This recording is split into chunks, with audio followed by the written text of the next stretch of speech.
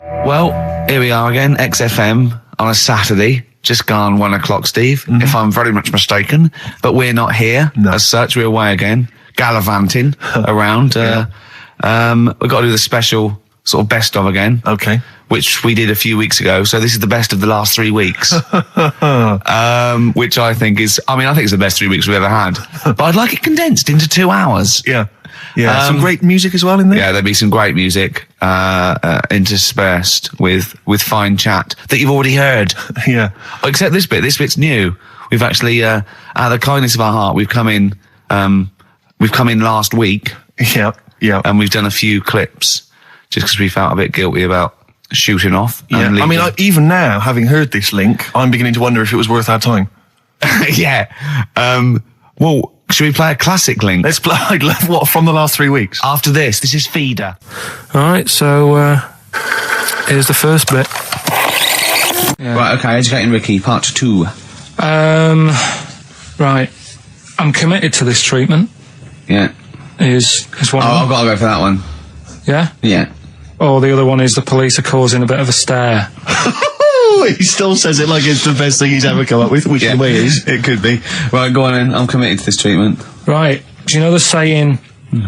Is it just sayings now? Are they all sayings? No, they're not. Okay. No, the other one isn't. Frog in your throat? The saying, there's a frog in your throat? Yeah. I assume it's when you croak a little bit. You sound like a frog. No. Right. Might seem a bit weird, this one, right? But years ago... Oh, yeah. Sorry, well, what is that clue? Committed to this treatment? It's about frogs Kermitted.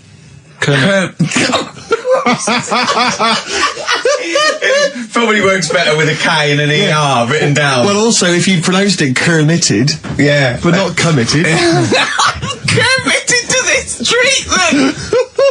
Right, go on then. That's genius. So, yeah. Well, what? You go to the doctors and you go with throat hurting a bit. Right. And what they did ages ago. Ages ago? What year was this approximately? We are going back quite a bit with this one. Oh, okay. Go on. And the doctor would say... did history. Imagine years ago. Go on. And the doctor would say, right, keep your mouth open. I need to look at your tonsils. And the jaw would ache a bit because they weren't as quick back then because they didn't have the technology and stuff, and they'd have to stare at it and study it and stuff. And they get an achy jaw, right? Keeping their mouth open. Yeah, you get, you eat a Mars bar or whatever. So they'd sat there and they used to always close their mouth, and it used to annoy the doctor. Yeah. Right? Sure. So what they did, they used to get a toad, right, and put it in the mouth. Rubbish. Okay, keep talking. Keep talking. And that way they couldn't close the mouth because either they'd squash it, right, or apparently you're not allowed to lick a toad's back. So the doctor would have them for breaking the law? No, but it's poisonous, right, a toad's back. You should never lick a toad's back. Or put it in your mouth, really. Oh, just stop for a second. Wait. What? Can I just ask one question? Go on, yeah, ask one question. I've got a few, but go on. Sure. My initial thought is, it sounds like a brilliant bit of sort of medical knowledge there. It's a great idea. Yeah. My only thought is, how does the doctor see past the toad? Yeah. Your tonsils? What's he actually looking at with the mouth open? Surely the toad is in the way. Hopping around in the way? It didn't say. Sorry, and my first question is, was this on the internet? Yeah. Yeah, okay. Karl, that is bollocks. That is, well, alright then. Let's turn this round. Where does the saying, you got a frog in your throat come from? Probably because you sound a bit croaky. Probably that. Probably because you sound a little bit like a frog when you've got a sore throat. Karl, did you not question it just for a moment when you read it? Just for a second, didn't you think, that seems an odd approach? Firstly, why a frog of all the different species? Because it's poisonous. A toad. No, a toad, so it's a toad as well. Yeah, well, that it worked. I'm committed. Worked. No. I was going to change it to, have you heard the news Toad Day? But I went with the frog. Oh God! Right, so that's rubbish. So that's rubbish. Next, can I have? Let's play a tune. Let's come up with a God. Can I just say? No, just play it. Just play it. Yeah. Yo, Karl. It was my birthday, right? Went home after working with you a couple of Saturdays ago, right? Girlfriend was like, open your card. And I said, no, it's my birthday on Monday, I'll open it then. You obey by the rules, certainly on birthdays. Birthday rule. Well, there's no point. Well, exactly, chaos leads that way. Yeah, right, so... Not an anarchist, never has been. So anyway, she was kept going on, it was doing me head in, so I said, alright, I'll open it. Yeah. So I opened it, ticket fell out. Surprise holiday to one of the Canary Islands. So... And what was your reaction? I mean... First one was, we haven't got enough money. Right. For this, but I didn't want to ruin it, so no. So I didn't go on about that, and I said, "Oh, it'd be great." So I can't wait. So did you say it in that tone of voice? Well, it was good timing because I was tired and everything, and I'm not a big holiday fan, but the timing was right. Yeah. Do you know what I mean? It's the same as last night. I don't always like a curry, but last night you're in the mood. You get that sort of curry. You had a feeling. Yeah. You thought, and then lo and behold, like you were eating the curry. It's weird, isn't it? Isn't it weird? The paranormal. Isn't it weird? Isn't it weird? They work in mysterious ways. Yeah. Ghosts. Yeah. So anyway, right? The island. If I was on with you here, I'd probably say it's a bit barren. Okay. Not much there, but if you get a hotel, you guarantee good weather. Right. Are you? No, what I mean is, it'll be a good holiday. If you get a hotel, right, the weather's always good, so you'll have a nice time. Yeah, that was a comma. Yeah, it was a Go on. And all that, and the food was all right, and everything was going all right. I was just having a nice, relaxing time. And how do you sort of spend your time on a holiday? You just lie around? Is that sort of holiday, just lying around. I bought a book. You bought a book? Yeah. Okay, ghosts? No, it was short stories, right? About it was ghosts? it was about like special days in our time and time before me and stuff. Oh yeah. And it was like it was telling you about how in I think it was 1814 the Thames frozen up. Yeah. And all these stories are told by eyewitnesses. Yeah. Right. So there's some fella who was around in 1814. And the Thames was frozen, and people used to put market stalls on there, and they'd do the shopping. It was like an Oxford Street. Was that Mad Liar Charlie? No, because he's famous for that. Well, I'm sure you know. No, I think that was Mad Liar Charlie. Right. Yeah. So I was reading that, and then after a couple of days, was a bit like, boring. Yeah, you can only do sort of so much lying around and so much reading. So Suzanne said, let's go on the beach, have a walk. You ain't gone on the beach? Where had you been up to this point then? In your room? No, just like around the pool, just relaxing and having a swim and that. Yeah. So she said, let's go on the beach. I said, all right then, yeah. So wandered down to the beach, and first impressions are, it's all right, it's clean. Your criteria is so basic, it's brilliant. Hotel, yes. Roof, good. Food, adequate. Beach, clean. Next. So I'm walking along, and everything's good, and there's a woman feeding fish bread, which I thought that's different.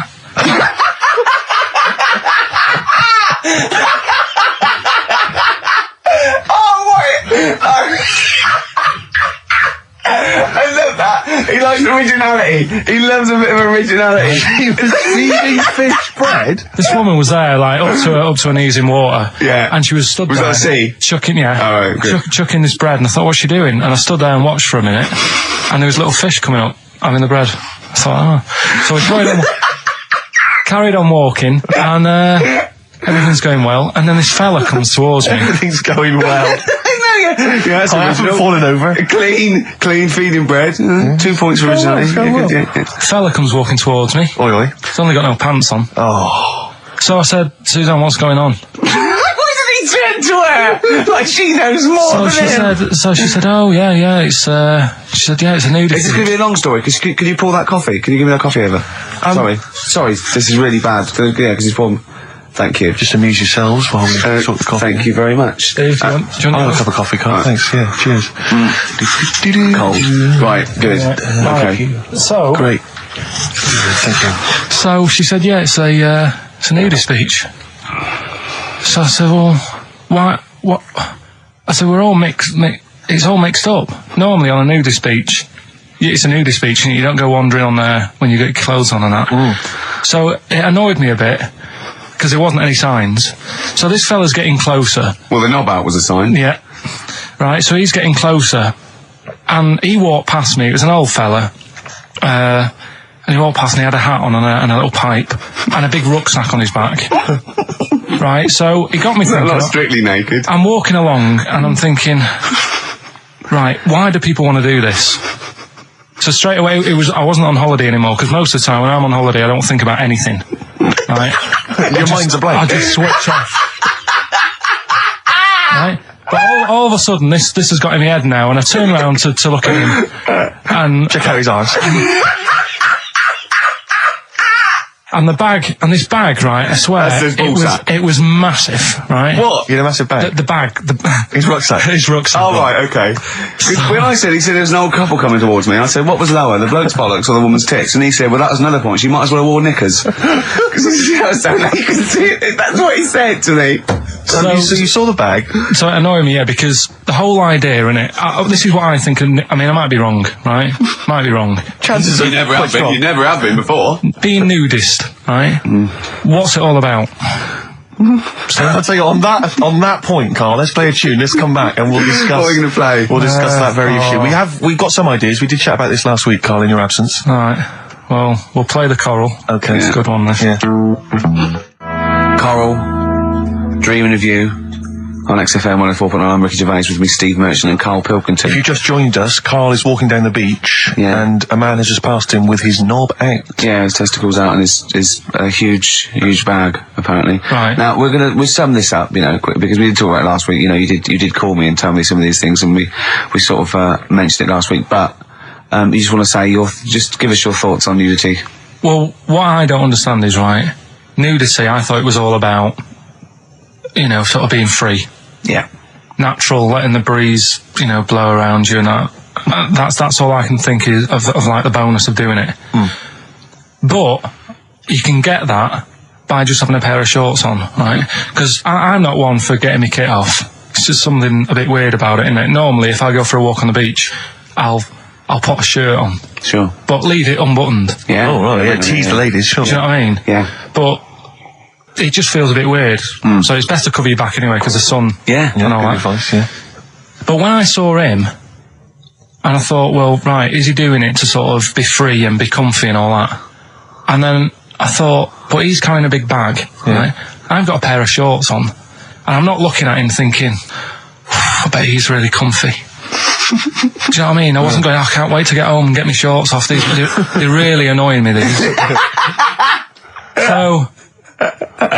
and that's just it. I don't get what it's all about. Yeah. Sure. Yeah. Sure. Well, okay. Well, my advice to you is don't go to nudist beaches again. Well, I didn't go again. That was Jane's Addiction. This is the Best Of Show on XFM 104.9. I'm Ricky Gervais, with me Stephen Merchant. Yes. This was a clip show. We recorded this a couple of weeks ago. I hope you had a Merry Christmas. It's not over yet, because tonight at 9:50 is the second part of The Office Christmas specials. It's brilliant. Watch it, and we'll be back next week live. I'm Ricky Gervais, with me Stephen Merchant. Bye. Have a great new year. Can I just tell you a story that Karl told me a couple of weeks ago? Is this another ghost story? Another spooky story? Yeah. I called him out. I was, what are you doing? He said, I've just been reading ghost stories again. He said, you don't believe in them, but how do you explain this? So I went, go on. He said, I'll tell you as he told me it. He went, bloke, right, just sitting at home, doing, watching telly with his cat. And, the phone rings, and it's a bloke going, is that fire, in your oven okay now? 'Cause your wife called. And Karl went, well, 1, there was no fire in the oven. 2, he wasn't married. I went, right. Go on. He went, well, then, right, there was a knock at the door, and there was 2 sort of people in sort of white coats, and they came and said, we've come about that fire. Your wife called us. He went, 1, there isn't a fire in my oven, and 2, I'm not even married. Right? And he said, they saw the cat, and they looked at the cat. It looks a bit weird at the cat came out, nothing. He said, and then he went back, sat down, phone rings, and they said, did they sort out the fire in the oven that your wife told us about? Oh. He went, 1, there is no fire in my oven. 2, I haven't got a wife. And Karl went, what do you think of that? I went, that's not it. He went, yeah. I went, that's the end of the story. What? He went, well, how'd you explain that? I went, explain what? I thought he was going to say, a year later we got married, but she died in an oven fire. Right? I thought it was going to be that. And I went, that's what? People winding him up. Yeah, or someone did report a 511, and their name was Johnson, and they looked up Johnson, they got the wrong thing, it was the gas board, and they sent around to the wrong person, right? You know, he went, yeah, I said, I explained it to him, he went, yeah, why did they look at the cat funny? Oh, man alive, Karl.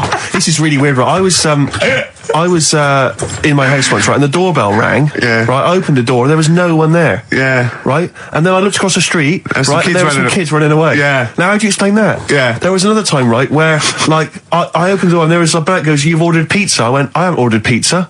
And I heard my mate upstairs giggling and putting the phone down. Yeah. How do you explain that? Karl, seriously, why did you tell me that story? What did you think it was weird about that?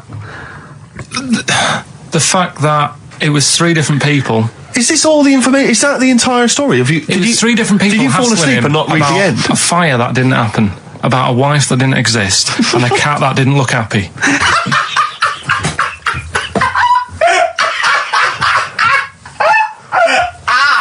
Oh, I'm gonna have a heart attack, Karl. What? I mean, why did they look at the cat funny? Because cats don't like spirits, do they? What? The other blokes were ghosts? Yeah. Yeah, that's it. So these are kind of beetle about type ghosts. These are ghosts who walk the earth as the undead, just winding people up slightly. That's lovely. That is lovely. Seriously, and a cat that did not look happy. But seriously, why would ghosts wander around just like winding people up? Oh, maybe something did happen there years ago. Some fire. Some woman might have died in a house of a fire or something. Yeah. And it's sort of all happened again. Yeah, it's certainly a mystery. If you don't it's a mystery. I mean, I can't. What's this book you were reading? You were reading a book, which is interesting enough. It was the For Tea and Times. Oh, Karl. Yeah. Well, I don't know what to say.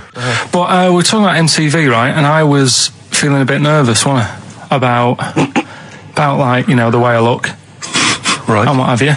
And then I watched a bit of Celebrity Big Brother and all the fuss that Mark Owen's getting, and he's not that good looking, is he? He's very. I want to be Mark Owen's mate. If anyone who knows Mark Owen or Mark Owen's listening, I want to be his mate. I think he's brilliant. I think he's a nice lad. But what I'm saying is, right, all the girls go mad over him. Yeah. And he's not that good looking, is he? Well, no, he's got to. It is in a certain way, isn't he? That sort of non-threatening. But he's not stunning, is he? Do you know what I mean? No, but no. Well, what's your definition of a stunning? Yeah. Well, who do you like? Someone who you look at and you go, God, they're good Which looking. bloke do you fancy? What bloke do you think's attractive then? So if I was into men, yeah. In fact, you can still say a bloke's a good looker without fancying him. Who do you think is attractive? Probably. I mean, it depends what you're looking for. No, just looks. Just looks. You think it's looks as well. Of course, yeah. Who would you say was attractive? Would you say was like stunning in your definition? A good-looking lad. Yeah. Good-looking lad. Oh, look at him over there. He's.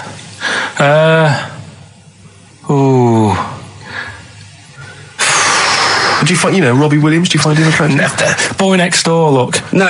Who do you? Karl, hurry up, because it's we've only got 2 hours. Probably. I can't think of one offhand. Mark Owen is pretty good looking then, really. There's not, just name one bloke that you think's an attractive guy. There must be one bloke that you've either met or that you've, seen in a pub Who do you think on a is poster. Tell you what. Go on. Tell you what. Works here. Young Alex Zane. Well, we know Alex, maybe we can fix you up. Oh, I love you, Alex. You've got so much. I just like the way, the things that interest me, I remember. Things like snakes not having ears and stuff. Yes. I didn't have to read about that. No, you just learned that, yeah. You saw it on the telly, didn't you? You saw it on that Ian Wright programme. Yeah. Yeah. And this is what Karl said to me. He said, it's actually, I called Karl up in the week, and Reese was with him. Reese used to be on XFM, and he took the phone, and he went, Karl's worried, I've seen that programme. He said, snakes don't have ears, right? He said, so you can creep up on them and pick them up. And he said, Karl's worried. He said, how do you ever put them down again? Because then they know you're there. I woke up the other night, quite late. Worried about that. And I said to my girlfriend, I said, how do you put a snake down? And she said, what are you talking about? I said, that Ian Wright thing, this guy managed to pick up a snake. And do you know that thing where they clamp its head on a jar to get the poison out?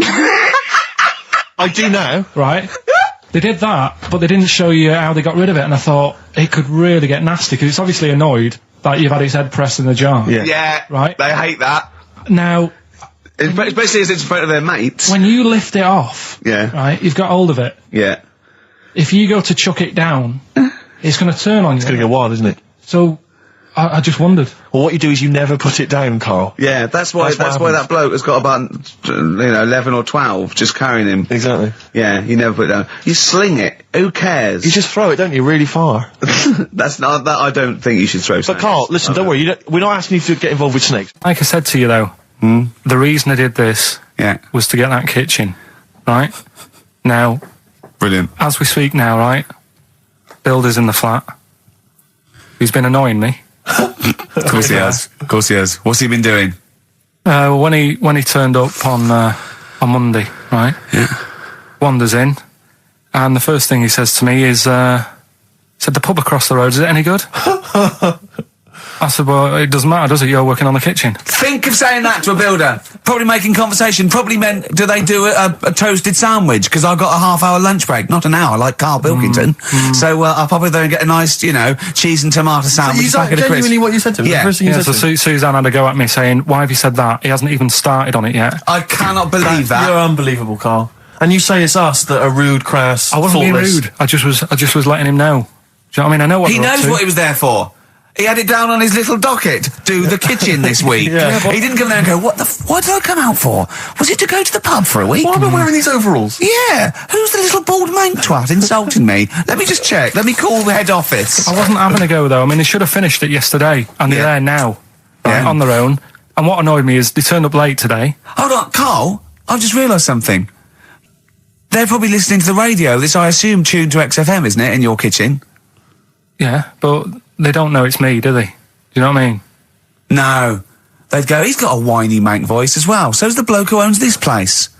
And the bloke who owns this place, when I said, what's that pub like across the road, said, well, you won't be bothering that. He's working on it. No, he won't be able to put two and two together, will he? You've suddenly, the penny's dropped, doesn't it? You've suddenly realised. Look at his face! Yeah. He's suddenly realised they might know it's him. And they could be listening, and they're going to clean you out, mate. Oh, if you are the builder working in, where is it? I won't say the address, but it's Central London, isn't it? Go mental. Have whatever you want. Opposite that pub that you like, He'll probably be in there now, so he won't be listening. Or insulting You know what I mean? a British workman. He should have been in today. mental. He should have been at 8 this morning, Just which annoyed me anyway. mental. Why? I really don't understand why they've got to start so early, right? Yeah. But he said he'll be there for 8, turned up at 9:30, right? Wanders in, and what annoys me is, he could have left all this downstairs. He had a paper under his arm, one of those crossword books, and a pot noodle. Now, I'm not being funny, but most of them take quite a bit of time. A crossword book, he's not happy with just the one that's in the paper. If you're listening, if you are the builder that's listening now, doing Karl's flat, what about pissing in the laundry basket? All right, this is Karl, the producer of Ricky Gervais and Stephen Merchant on XFM 104.9. We're playing out some of the best bits. Hope you're enjoying it. Here's another one. So let's take us back a few steps, Karl. What's the story? Right, so I did some research. Right. Let's just recap again. There was a guy you read about who had his head chopped off. He was guillotined. Yeah. He had said to the people around him, I'm going to blink once I've had my head cut off to show the brain that life, can still... Or the brain can continue to work after death. Okay, so we queried that. So you weren't having any of it? Well, no, possibly for a few seconds till the oxygen stops being fed to the cells because the blood has drained away. But, nothing spectacular. So go on. Well, along the similar sort of lines, right? This is quite a few years ago. This fella sort of upset the royal family doing something, right? So they said that this isn't good. It wasn't Ben Out under that Jubilee thing, was it? I can't remember what it was. And they said, right, that was terrible. We're gonna cut your head off. You gotta show people like you can't be doing what you've been doing. What was this? The 1970s?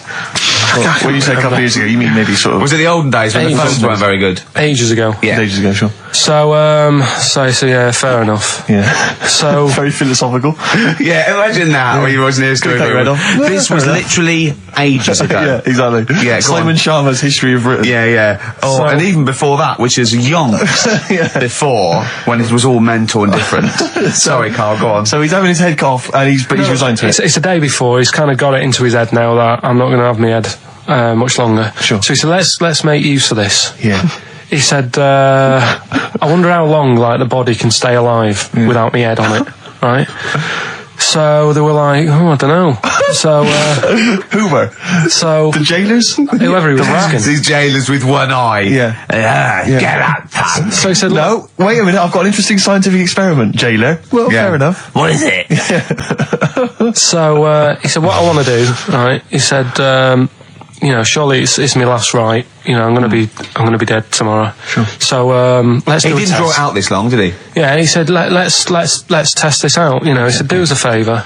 He said, you know, it's my last day. What I want you to do is you're gonna cut my head off. Let's put a white line on the floor. Right. And see if. You know, because there's no point asking how far he can sort of walk without an head if there isn't a line, because you don't know what to count. Do you know what I mean? If he loses his head and he's running around all over the place, you can't really count That's that. not impressive enough, yeah. So they said, let's make a white line. Sure. Yeah. Who said this? He did or they did?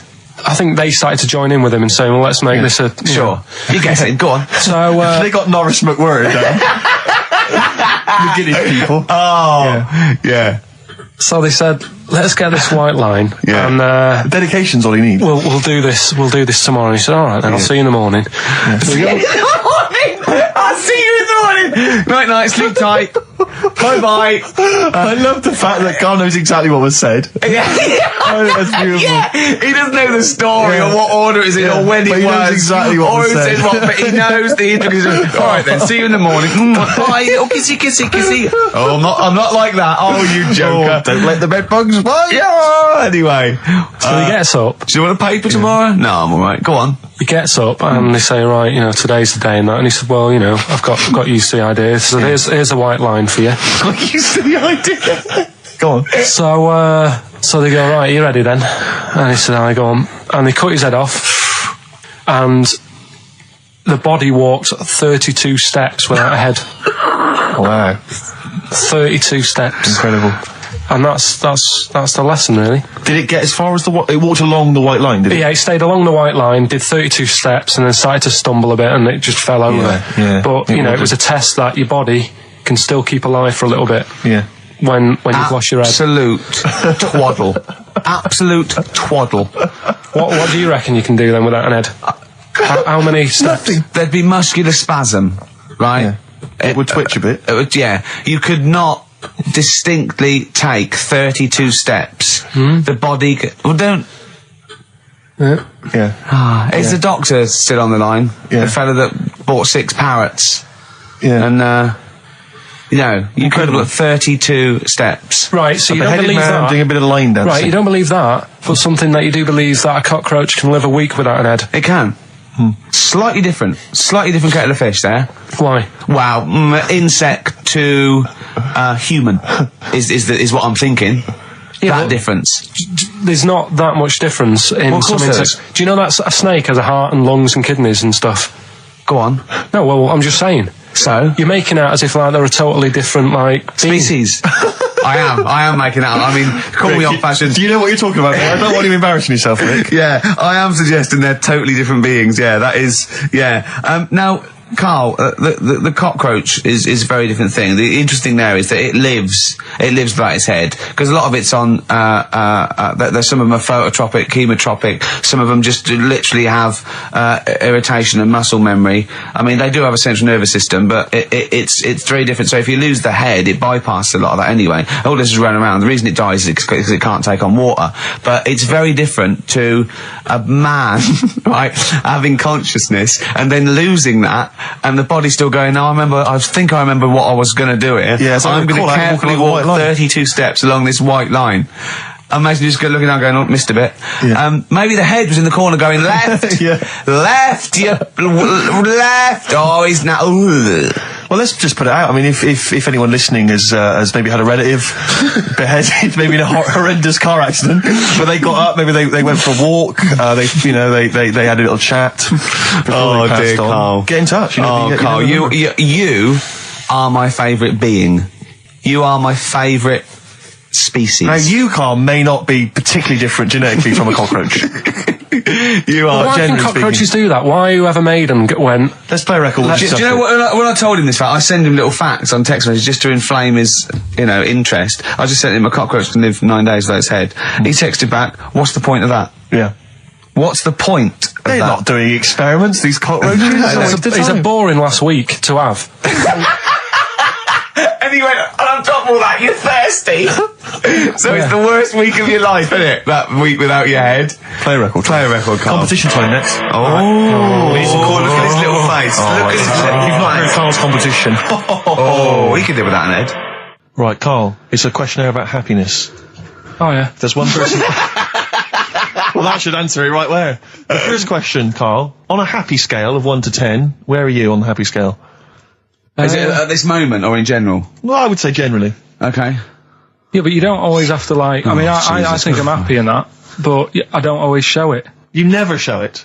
No, but it doesn't mean I'm not happy in that. Like, I'm alright at the moment. I'd say I'm probably on about an 8.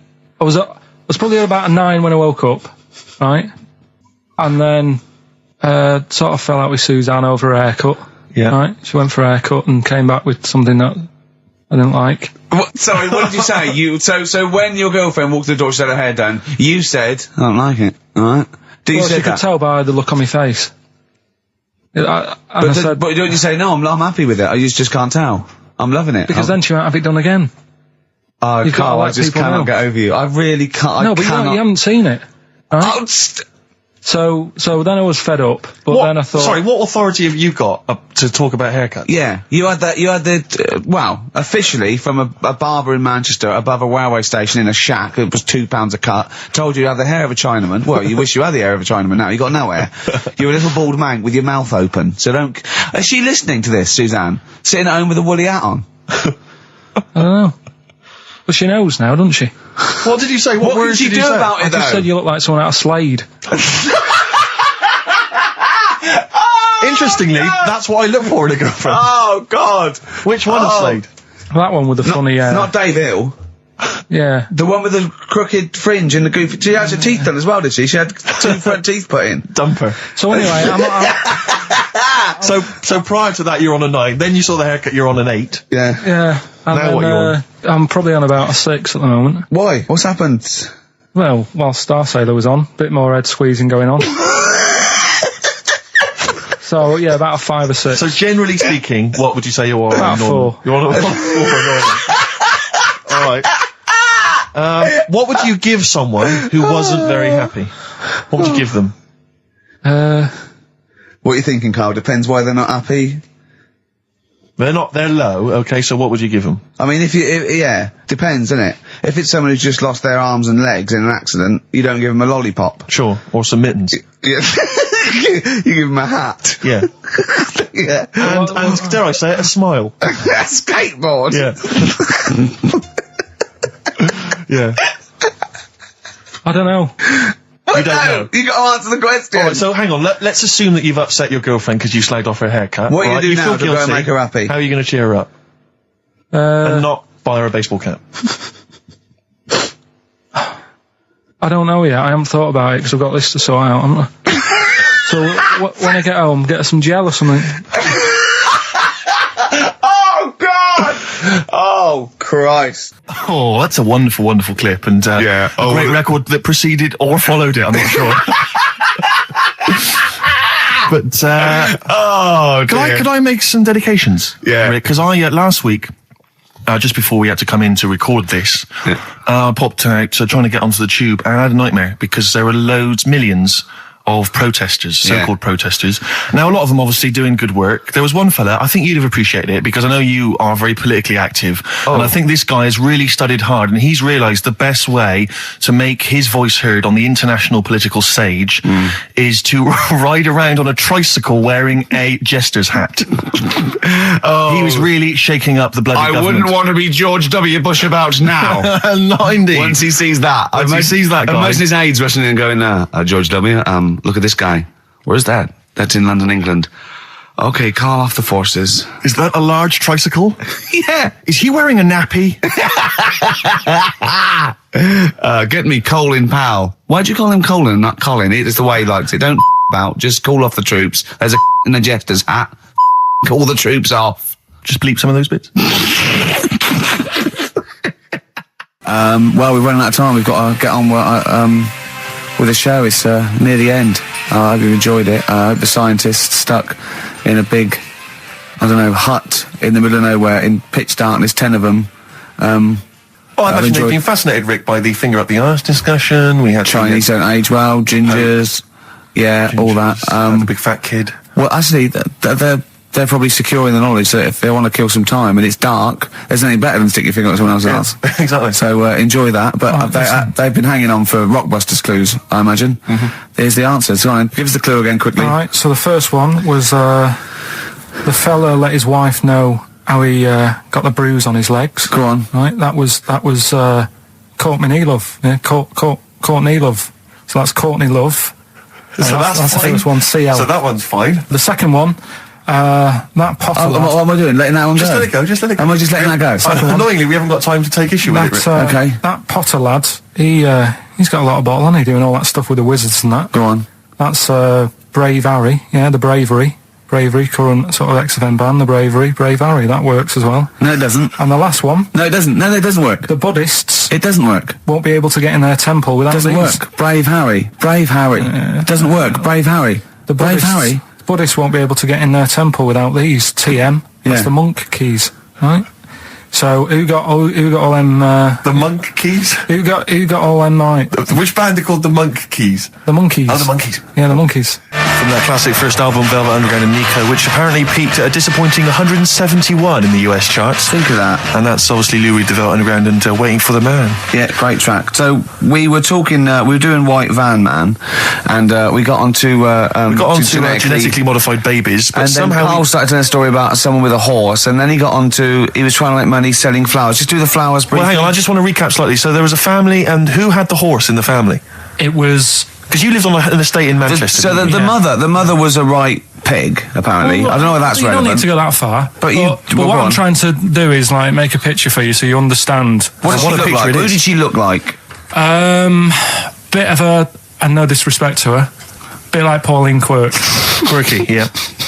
Right? Okay. I knew you were going to say that. Yeah. I knew it was going to be Pauline. Did she have any tats? I've never got that close to her. Okay, all right. So who had the horse? Was this her son or her husband? No, her daughter.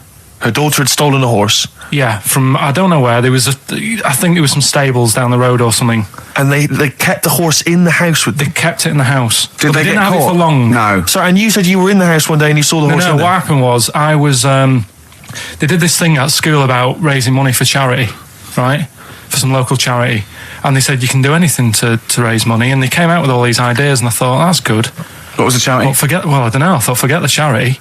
Yeah, that's just a good money making idea. So, you're a charity. So, so I asked my mum for some. She used to have a lot of flowers around the house. Sure. I said, can I just take some snippings off them, and I'll go and buy some plastic cups, and got some soil out of the garden, planted the bits of plants in them. Yeah. Got a tray. Yeah. Had about 25 plants on it, selling them for 25 pence each. Excellent. Did you sell any? Yeah, so loads. Did you just cut? You didn't just cut them and stick them in the soil? Yeah, they wouldn't have survived. Oh. But I think people sort of thought, well, good on him for trying. But anyway, so I went round to theirs because I thought their house could do with a bit of colour and stuff. Yeah. Because it's a bit rough. So as I went... The horse went, thank God for that breakfast. They've been feeding me kitty cat. So I got up to the door and they opened the door and it was one of them houses where no carpet. Yeah, a horse in the living room. You know. We've all been there. And the horse was walking around the living room. Oh. I looked quite happy and everything because I always say that about animals. Black Beauty was on. Yeah. Well, think about it, right? If you were a horse, where would you rather be? In a little wooden hut with a load of hay, or in like a house with a central heating, 3-piece suite, and a telly and that? Telly and that? No, but I was saying this the other day. And an Atari, right? I was walking through London. Commodore 64, rubbish. Exactly. Walking through London with Suzanne, right? Yeah. And you know, like homeless people always have dogs. And she said, "Oh, I hope she looks after it." I said, that dog is happier than most dogs, right? Because people always walk past and give it a pat on the head. Yeah. It's with its owner all the time. Yeah. It's out in the open. It's not locked up in a house. Yeah. It doesn't eat, but other than that, no, it does eat though. They're always all right. So that's what I was saying. I think this horse was doing all right for itself. Do you know? Well, not many horses have got their own house. Exactly. For a start, yeah. But anyway, that's by the by. Yeah. So anyway, this family, who's a bit. What were we talking about? It was about cloning. Genetically modified kids and all that stuff. Yeah. Right. Now, what I'm saying is, you could say, right, Steve, you could have a baby, right? Mm-hmm. And Ricky could see it and say, God, I want one that looks like that. Yeah. Right. It could happen, Rick. So come on, work with him. So you take it to the doctors, and I don't know what they do. They inject it with something or whatever. Yep, that's how it's done. Yeah, and get a little baby, and there it is. It looks the same. Now the thing is, you separate. You both go off and do your own things. Yep. Right. Now, you look at Stephen. You look after your baby. Yeah. You treat it well. You give it good food and I'm a good dad. All the vitamins and stuff. Yeah. Ricky just gives it cheese. Right. So then it changes its looks. It goes a bit fat. It gets tired easily and that sort of thing. Now, when this family, why am I just feeding a baby cheese? Right, this family who had a horse in their house. Yeah. They had a little baby, and my mum went round and said, "You're not going to believe this, but it's a beautiful looking baby," right? Yeah. And I was like, well, And the weird thing is, it was a good-looking kid. But as time went on, they didn't really look after it. And I'm not saying, abusing it, but it used to run around. It used to play out till, 10 at night. Yeah. It used to chase cars. Right. It was a bit... Did it have hooves? Yeah, no. Chase cars? Right. What sort of kid chases cars? Oh, God. No. Was it called Rover? Did it catch sticks? It's Liam, it was called, right? Right. Now, the weird thing is, it was a good-looking kid, but as time went on, and all that, not eating properly, and its hair was all patchy. It's not Liam Gallagher, is it? And chasing cars and that, and it became an ugly kid. It's definitely Liam Gallagher. And that's what I'm saying, right? You can clone all you like, but at the end of the day, it's how you brought up. Brilliant. Wow. Life. Wow. That was a hell of a point. Oh, God. But am I right? Oh, you're always right, Karl. XFM 104.9. Lovely, that one. Now, again, I broke the rules in the week. I met up with Karl. I had lunch with him. And we were chatting and having a cup of tea. And it got onto one of Karl's favourite programmes, was the Tales of the Unexpected. Ah, of course. And all I can think is that he's probably the only person in Britain where they were unexpected. I mean, to him, when that twist came in, he'd go, gee, I can't... Yeah. Oh, God. Can't believe so it was the tree that did it. I mean, he was probably the only... And we were telling all these stories of horror, and he liked horror stories. And I told him this story. And I don't know if this will come across in the way, but I told him this story. It was a short. It was a horror short. This was a film you saw, was it? Yeah. And what it was, it started off, just there'd been a car crash. You see, it's a horrendous wreck. And you saw it from the point of view of the person in the car. And he was calling for his mate, and he was going, Dave... And he sort of looked over and saw a body without a head that had been thrown. He goes, oh no, Dave. And then into the field of view came Dave, his mate, and looked at him with a look of horror. And then it sort of went black, and you realised that he was just a head, and it had been his body. Oh, wow. Right? Yeah. And I said, then it came up at the end, at the executions in the French Revolution, people experience consciousness for, and he went, oh, no, he said, it wouldn't be for that long. And then he went, if it was a chicken, it would work. Imagine remaking that film, but it's two chickens in horrendous car crash. Their own fault for driving. It would work. No, he wasn't having that. Yeah. No, it was too long. I think he said, how long was this film? I went, about 5 minutes. He went, no. It would work if it was a chicken. I like the way that Karl is something like, when you relate an incident like that, he's appalled and offended and annoyed by the people that made it, even though he's never seen it. Oh, he's annoyed, yeah. Do you have a favourite Tales of the Unexpected, one that you remember particularly that shook you up? Yeah, we were talking about the one on where there's some woman in prison. Have you seen that one? I can't remember them all. Right. This woman's in prison. Yeah. And she gets a bit friendly with the guy who takes the dead bodies out. Right. And he said, I can get you out of here. He said, what you've got to do, right? You've got to, at midnight... When you hear the bell toll, that means there's been a dead body. Yeah, there's been a dead body. So what you've got to do is go into, the place where all the dead bodies are, get in the first coffin on the right, and then I'll come along and carry you out and you can run away and escape, right? So she goes, yeah, all right then. So she hears the bell go. I'll bury you, right? And then I'll come back later and dig you up. Right. Yeah, but that's the point. It doesn't matter. It does matter. Trust me, Karl, it really matters. Okay. Listen, I don't know if I'm going to ruin this for people at home. Yeah. Can I just skip to the end? I would imagine that she gets buried and he doesn't come back, and she has to get buried alive. Better than that. So she gets in the coffin, and she's lying there for ages. She's buried. She can feel a bit of movement going on, so she's obviously, being carried somewhere, so she's thinking, this is it, I'm getting out. And she's lying there for ages and thinking, why ain't someone coming and lifting the lid off this? Do you know what I mean? Letting me get out. So she's really bored. She gets a lighter out, right? Lights it to have a look at who she's lying on. It's only the fella who said he'd help escape. Oh. How bad is that? That is... How bad is that? So it is quite important that she's buried alive then, isn't it? In retrospect, you realise that the jeopardy is that she's buried alive and can't get out. Yeah. It makes it so much worse, doesn't it, than just like lying in the morgue and going, actually, I'm getting out of here. Yeah. This isn't going to work. Look at Karl's face. Having told that, he's so pleased. His face is lit up. He's beaming like a child. Have you seen any? Is that your favourite horror thing ever? This is XFM 104.9. I'm Ricky Gervais with me, Stephen Merchant. You're listening to the best of, basically, Karl Pilkington. Avalanches, frontier psychiatrists. Absolutely. Well, we've had lots of emails. People, obviously, we inflamed and provoked about the Cornish pasty. I've got a couple of amendments to that. The crusty bit, is actually as a handle, because obviously the miners had dirty hands, and they'd eat all the stuff in the pasty, and they'd be left with this sort of crust, and they could throw that away. Also, someone told us that at one end was an apple, so you have a little sweet as well. Little dessert.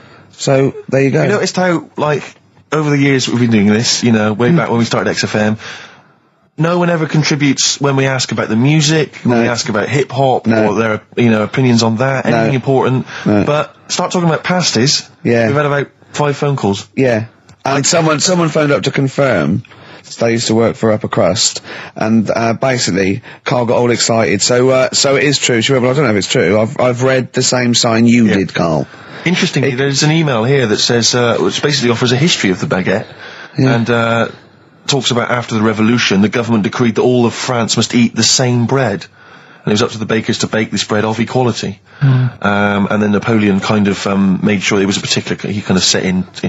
Obviously on the bread you can eat anything you find in the garden. Frogs, snails, bits of horse, squid. The interesting thing is, Rick, that there's no mention of sticking it down your trousers whilst going to war. The French have tried to keep that secret for over 100 years, It was only the upper crust people. Nearly 200 years, that is a top secret. Somehow Euston Station upper crust got hold of a document, left behind in an old sea chest, possibly Napoleon's, could have been Josephine's. Unfortunately, jotted it down. He's kicking himself now. Oh, Secretary, I cannot believe I left a note. If he talked like that. He did. He did that, yeah, he talked English, but in a very funny French accent. Do you remember, there was one thing that, talking about funny French accents, you remember Allo Allo? Yeah. Remember, it was on about 5 o'clock in the afternoon, but they still made, because it was a funny Frenchman, it was that English guy who was posing as a French police officer. It's very complicated plot. He would often walk by, and I remember there was one where he said, I was pissing by the door when I heard a shit. Oh yeah. Now that's passing by the door. I'm allowed to say passing that. by the door when I heard a shot. That's what he's saying. I'm allowed to say that at 2 o'clock because I'm just saying I'm talking in a French accent. Yeah. I was pissing by the door when I heard a shit. Yeah. That's fine. Yeah. Because I'm speaking French, Karl. Do you know what I mean? That's the rule. Right. Okay. Educating Ricky. What have we got? Airy Chinese kid. Go on. Right. Yeah. This is the. I didn't want to do this. Really? You want to do it? Well, I wanted to give you 3, and I gave you one. It was like the alien man gets a beard or whatever. Yeah, which was total rubbish. So this one should be better, maybe. Hairy Chinese kid. Right. Well, we've talked about hairy people in the past. True enough. Aren't we? Yeah. The little kids who grew up in woods and hung around with wolves and that. Yeah. Again, you're confusing it. Yeah, they're not. There were some people that were born. Very hirsute. They were not the people who were brought up with wolves. You just put that together in your Homer Simpson type mind. Right. Well, this is like a sort of close to that sort of story. But the weird thing is, right, Chinese people, aren't that hairy as a nation. No, seriously, that's a well-known fact. They don't have that much body hair and stuff. Okay. So this little kid who was born over there, he was like covered in stuff. Was he? And it was only his nose that wasn't hairy. The rest of his body was caked in hair, right? And his hair sort of... What sort of hair was it? Was it thick hair? No, what I mean is, was it sort of like a pony's mane, so he just looked like an Ewok? You know what I mean? Just like hanging down sort of straight, dark hair. In the picture, it looked like it grows from his eyebrow. It grows from his eyebrows quite thick, and then it just goes all the way over his head. You don't think it was just really long eyebrows that he'd done a comb over? No, it was all over his body. It had a picture of like his back and that. Yeah. And had he styled it? Had he styled it at all? Did he have it a quiff or? No, it was just hanging everywhere. all over him. Yeah. And they were like, this is a bit weird, happening in China, where we're not normally that hairy. That was the scientist speaking there. And the local press and that were getting him down, calling him monkey boy and all this. Oh. And thinking Chinese press. But the doctor, yeah. Oh, they're cruel, aren't they? The doctor, like those game shows. That's Japanese, isn't it? Yeah. That's what. Yeah. And the doctor said, I was Karl talking through all that time while we were just like talking to each other then. Because I turned round and I still saw he was talking. So anyway, the local press came in to see the hairy boy, the monkey boy. and they were like being tight, taking the mickey out of him, and the doctor said, throwing him nuts. Said he's only hairy. Said he's a healthy young kid. The only faults he's got is he's got a little bit of eczema and a boil. And he said everybody should just treat him the same, and I think he grew up a healthy kid. So that's the That's the end of the story. That's not a story. Why? But I've got nothing. I don't know what to say to that. So someone in China was born slightly hairier than the rest, and he was normal apart from eczema and a boil. That to me isn't a story. But if it is, I've got a million. I mean, it's sort of like bloke from Manchester went a bit bolder than the rest, got a job on radio. He was normal. I mean, that's not a story, is it? So, would you like to start on your to Steve, because I've heard all these. Well, we won't do them all. Well, we'll start off with the Mr. Freeze. Tell Steve the story of Mr. Freeze. This is the first time he nearly died. This is the most serious of the lot, really. So, what it was, do you know, like, don't know if your mum and dad did the same thing, but like they do the weekly shopping on like a Friday.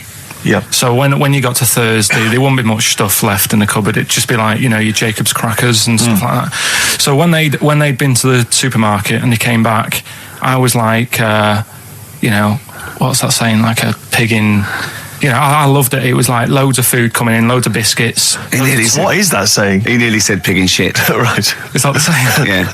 Right. So all this food comes in. Thank God he didn't. Otherwise he'd have been in trouble. That's true enough. Because he's culpable for our actions, because he's the producer. So technically, that twat's in charge. Go on. Right, so anyway, there's loads of food, and I'm like, oh yeah, look at this, and chocolate biscuits, and, penguins and stuff. Bacon. And bacon. Just in case, you never know. So anyway, my mum and dad's putting the food away. Me and our kid are like, he's already grabbed something, gone back upstairs. It's like feral children. It's like a quest for fire. And then they run upstairs. What did you sit under the bed, gnawing at some sort of pig's trotter? So I saw, do you remember Mr. Freeze Pops? I do, yeah. So they're kind of like popsicles, icicles. Yeah, but really long, like a foot long, right? Yeah. So I thought, I'll have one of them. So I grabbed it. Went for the nutritious stuff first. Absolutely. And like my mum and dad are putting this stuff away and what have you. And I rip it open and knock it back. Right, straight away, just right back like Swallow that. Swallow it, But it went down the wrong way, right? So what's down your shirt? So I was like, oh God, I can't breathe. And my mum and dad didn't even know what I'd ate. Do you know what I mean? I ate it so quick. Yeah. And I'm sort of tapping my mum on the back, going, and she's going, oh God, he's choking again, because I was always choking. If it was one thing, I don't know if I've got like a small throat, but I mean, even Ricky knows I can't drink that much, can I? Yeah. Do you know, or eat pebbles. I'm not a quick drinker. I'd always, I think I'm scared of like swallowing stuff. Yeah. And it was like bottle tops and mint imperials and stuff. I was always choking on stuff. Oh, jeez. So anyway, she's going, oh God, what's he picked up on it now? Drop it! So, hit his nose with a stick. So I was going, I'm choking. At this point, my dad had I think he'd put his share away, his food away, and he'd gone. His share, I love it. He'd gone to watch Winner Takes All or whatever in a lounge, and I was in the kitchen, and I was starting to I didn't care anymore. Do you know what I mean? I just got to that point where I wasn't struggling anymore. You just thought, I'm done for. I just was falling to the ground. And my mum's going, get in here, I think it's serious. And my dad comes in and sort of starts shouting at me, saying that's what you get for being greedy. He didn't even know what I'd eaten. Well, it was the moment to teach you a lesson, certainly. So he's there like that, and my mum's going, oh, look at him, and my lips were going purple, and my eyes were rolling into the back of my head. You look like Marilyn Manson. And so anyway, she grabbed me from behind and did that fireman thing. The Heimlich manoeuvre. Yeah. And, winded me. And it came up, and I was all right. What, the whole popsicle came flying back out? You see, that's what I don't understand, because there was nothing there. No, just a little bit. No, it swells up, doesn't it? Because it irritated it. So it went down your sort of your epiglottis. It went down the wrong way, it went into your air canal instead of your throat, and it sort of spasms, and that's the fear. You just got to calm it down and relax. So in time, I would have been all right. Yeah, anyway. you don't. You might have. So that's so hang on. But But the weird thing is, for 3 days after that, I felt like a sort of special person. I went to school. I'm saying nothing. I did full days. A special needs person. Yeah. I went to school the next 3 days after that. I didn't wag it or anything. I did full days. I love that. 3 days, turn over. Exactly. After 3 days, you thought, screw it. Yeah, did a quick history exam. Yeah. Right, next one. That's popsicle. That's popsicle hell, we'll call that. And the comedian, it's fantastic. I've just got to tell this again because it was wonderful. Okay, so it gets through to the tiebreaker. The two couples are at the end. It's from about 1979, and they're dressed like it. Do you know what I mean? These are just people they're amazing. And they make you look. Oh no, they're still better than you. And that goes, okay, both pairs, fingers on the buzzers. Goes right. Ted gets the envelope and goes. Right, okay. Fingers on the buzzers? Yeah, ready. German composer, but British born. He looks around. No one knows. So he goes, most famous for his Messiah. No. Right, third clue, what is his handle? Right? One woman goes, bzzz. She goes, oh, we did this at school. He goes, we are nearly there. She goes, oh God, it was Handel's water music. He went, so what's the composer's name? She went, Chopin. He went, I'm going to have to throw it across. Buzzes in, this bloke goes, is it Beethoven? Oh, isn't that fantastic? Oh. Why? Oh. I mean, you've mentioned to me 3, 2, 1 in the past. Oh, it's fantastic. They deliberately got on the worst contestants ever. Well, no, they just weren't right. Have you seen the clues though? I am a car and not a bin, or am I? Holiday Inn, and we'll reject that one. Well, it says we are a car, but if you reverse car and change some of the letters, it's bin. Hard luck. Tough shit, you lost. Sorry. Well, but see, why is it we don't go on those shows and clean up? I know. Because catchphrase is the other one. What, getting a job as a caretaker? Catchphrase, you'll see a cloud with a silver lining, and they'll say up the garden path. No, it's not. It's a good answer. It's a good answer, but it's not quite right. I wish I could give you the money out of my own pocket, but I can't. Oh, they're fantastic. There was another one, right, when he was asking them questions, and they're paying for pounds, and they get a maximum of 10 questions, and that multiplies. So it was, okay, let's have a go. We're looking for, words in the English language beginning with I-N. So, he goes, we'll start with that one. Industrial, going back and forth. Goes, Asian country. Right, this bloke went, Iran. He went, no. He said, I was confused about that one. It is in fact in the Middle East. Forgetting the fact that it started with IR. And he came back about 10 minutes later and went, oh, of course, and also it doesn't start with iron, so the floor must have been Ted, you thick look. What do you mean? What do you mean sympathising with him? Oh. Gervais, what's your favourite It'll Be Alright on the Night clip? I'm talking about all sort of 58 shows that they must have done. that is difficult. See, I'm wondering if it is that one with Mr. Chips from Catchphrase tossing off. Have you seen that one? Yeah, it's great because it's just an error and it makes it look as though he's tossing off. But he's not. I don't know what it is. I bet I don't know what the catchphrase is. 0171580. Mr. Chips is coming to dinner. So another bit of him doing his stand-up in America. Oh God, it's so nauseating. He's got another series apparently. Does anyone like Lenny Henry? Oh, well, obviously, it's a massive star. Does anyone listening to this show really like Lenny Henry? Yeah. Or is there anyone that annoys me more than Lenny Henry? I should answer that one, shouldn't I? Yeah. Do I win a prize? I think what you want to do there is you want to speak correctly. It's another simple thing, Gervais, which will help you out in your radio career. Oh no, I'm a swerve driver. That's 3 minutes 41. I've got to pick one. 7 minutes the news. Gervais, whoa. Before you move on, can I just tell you, because we talked about celebrities and going to school with celebrities and things. Yeah. I have a very famous second cousin. Really? Yeah, I'm going to tell you who it is in a minute. Really? Yeah. And I've got the best joke in the world. Have you? I should have been trailing that. That'd have kept them on their tender hooks. Why are they sitting on tender hooks? So we've got... What are tender hooks? I think it's tenter hooks. I don't know what they are, but I don't think it's... What? Okay. 0171. Who annoys me more than Lenny Henry? No one. You've won that one. So don't bother phoning him. But who annoys you, the listener, more than Lenny Henry? Yeah. Oh, that's a good one. Clever. Because then it's thrown it to them. Yeah, and it's their opinion. Oh, simple thing. Excellent. I noticed again you didn't bother to give the whole phone number. What did I say? You actually just said 0171. It used to be, as I recall, 0171580, which is about half of it, but no, just 0171 now. Oh. Gervais, you know last week we started a competition where people had to send in photographs or pictures or anything. Oh, yeah. I would show them to you indiscriminately during the show and see if you would laugh. Yeah. Got the first one here. Yeah. From Michael in Crouch End. Yeah. All right.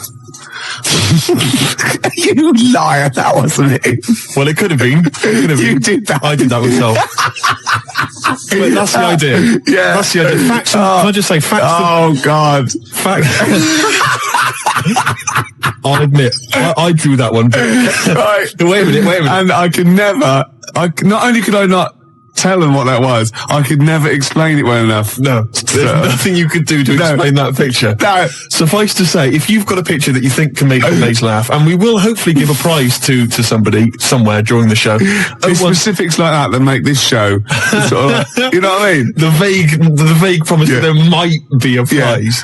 Yeah. Anyway, if you have a picture that you think can make Gervais laugh, 0171 580. Shut up, I'm trying to give the number here. 0171 580. That's enough. 1234. That's the fax number. Yeah, exactly. How are they going to phone in a drawing? It's simple things, Gervais, that let you down. Next up. So I'm there with runny eyes. I'm tired. I'm a little bit drunk. I'm in a white tracksuit with shades on. I had turned into Jimmy Savile. You just become Jimmy. Yeah, and I saw all these kids looking at me thinking, oh, bless him. They're going, you all right? Oh, where's the toilet? He's done it. Nah. No, dear Jimmy, I am 4 years old and I have a terminal illness. Can you fix it for me to live a long and healthy life? Well, no, but we have arranged it for you to do a duet with Mr. Shaky Stevens. Hooray! I feel sick. This old house, do it, you little I feel sick, mummy. It's the treatment. Anyway. What's behind the green door? A cure? No. No. He's for comas. He's not for terminal illness. He gets people out of comas, doesn't he, Shaky Stevens? Does he? He does. He apparently, loads of kids in the 80s, they're all on there, all these people going, oh yeah, and she was in a coma, and we played Shaky Stevens 24 hours a day, and I'd come out of it if someone bloke, turn that shit off. You know what I mean? Who would you least like to visit you if you were in a coma? Oh, crumbs. Imagine it, right? You're in a coma, yeah? You're in a catatonic, so you've got all your senses. You've got all your senses except sight. You can't do a thing, right? And you've got someone there to come and visit you. You're helpless. You can't move. Just sort of lying you on can't the bed, say anything. helpless. But you can feel I'll tell you, I wouldn't want to visit me. Jason Donovan. No, I wouldn't want Jason. So it's not. I don't like his voice. No. Or Philip Schofield, don't like his singing voice. Andy Peters. I haven't heard him sing. No, but I wouldn't want him round. Really? Why? No, I don't know, it's just something about him. Yeah. Wouldn't want him there. Anyway, we've got some Skunk and Nancy coming up. Larry Grayson's welcome. So, and I'll tell you what else, it was Village People. Oh, I love them. Bring the 4 of them round. YMC, 4 of them. What one do you want to leave out? There was 5 of them. No, there wasn't. There was 5 of them. There was 4. There were 5 Village People. 4 village. Everyone knows there's 4 village people. Really? All right. Wait a minute. So there's a fire. No, hang on. There's a road cop. Yeah. There's a Red Indian, obviously. Obviously, yeah. There's a construction worker. And there's something else. There's a chef? No, a chef? A candlestick maker. Oh, that's great, isn't it? Yeah. A tailor. At the back with those little half-moon glasses. YMCA. Do a little bit of sewing. Who was it? Hang on, wait a minute. There was fire chief. What are you on about? Is there a fire chief? No, wasn't a fire chief. There was a police. Oh yeah, play the record. The black guy was a road cop, traffic cop. There was a policeman. There was a Red Indian, obviously. Native American. Yeah, there was a construction worker. Yeah, the moustache. Cowboy. Was there? Yeah, of course there was a cowboy. Was there? Yeah.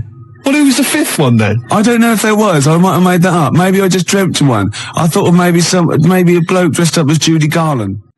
Steve singing along there to Baby Bird, which is ironic because when you sing, you're putting your head back and your mouth open, you look like a baby bird. Do I? Yeah, because the long neck and that sort of goiter thing you've got look like a sort of like a fledgling pelican. And the worms, of course, hanging from my mouth. But it's ironic as well because you're like a Lizoidian as well. Is that a real word? Because you're a Lizoidian. Oh, right, of course. Yeah. Don't! Because I sometimes forget that they're not real words. You sometimes forget that your language comes from the voices inside your head. No, listen. I use my own language. They tell me what to say and I say it. No, listen. You're sort of like a little bird-like Lizoidian thing, right? Which is like the Archaeopteryx. Like the link between this sort of lizard man going flight. Oh, goodness me. They've kicked in again. They've kicked in early. Oh. They're not meant to start for about an hour. What, the voices? No, the tablets. Right. Go on. The argument was, what should people put on their cassette tape compilation inlay card? It's illegal. They're not allowed to do. It's illegal. I agree they're not allowed to do that. Right. But I was offered, you'd asked me to tell them what they should put down, right? Yeah. I'm telling you, the track we played was recorded by R.E.M. Yes, right? it was. Not Cleek. So No, don't that's write right. Cleek down. No, write R.E.M. down. Exactly. How are you spelling that? That's correct. How are you spelling that? That's capital R, capital E, capital M. Right. And you want to put down the name of the track as recorded by R.E.M. Yeah. They've called it Superwoman, right? I don't care if it's really called Superman in the world of the Cleek. Oh, no, I'll stop you there. In the world of the Cleek, it might be. You don't care if it's really... Why do you have this argument? You do care. You wouldn't be arguing. No. You do care. No. No, you're saying I'm wrong. You are. I'm not wrong. It's called Superman. Only by the Cleek it's called Superman. No. By R.E.M. it's called Superwoman. No, they can't. No. They can do what they want. Sometimes they call it Superman. Make your mind up, at least. They call it Superwoman. Are you sure they're called R.E.M.? Or have they changed that? They call it Superwoman, you tosser! How are you spelling that? That's SUPERWOMAN. You idiot, you fat imbecile! Friday night, you'll love this, I went to a party. Got invited to a party, a genuine... No, that was an afterthought. You said I went to a party, then you suddenly went, I got invited to a party. What? Did you get invited to it, or did you just go to it? I got invited to a party. I went to a party. Okay. Well, which is it?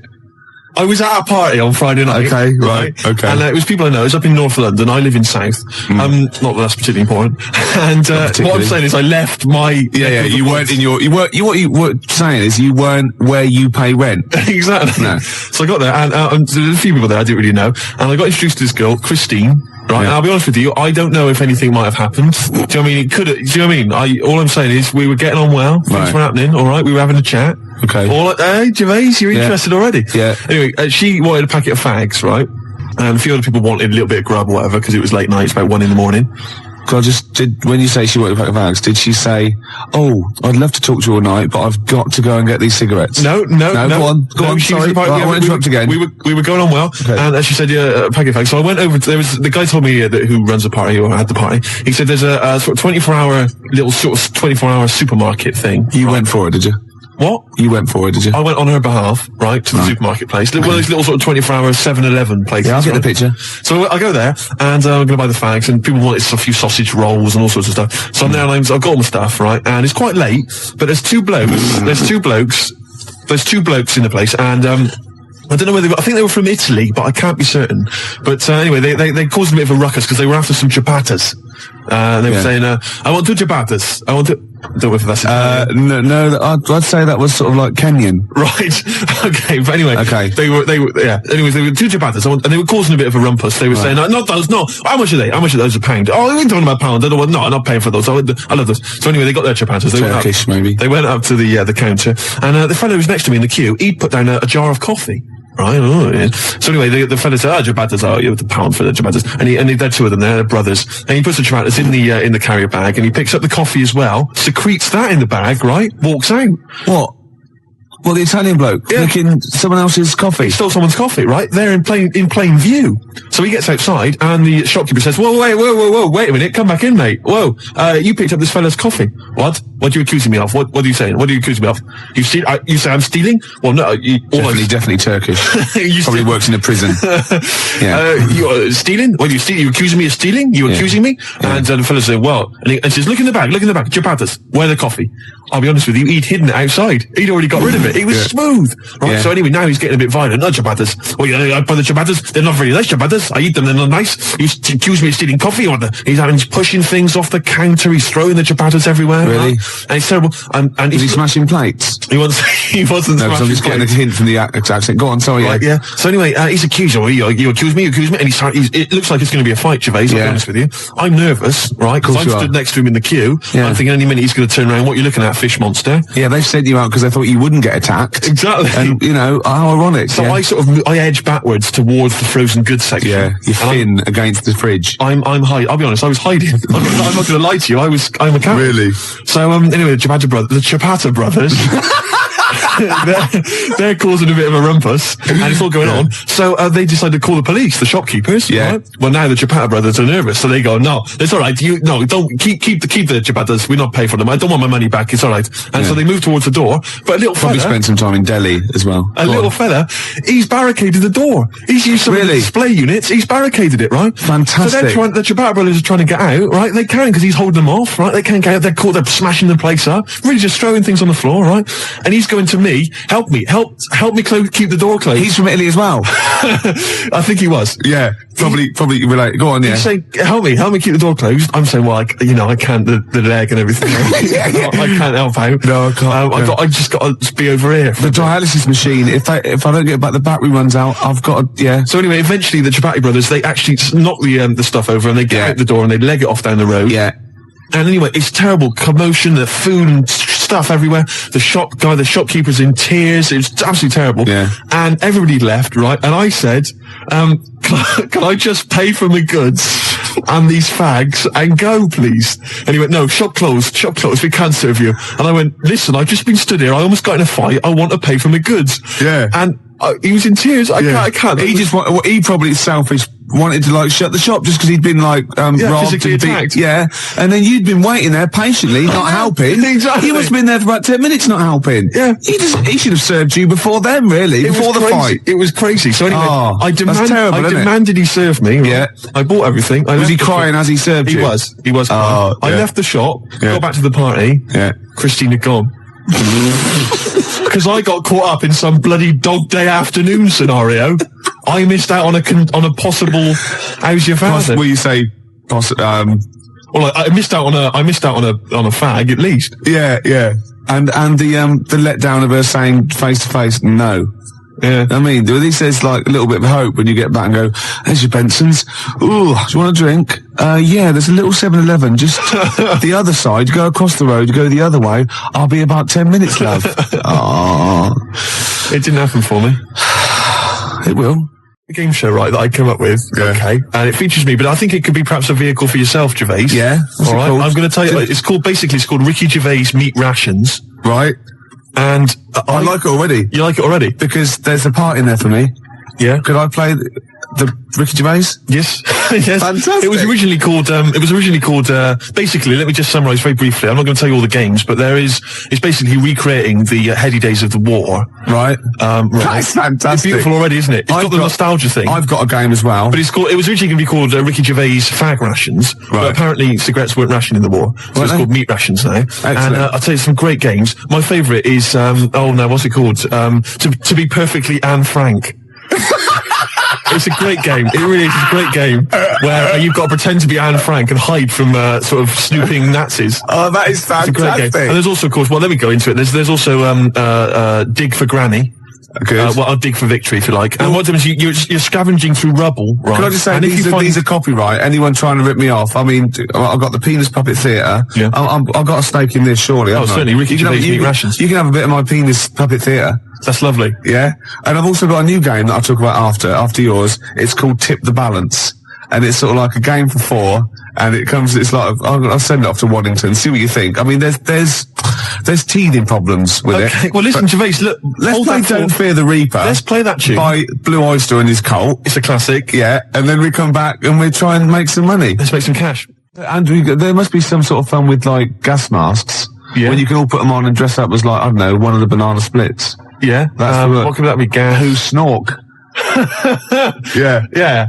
Well, possibly. So every week there's the real snork. Right. So it's like, confessors come on, they put which one snork? Which one snork? Yeah. So you've got three celebrities. Yeah, who's a gas mask and the real snork. That's great. So you've got someone like Ted Malt's son, he pops one on. You got Frank Bruno, and Jilly Cooper. That's it. And they put their mask on and like a little outfit, and then the real snork is there, and you've got to ask them questions. Like, you get like Bernie Winters and Henry Cooper going, Number three. How long have you been in the banana split?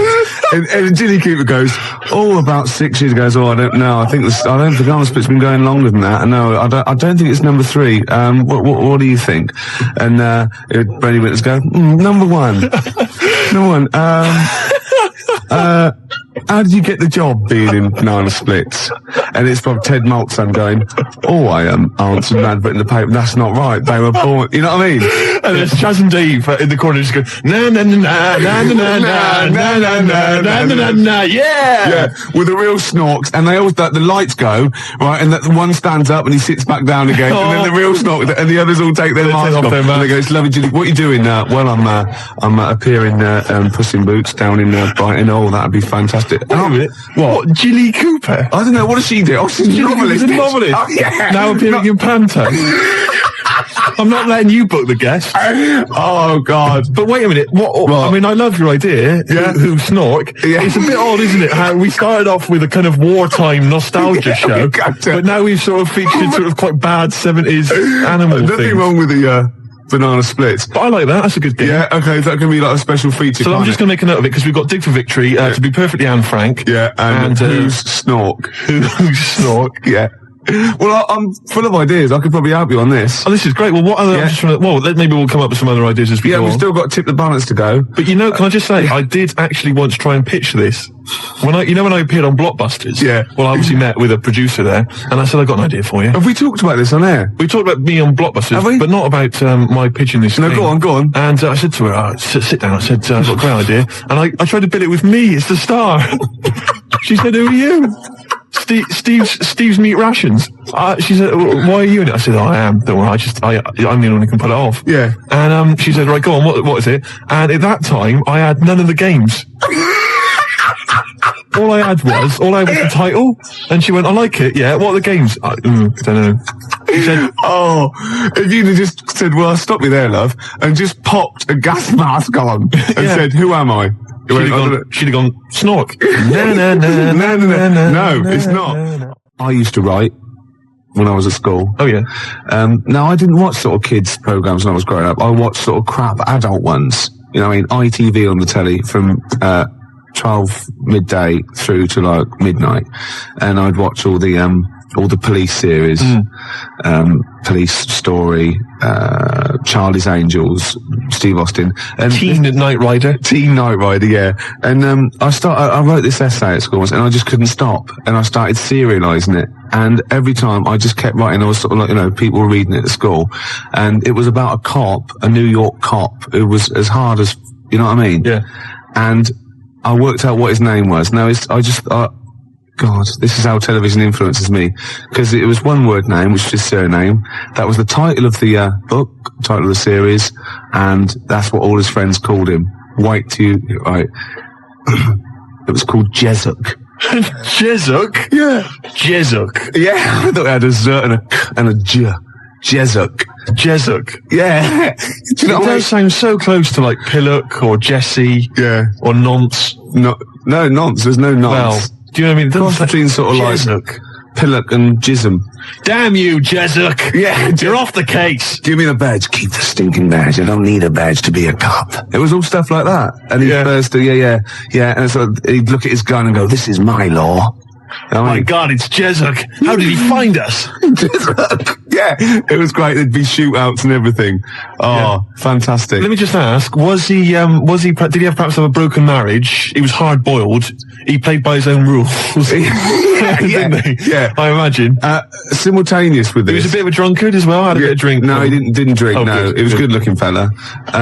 But he was letting himself go. He was a bit hard bitten. Yeah. And the other thing I was sort of simultaneous, which was more of a novel. I wasn't serious. I was actually writing a novel, and I got like 3 exercise books, right? It was about this kid, right? Oh God. Right? He saw his parents just brutally murdered for no reason by a gang of outlaws, yeah? And he buried his father, and he knelt down on the grave, and he said, looked up, and he goes, "As God is my witness, I will avenge thee." And then he sort of went to the store, and he got loads of bullets, and he practiced, and he was the fastest guy. He was only about 16. Yeah. His name was Jody Barnes. Jody Barnes is alright, yeah. Yeah. Imagine, that's nice. Yeah. Oh, fantastic. Have you still got any of those exercise books? I hope not. That would be the incredible. teachers used to sort of like, I must have gone, yeah, it's good. I must have passed around the, he's done another one. Gervais has written another episode of Jezuk. Yeah. But I say, seriously, if you brought one of those in and read it out, I'd be entranced. Imagine it. Seriously, that'd be great. Do you think The your mum ramblings might, of a twisted 14-year-old brain that only ever watched ITV cop shows. do you think your mum might still have some copies of Jezuk? No. Was it like sort of, the initial one was like Jezuk, then it was like Jezuk abroad, Jezuk in Paris, Jezuk on safari. Yeah. Here comes Jezuk. My mum, Return of Jezuk. I liked that Jezuk. He's a proper man. Yeah. It's not like you. But Mum, I invented Jezuk. You're a Nazi. You couldn't be like Jezuk. He's in my mind. Return of Jezuk. Here comes Jezuk, son of Jezuk. Oh, it's fantastic. What if Jezuk met Jody Barnes? They'd get on. They'd have no quarrels. They could team up. Oh, it'd be fantastic. After the break, a little bit of Lars. Teen Jezuk.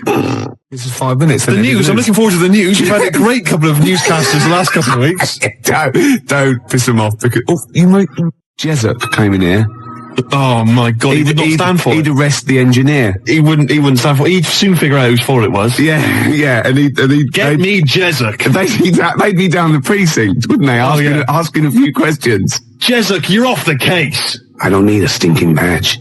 Yeah. I bet Jezuk plays by his own rules, doesn't he? Of course he does, but they take his gun, his official gun, not the one on his ankle, though. Oh, he's got a little ankle gun. Of course he has. I didn't expect that from Jezuk. Yeah, he has to. So. Is Jezuk one of those? NYPD cops who doesn't have a first name?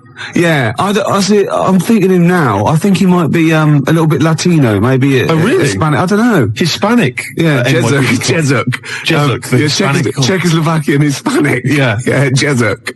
Get me Jezuk. Yeah, Emilio Jezuk. Emilio Jezuk. That'd be fantastic. So what's the name of the show itself? Is it named after It's him? called Jezuk. It's called Place in Jezuk. Of course it is. It's called Jezuk, yeah. And he's an NYPD cop. When is he going to marry that girl? Oh, come on. Make her an honest woman. For goodness She's sake. cooked to you again.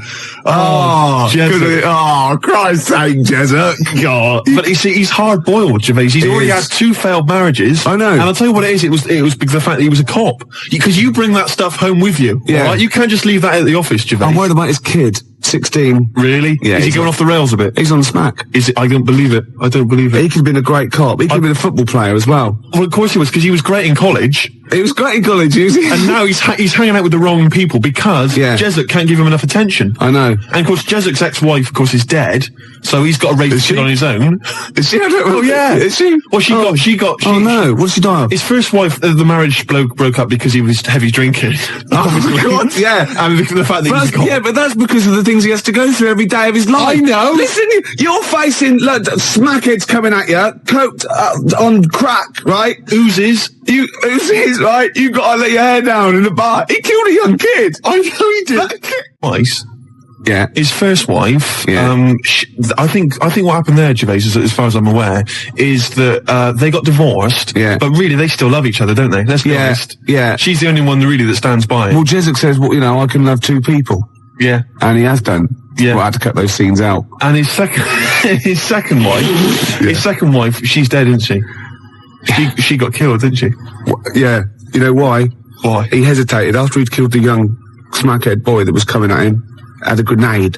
I don't believe it. A little grenade, yeah. And his second wife got caught in the crossfire. And he thought, he shot him, and that's why he never hesitates again. He just goes in blasting. Sometimes he shuts his eyes. He just goes in blasting. What would be the opening credit sequence for Jessup?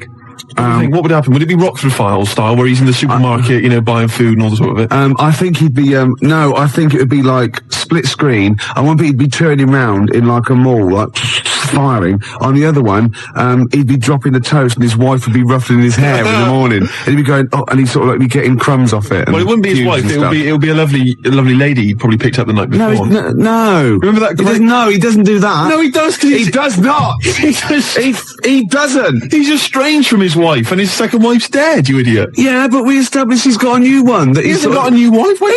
Not a new wife. He's got a new bird, hasn't he? Well, yeah, you said wife. Well, he's faithful to her though. He doesn't go and pick up fluses. What? He doesn't go around with dirty girls. I always remember from the beginning of Quincy, where he's there and he's doing exactly that, sort of running and jumping over things. And then you see him and you think he's examining a body because that is what he does. And he's kissing someone. No, it pulls out and he's given a woman in a sunbathing outfit, just giving her a massage. A sunbathing outfit. I don't know what Where's Steve lived? I did see in yonder a sunbathing outfit for sure. There was flesh bits in the middle, and the rest were polka dot. Boy, a sunbathing outfit. Right? Sunbathing outfit. That's great. Well, birthday suit. There was a girl in the Altogether. The Altogether. Oh God! Oh, that's fantastic! Yeah. What's wrong with that? I will pop this rubber thing on, and for sure, I am in a sexual intercourse outfit. Sunbathing outfit. I can't believe I've embarrassed myself with my use of language when it's invariably yourself, Gervais. I know, yeah. Oh dear. Oh, yeah. We usually have a few beers and we get throughout the show, and I get steadily drunk, which is unprofessional. This saves a bit of time. Turned up pissed. You turned up drunk today? Yeah, so I don't have to. I'll tell you what. I'll be honest with you, Gervais. Normally, if someone gets drunk, their speech begins to slur. Yeah. They talk rubbish. Yeah. No difference. No, with you. That's the beauty of it. Yeah. That's the beauty of being me. Yeah, exactly. How drunk are you? I had a little bit of wine. Did you? Couple of glasses? It's a lovely. I might get a little bit melancholy. What about the little baby kangaroos have to crawl all at their mums? Your mistake. Tease penguin's probably my greatest invention. The tease penguin. Can you tell us again? I forget. Well, it's just a penguin, right? You train, you put it in a lovely little French-made outfit, and it comes in with sort of breathes fishy breath on you and slaps you around the face with its flipper. Yeah. Jessup, obviously. But it doesn't let you go any further. No. That's what it's the tease penguin. Yeah, I see. Yeah. XFM Family Fortunes. Oh, I can see that on telly myself. Yeah, it's incredible. I don't know where you got the idea from. They just go into my head sometimes. Do they? Yeah. I was actually in this week with Claire. Lovely man. Oh, Baby Bird was it at XFM? He's very nice. Is he? He's got a beak and funny little claws. Oh, Rick. I know. It made me laugh. It was oh, my God, we're desperate. Used to be an we're egg. desperate men, Rick, if you've got to resort to that kind of I called him Baby Bird. He went, I've never been called that before. Which is bizarre. But there's a band they're called Baby Bird. He's called Stephen. Can you go to turn that down next door? All the time to a show. Music, it's Emma, it's not on. That's insane. I can hear a throb from the other room. Yeah. Someone's got... This is insane, Gervais. It's like trying to host a radio show. Yeah. And now he's laughing. Yeah. Well, anyway, it's all going to be... we're going to play a track that you've brought in. That's right. Go on, what is it? It's a fantastic tune by the Gravediggers, part of the Wu-Tang Clan rap collective, right? It's from their album. Not to be confused with the Wu-Tang Clan. That's a little shellfish. Yeah. That's into rap. Yeah, that swears a lot. Yeah, yeah, terrible, yeah. The track is... Got a muscle posse. The track is beautiful. You've probably heard it on the dance floor, maybe in some indie club. Yeah. 1-800-SUICIDES. Yeah. Now, I would stress, Rick, it has got a bit of bad language. I know. I mean, I've listened to this twice, and I reckon I've got it off pat. I reckon I'm going to pull the fader down at just the right places and go, okay? Right, you're going to sort of bleep it out. And if it goes wrong, so what? You know, that's real. People have a problem with swearing. I don't. Do you? No. I'm doing it because it's rules, and, the great thing about we want to stay on air because, we take our job seriously. We do. And, I think we're sorry, excuse my French, bloody good DJs. Well, I think you're absolutely right, Rick. Yeah. Let me shake your hand. Yeah, all right. There we are. Yeah, a good shaking of hand there. I love a bit of rap. That wasn't actually French. No. Was it? It's weird, that, isn't it? Pardon my French. People always say when they maybe say bollocks. Excuse my French, but le plume de ma tante. Hey, come on, language. We'll be learning a little bit of a foreign language later. I've brought in Instant Yiddish by Fred Kogos. I've always wanted to learn Yiddish. Really? Yeah. Narishnek, foolishness. Some glick, some schlimmen, for better, for worse. So I'll teach you little usage phrases like that, out of the old Instant Yiddish book. But first, what was this? Gravediggers? It's Gravediggers. They're keeping it real, they're keeping it raw, so there is a bit of bad language. Yeah, well, mine's raw. You keeping it raw? Yeah, of course I have. Right, I'm gonna have a go at this then. Alright. Right. Don't get nervous. No, don't, shut up. Right, I've got to play this. Shut up then. Don't put me off. I've got to concentrate. Bleep it out live. And I will, yeah, shut up. Alright, is it going? Oi. Okay, take it calm. Take it calm. All right. Around your neck, it's jerking. There's one coming. I know. Your life was for no reason. Oh, good work. Good work. It's all right. You're doing okay, but you're not out of the woods yet. This is too stressful. Oh, you're doing well. I don't think there's any more. I don't think there's any more. No, just play it. Okay. Of course I am. I'd tell you, one day, right, it's just one of me at the moment, but one day there'll be a whole squadron. It'll be like Planet of the Apes. Oh my God, and you don't actually need anyone else to sort of like breed, do you? Exactly. We can just reproduce as we are. It'll be like Planet of the Apes, right? There'll be sort of a Charlton Heston figure. The squids. It'll crash land. Get your damn dirty tentacle off me. It'll crash land. Exactly. And there'll just be loads of me crawling around. All identical. They'll see him on horseback. And they'll see like Bristol Temple meet and they'll go, oh my God, they blew it up. Yeah. It's back in Bristol with all your... Oh no. Incredible. There must be an organisation of volunteers or something who... If it's like touch and go, if it's really serious, if you're like clinically depressed about it and you really can't get a woman, they don't want just people turning up who can get girls and saying, oh, I fancy, But in your case, they'll speak to you, they'll see you, and I think, there must be some sort of national health thing or private where you can actually sleep with, I don't know, a voluntary worker. You know what I mean? So? Well, yeah, there's people that... Yeah, I know, but there's people that, I don't know, volunteer for geriatric duty, and they're exploding all over the place. They're covered in the stuff, right? There's people that work on leper colonies, right, for nothing. There must be someone who will sleep with you out of sympathy. You don't want that. Of course you don't. You don't want that, do you? Well, let's not be hasty, Rick. I mean, these people, especially if they need some sort of free publicity, get a bit of, sort of press and media attention. Yeah. I ought to sort of help to publicise their campaign, really. There's probably an organisation that they go off to like, just strange climes and go on to like leper islands and that, and they work with them. Or they can sleep with you. Now, that's got to do the lepers some good, doesn't it? Yeah. You know what I mean? Wouldn't that be terrible if that was the option, right? And suddenly volunteers to leper colonies doubled. Was like going to Torremolinos. Yeah.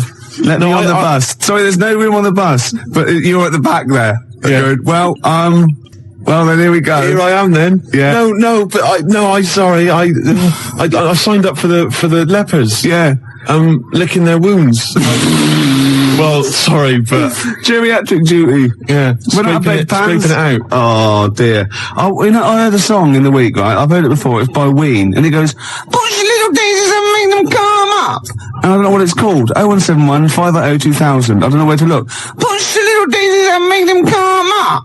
It's like that. It is. Rubbish. I've been going around singing There's that. no song with that lyric. It's like that. It goes, push the little daisies and make them come up. Shut up. Yeah. Shut up. That's what my friends have been saying for the last 4 days. God, you're really irritating me Like, today. people will go on going, if you'll be mine, not too annoying. But, after about 10 times you go, oh, can you sing something else? But when you've heard, push your little daisies and make them come Shut up up, you now. can get really annoyed. Yes, it really can, can't it? Shut up. Okay, Wanna Die is You and Me song. Push your little Shut up. Yeah, we've done funny phone calls, haven't we? We've done some funny phone calls. Did that one like Penky, when we phoned up Safeway and said, have you got some cheese? And they said yes. And we showed them, didn't we? That showed them. Yeah. Oh, we've done some crazy crank calls. Yeah. Do you want some beer? Do you want some beer? Brilliant game. 5 o'clock foreigner. 5 o'clock foreigner. Yeah. What else have we done? There's been just too much, hasn't there? The alarm frog. The alarm frog. That never got off the ground, did It it? got going. Some great ideas. Tip the balance. That's the last one I've got. Tip the balance. You haven't explained it. It's my last. I think it's a little bit in bad taste. Really? Yeah. Oh, well, I don't want that on this show. No. I mean, I think it's a little bit much. Really? Is it too much? Is it the most outrageous thing you've ever... Well, okay. Well, no, this is an idea, right? It's a board game. It's a board game. I'll send it off to Waddington's when I'll get, It's 4 simple weights, sort of just like fulcrum weights, like scales. Like a little seesaw? Yeah, a little seesaw. And there's one end is like a bowl, right? The other end is like a kilogram weight. Right. And there's 4 of those. So 4 of you sit round, and you've got to quite simply tip the balance, right? So you've got to fill the bowl. Fill the bowl, yeah. What, with rice or... No. Household object? No. Bodily secretions. Right. So it's the first, Maybe you shouldn't tell us about this. Well, no, because there's simple rules. Anything that comes out your body is all right, okay? In every form. Right. Well, Anything that comes out of your body, Yeah. you put that into the bowl and sort of Yeah. tip the balance. So, I was just thinking, if I said it quieter, it wasn't so bad. I was going to go, well, it's piss. Do you know what I mean? Yeah. Doesn't work right. Snot. Sick. Yeah. Spunk. Well, I was going to say cum, because then I could be spelling it C-O-M-E. Therefore, getting by some of the radio authority rules rather sneakily. And spunk, as you said, is like courage, isn't it? Exactly. Like in the Waltons, they go, oh, look, I love your new girlfriend, John Boy, she's full of spunk. Yeah, sorry about that. Well, I've been carried away, Dad. Good night, John Boy. Yeah. John Boy. Good night. Don't stop. Right, here's the Cure. We'll come back to this. Cure, Charlotte Sometimes, 20 to 6, Ricky Gervais Show. And Steve. what have we offered today? Well, we've offered Tip the Balance, a new board game from Waddington's, which involves secreting various bodily fluids into a bowl in order to tip the balance. Yeah, and the way you go, tip the balance. I can just imagine the front cover with sort of Granny. She's stooped. Yeah, she's just like... She's got trousers down. Yeah. She's just... And she's missed it. She's missed it completely. They're all laughing. And the family are there behind her. They're clapping and cheering. The mother just laughing, doing a dustman's blow. Yeah. Right. And the 14-year-old boy, he's got... right, okay. Well, he's enjoying it the most, let's be honest. But what about if you know that bingo is the most popular evening pastime in the country, and there are these huge bingo palaces. Yeah, that's because with they haven't thousands of seats. Yeah. Imagine if they were all playing Tip the Balance. Very great. The smell. Oh, it'd be incredible. God, that'd be fantastic. That'd be great. You could have winner stays on. Yeah, because you'd have a disadvantage then, wouldn't you? Well, I've just. I imagine in Japan they've already got a TV show like that. I'd imagine a kilogram's a lot though to get rid of. Yeah, you've got to have a lot of sputum. I know everything. Yeah, but I think it's a great idea. Could you give birth into the bowl? Yeah, well, no. Well, you could, but anything you put in there, you lose. So you'd have to be willing to, like you can't. You could bleed into it and amputate into it, but you can't have it back. Like you couldn't put a false limb in, right? Because you bleed it there, because so that's sort of cheating. Yeah. But there is a thing called the fish card, where if you're all out of it, right, you're strained out, you've vomited, you've snotted, and that's it, right? And everyone's got 0.8 kilograms in theirs. You can go fish card, right? And you can take someone else's bowl and pour it into yours, but you got to pour it via your mouth. Right. So you take a big glug of that, and you do it, and you win. You thought this through, haven't you? Yeah. You've played this, haven't you? No, I haven't played it. I haven't got the equipment. Right. Jeff Buckley, everybody here wants you. Wow, nearly end of the show with it, isn't it? I can't even be bothered to criticise your It's not worth it, is it? your use of language anymore. I know, yeah. So late in the day. I mean, you're not going to master it at the age of, 45, however old you are.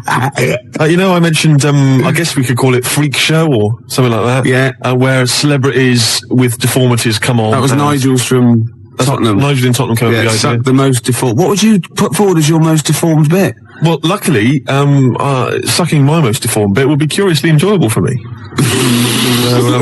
Anyway, I asked for a few more celebrities who've got deformities, and various people have called in. Jez in East Barnet mentioned John Thor, who, of course... So with him? Well, John's left leg, I think, is shorter than his right. He always sort of hobbles a bit as he walks. You have to suck the whole of the left leg? Yeah. Right. So that's... Say that again, Lewis. Well, I was just saying, Sage, that like the fat bird in the opera. Yes, I know it is now. What? Because I said, no, nothing to do with it. I just saw him do it. I just forgot and I was pissed. Yeah, go on. Paul Daniels, apparently one arm is shorter than the other. Can I just say, the head? True enough. Yeah, Debbie McGee could come on and just bring Paul as her deformed under her arm. Object, yeah. That's from Tony Namersham. We've also had Ian Jury. Someone's mentioned that. Says that Ian Jury... His left side. Yeah. Really? Did he have a stroke or something? Polio, wasn't it? Yeah. So his left side. And Anthea Turner, apparently she lost the middle 3 of her toes or something in a sort of horrible accident. I don't know if that's true. Anyway, yeah, Anthea Turner, be great. Just get her on anyway. She lost... Oh, what? Well, I don't think it can be true, to be honest. It says that she's only got 2 toes on one of her feet because she lost the other 3 in a fly-mow accident. Oh my God. But I don't know if that's true. So it's when you used to go to school and say someone, had a fight with the lawnmower? Yeah, she did. Yeah. No, I meant your hair, love. No, look at me toes. Yeah, exactly. So, so celebrities... What would you suck? Would you suck the gap or would you suck the toes that flew off in the garden? I really haven't thought about it. Why not? I haven't really given it much thought to it, to be honest. That's all we were, Steve, just satellites. Just satellites orbiting around the mighty space station of XFM. I don't know what I'm talking about. No, I didn't think that you could carry that much further. No. Still, that's the end, no more cheap knob gags on a Sunday afternoon. No more sort of swearing. Smart on the radio, breaking every radio authority that there ever was. Yeah. Good times, eh? We've had a few laughs, few tears. Good evening, Steve. Got some here. Brought in. It's just a normal soup. It's Rooster's Pride. What flavour soup's that, Steve? Oh, I know you brought that. And it's all it's a genuine article, and it's cock soup. Can I have a closer look at that? Maybe there's some more humour I can draw. What, you want a closer look at my cock soup? Just the cock soup. Let me just.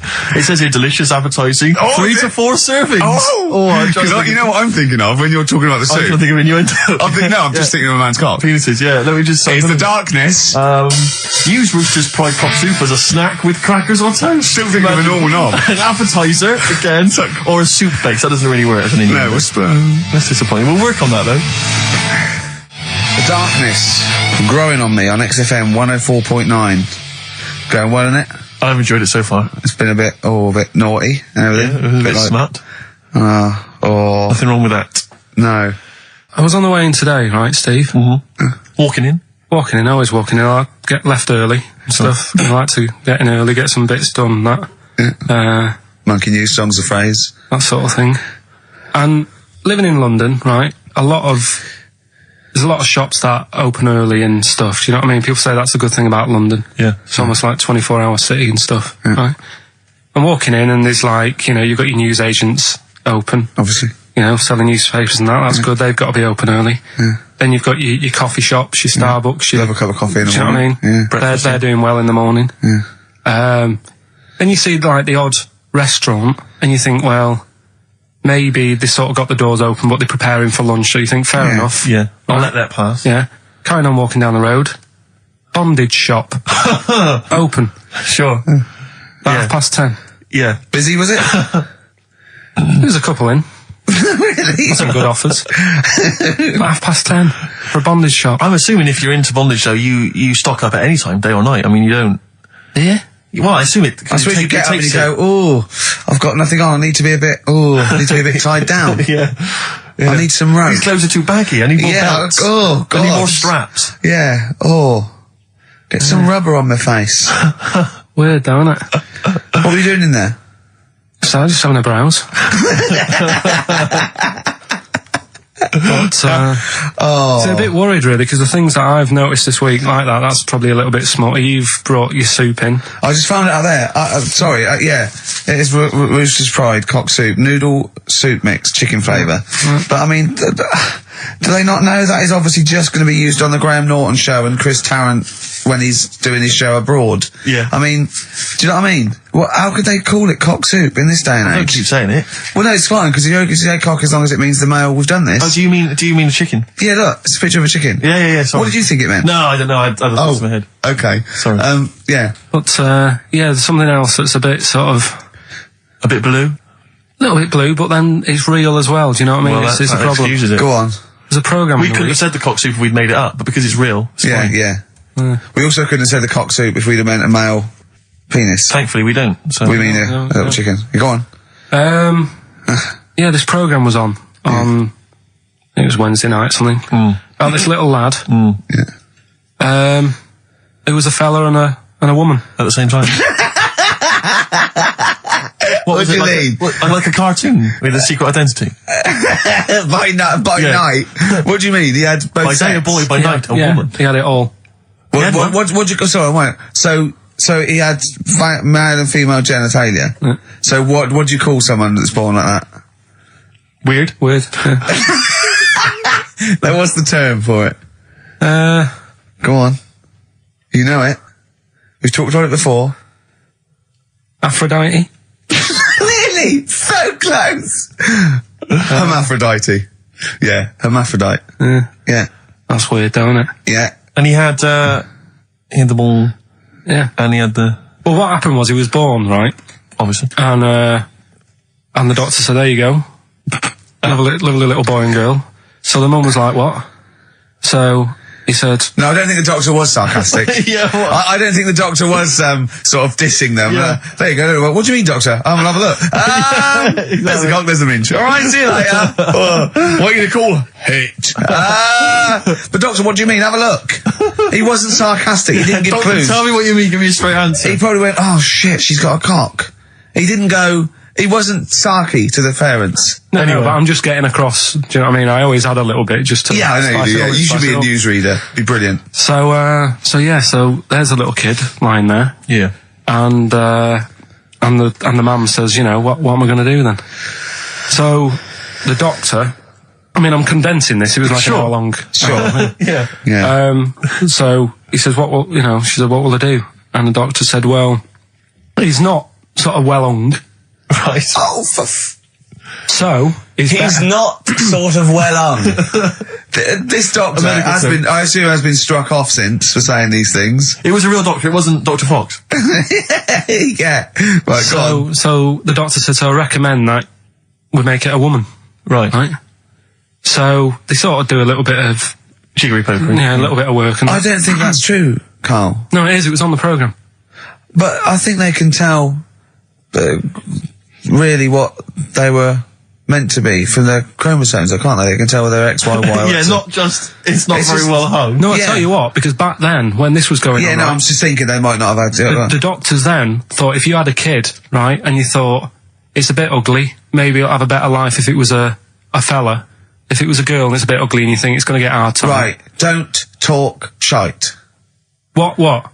That a doctor would go, right, you've had a young girl, I'll tell you what, she's a pig, let's pop a cock on her. Don't No, I'm not saying that. What I'm saying is, say if you have like I say, a girl, I just think it's harder if a girl's ugly and she's growing up, she has a harder time. Yeah. Don't you agree with that? Possibly, but you don't change someone when they don't... You don't change their gender because they're I'm just saying, what I'm saying is the Elephant Man would have had a harder time if it was Elephant Woman, is what I'm saying. But listen to me, listen. What the doctor was saying is, if you get a baby before it's 2, back then they thought you could sort of say, well, instead of giving it a go-kart, give it dolls to play with. Right, back when? What are we talking about? The Middle Ages? Well, we put a song on, come back to this. Yeah, it's Bruce Springsteen, Atlantic City. Bruce Springsteen, Atlantic City, on XFM 104.9. Okay, look, Have another go, Karl. What were you saying? As an hermaphrodite, yeah, he was born both sets. The doctor said he's not well lung. Let's lose that. Let's get rid of that. Let's make it into a girl. Okay. I'm with you so far. Go on then. So, anyway, gets away with it a little bit in the early years. right. Starts going to school. Gets away with it a little bit. Sure. Right. But then, do you know when you get to that age and your head goes all funny? Like when you're a teenager and you sort of, I don't know, your skull goes. Mine never did. What are you talking about? No. That's sort of teenage years when you look a bit odd. Do you know what I mean? You go from being quite a good looking person and then your body starts growing. At a different rate, so, you never know till 21 whether you're going to be a looker or not, or whether it's just... Yeah. I know, right. Go on. Yeah, I'm still waiting. So, your head grew outwards at exactly the same rate, didn't it? That's why it's spherical. Your head grew faster than your hair. He's got a lovely head of hair, but just below the skull. Yeah. He's got a little afro in there, but it just couldn't get through the follicles. It couldn't catch up the skull. Expanding. Oh, bless him. Oh, come on, Baldy. but the thing is, right, so you see these pictures of the lad stroke woman Yeah. who's trying to be a woman at the age of 14, 15. Sure. Yeah. She's got one of them big heads. Right. Like a lad. Doesn't, she starts having a hard time. She doesn't want to play with the mates, with the dolls and all that. She's more into go-karting and that sort of thing. Gets to an older age. Yep. Decides to go back. Is now sort of with a woman and having a life of a fella. But did did the doctor keep it for him in case he needed it? No, he's had one put on though. Has he? Where'd he get that from? Dunno, maybe that bondage shop. What do they do when they do that? Do they put on a... What do they do? Maybe someone could call in and tell us. If you're a woman... And you have a... Do you want to speak to someone who's got that information? Yeah, I do want to know. What do they If you've got that information, I don't want to talk to Do them. they construct one? Do they construct it? From plasticine. Or do they whack on a dead one? What? What? Whack on a dead one? Yeah. What? What? That's not, it's not, what do you mean? No. When a woman has a knob put on Yeah. to have a sex change, where do they get it from? Is it constructed? Do they find, like, I don't know... From a donor. A donut? From a donor. Oh, well, yeah. A donor? A donor, yeah. Yeah, but presumably it's like... Maybe there's someone who wants after to they're become... dead, I mean. No, I thought maybe very few people. It's not like giving someone a kidney and then sort of like celebrating maybe with if you're them. a guy and you want to become a woman, you've That's got one to true. spare. That's true. Yeah. Well, a swap. Yeah, just do a little swap, probably on the internet or something. Or Noel Edmonds. What do you mean? On Swap Shop. He's not a man. No, but he could go, we got a fella here who, got a lovely, nearly new, unused penis. Yeah, Keith Chegrin out in kind of Bognor Regis. Wants a couple of tits and a fanny for that, so, call in. It reminds me of the, do you remember the John Wayne Bobbitt story? Which Yeah. it always seemed odd to me. I never really kind of got all the information. Do you remember that one, Karl, where the woman cut off her husband's penis because When he was sleeping. I think he was sleeping, and she drove off. I think he threw it woke in the up woods. quite quickly. That's so much better than the alarm Exactly, clock, clock, isn't it? yeah. And she threw it out. She threw it out of the car window. into the woods, Yeah. and he went and found it. Yeah. But imagine if he'd got to the hospital and they'd sewn it back on, and he'd gone, "That's bigger than I remember." I'm not sure this is mine. How many of you got us where we dump all the knobs? We dump all the That's knobs where- out there. Yeah. That was an extraordinary story. And then, bizarrely, he became a porn star. Yeah. Yeah. Very strange life that man's had. Well, it is a bit of a shock to the system, isn't it? Oh, cutting your knob off. I know. Do you remember that French bloke, the performance artist of about 1910? Do you remember him? No. He, as a performance art, he cut in a theatre, he cut his knob off to a crowd of people. Now, What? That's only a one-night trick, though, isn't it? Exactly. Yeah. But what if there had been a bang outside? They went encore. He went, what? Yeah. Or they looked outside because a car backfired. He went, did you see that? I go, what? I go, just cut the... Did you? Yeah. Think of that. Sacre bleu. I know. French are funny, aren't they? Cutting your knob off for your art. Weird, isn't it?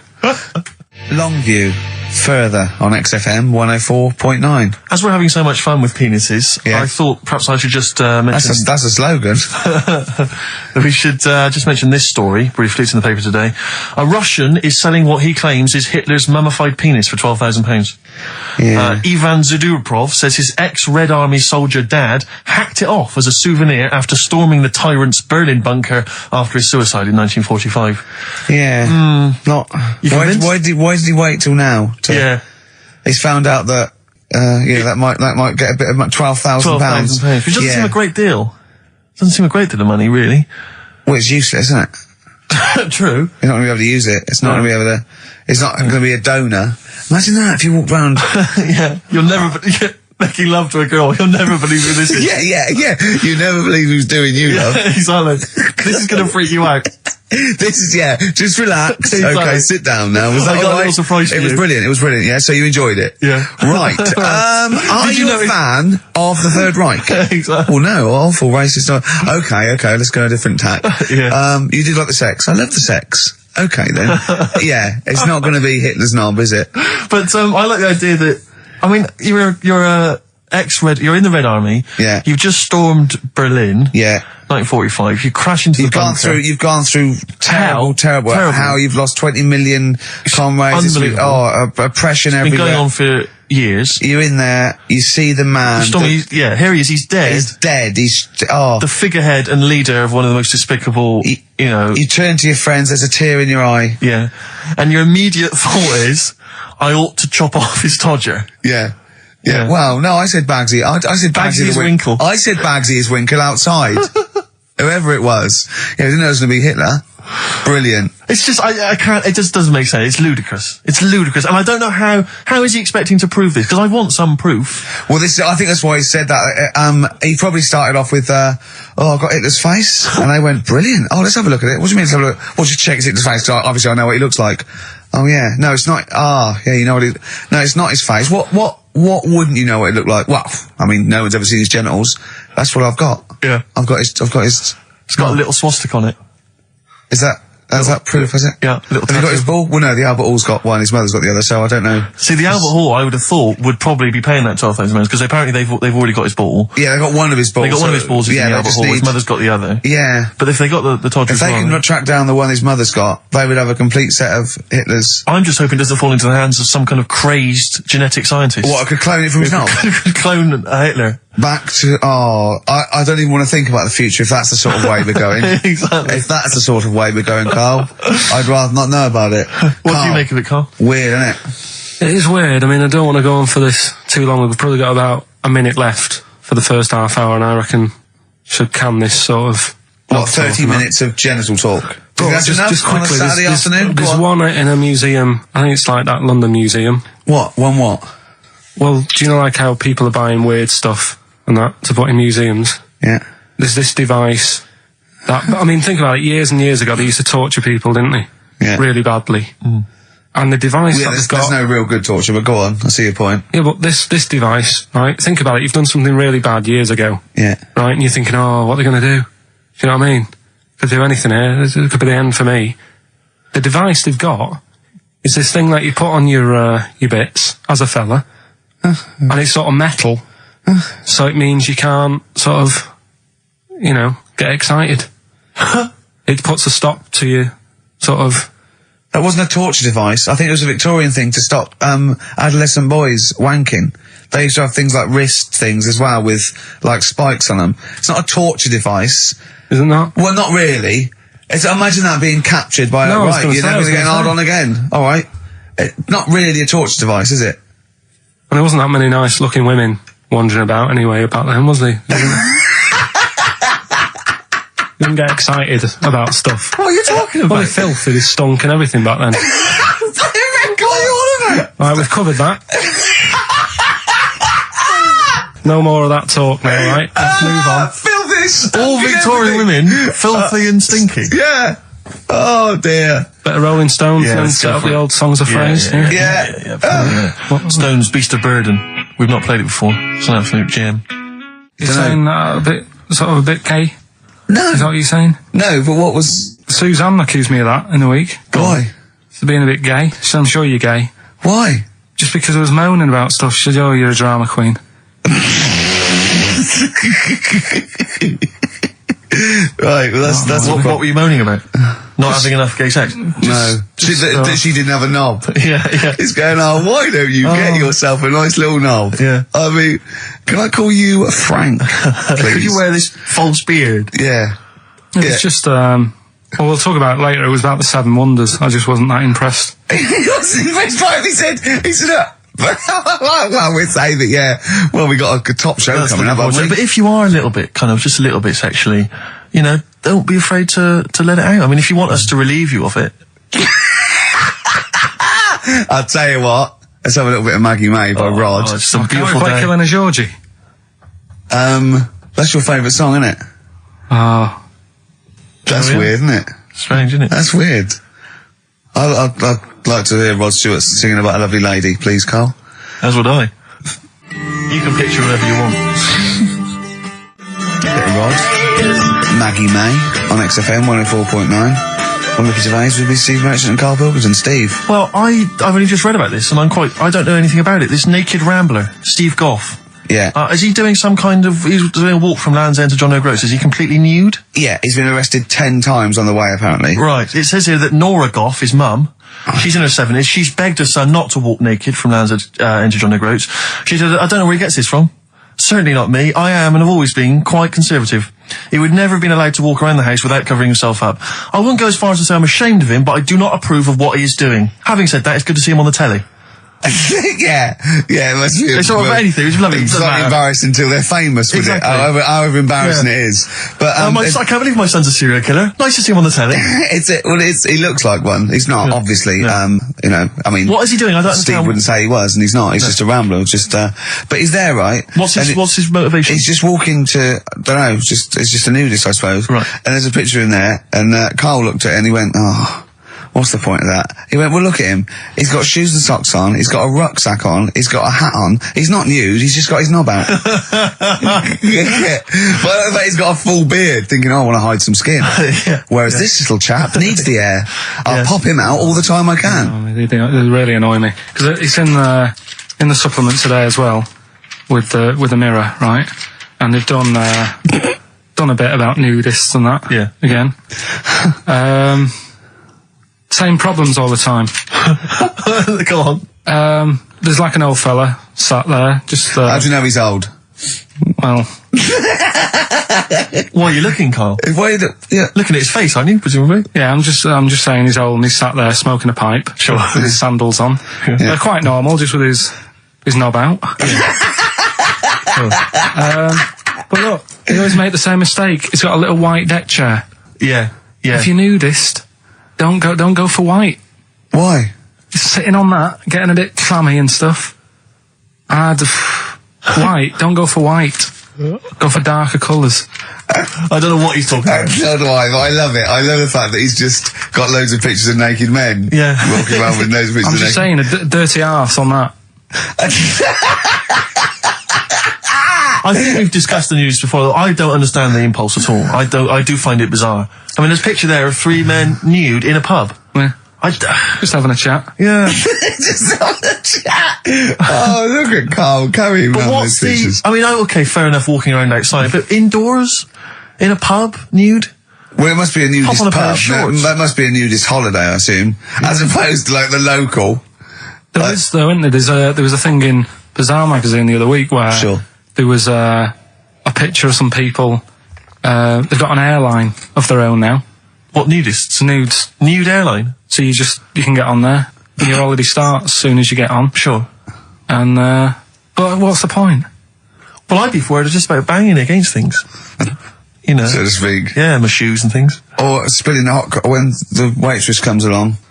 The hostess, might she spill hot coffee? Yeah, that's a good point. Does she have to be nude? Would the stewardesses have to be nude? I don't know. But that bit as well, where they walk down the aisle and they have to check if you've buckled up. Yeah. She's like, excuse me, miss, can you just... And over 50s, it's always over 50s. Right, yeah. So it'd be an old woman on the plane. Yeah, yeah. It'd be like, can you just lift your left foot up so I can see the belt? Yeah. Yeah. Oh, God! Yeah. Oh, imagine dear. if you've got to go into the crash position. Oh, God, yeah. You know? The last thing you see is your John Thomas. John Thomas. As you go crashing into a mountain. Terrifying. And then what if you've got to abandon ship? I know. Well, how would they explain that? Yeah. Get onto an island. Exactly. All right. Or being picked up by, a passing ship. Yeah. Karl, you notice they also play volleyball a lot, don't they? Yeah, I mean, you've always mentioned that, but I thought you were joking, but they love it. Yeah. They said that's what they do. They get to this special holiday That camp. can only be either they got the idea from sort of like Carry On Camping or Benny Hill, or they actually like it jiggling around as much as possible. Yeah. But is that safe? Well, I assume so. You play volleyball with trousers on, don't you? I wouldn't have Yeah, thought. but there's a bit of like support there. I mean, I was watching athletics, right, the other week. Yeah. Right. And I was watching it because there's a lad who I went to school with. He's like winning gold medals and everything there in the Olympics and stuff, right? So I was looking out for him. Now, if you went to school with him, I'm assuming he's got 3 legs or something? No, he's normal. just a regular guy? He used to push me on my go-kart, and so I feel like You've trained I was him, there from the start, training up a bit. Yeah. And watching the programme, and there was swimming in it, and I was watching that for a bit, getting a bit annoyed, because that butterfly stroke, Yeah. I don't know why they do that. No, nor do I. It's just hard work. It doesn't make you go any faster than, let's say, that stroke. The Yeah, crawl. don't do that. That stroke on radio doesn't work. The crawl, yeah. So I was watching that, thinking, that's annoying. Yeah. And then they got onto the running bit, and my mate's in this race. Yeah. Now, they do the side shot, don't they? So you can see who's in the lead. Sure. And then they do that front shot, where it's absolutely pointless. The only reason to do the front shot, I think, is to keep women interested. Because you can basically see his tackle going from left to right, being battered all over the place. Why were you looking? Seriously, you had no choice. If you wanted to watch it, it was like, I was interested if he was going to win, but it's like, you know. But why did you turn over and watch Charlie's Angels instead? Because I wanted to see if he won the race. Or flip back at the end. Just flip back to get the result if you don't. Well, Yeah, or at least turn away or close your Well, eyes that's weird. on the Seen front it. shot. No, I wasn't. I just... Suzanne weird. was happy. Suzanne was loving it. Yeah. And I was like, whoa. Yeah. Just go to the other shot. But they were showing you the front shot and running along there. They could have just shown the top half, but they didn't. Sure. It was there. It's just heads moving along at 25 miles an hour.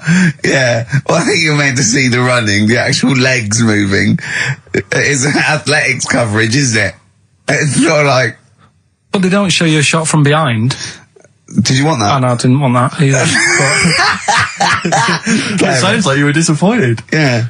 Play a record. What are we having? Better Radiohead? Yeah, it'd be brilliant, wouldn't it? Incidentally, last week, you remember, we began the show by talking about knobs. Yeah. I think we've got a bit more knob news this week. The knob is coming up, is it? The knob news is on the After way. Radiohead, more cock. Radiohead and go to sleep. That's not to you. Please don't go to sleep. We've got another hour and 35 minutes of fun chat and great music on XFM 104.9. I'm Ricky Gervais, with me Steve Merchant and Karl Pilkington. Pilky, little K-man Pilkers, little baldy twat mank whinging, a little bit bent Pilkers. There he is. There he is there. Now, Rick, you may remember that last week we opened with some quality knob news. Knob news, yeah. It was Hitler's knob. Hitler's knob was one of them. That just sparked off into a whole bunch of other kind of knob-related discussions. Yeah. And I'm pleased so far to see that we're almost at the halfway mark for this first hour, and so far we've only talked about nudity and/or todgers. Yeah. So excellent work from us. Well done, lads. Yeah. I'm looking forward to Dr. Fox and the rest of the Sony award committee listening to this one. Yeah. But more knob news. I don't know if there's a jingle for that, maybe. Oh, you nearly had the eye out. Knob news. Knob news, excellent. This is an extraordinary story. A woman tried to sue her bosses for £210,000 after finding a cooked penis in a canteen stew. Hospital cleaner Sophie something, I can't quite pronounce that name, was eating goulash for lunch and could not cut one of the lumps of meat. Oh, you can see where it's going. I've got so many questions already. I know. She picked it up and tried to chew it, but it was too tough. Then she inspected it with workmates, who all agreed it was a penis. Imagine that discussion. Yeah. Miss McClarta said she vomited for the rest of the day, instantly became a vegetarian, and had to have psychiatric help. It's not known whether the organ was from a human. The case continues. Well, it can be found out, so that's one thing. Obviously, that doctors aren't confused. They're not going, I don't know, I've never seen one like it. Yeah. Also, why is she eating goulash? I know. I mean, that's my first question. Why? Yeah. You got lunch. Oh, what do you want? Oh, no, I fancy some goulash. Yeah. Oh, some gooly lash. Gooly lash, Thanks very like much it. indeed. Lancashire cockpot Oh, is on the menu. Brilliant. Only £5.50. Wangers and mash. I'd love some wangers and mash, please. If you've got any knob-related puns, knob-food-related puns, then call XFM on 3426 14094. Ricky.Gervais at xfm.co.uk. Call Chris Miles at radio1.xfm.winginmank. Yeah. Cock-o-gay. Cock a van. Cock-o-van. It's already done for you. There's wangers and mash, cock-o-van, Lancashire cockpot. You know. That's just off the top of our brains. Yeah. So, if you've got any of your own, keep them to yourself, we're not interested. What do you make of that, knob news? And he's in a hospital. I don't think so. Oh, yes, it was a hospital cleaner. You're right. Oh, cleaner. God. I know how your mind's thinking already. There's been a mix-up. That's been a mix-up. What kind of mix-up? I love that. What, some bloke's gone in, some lesbian's gone in, wanted a sex change, she's got a carrot for a cock. Stewing steak. Stewing steak. Oh, that would be great. You're not a doctor, you butcher. It's not funny. There was some other news, whilst we're doing the knob news, just cram this one in. There was some story on some news website about some lad who wasn't happy with what he'd been given. Right. What do you mean? He had an op? No, he wanted to have an op. He wasn't happy with what God had given him.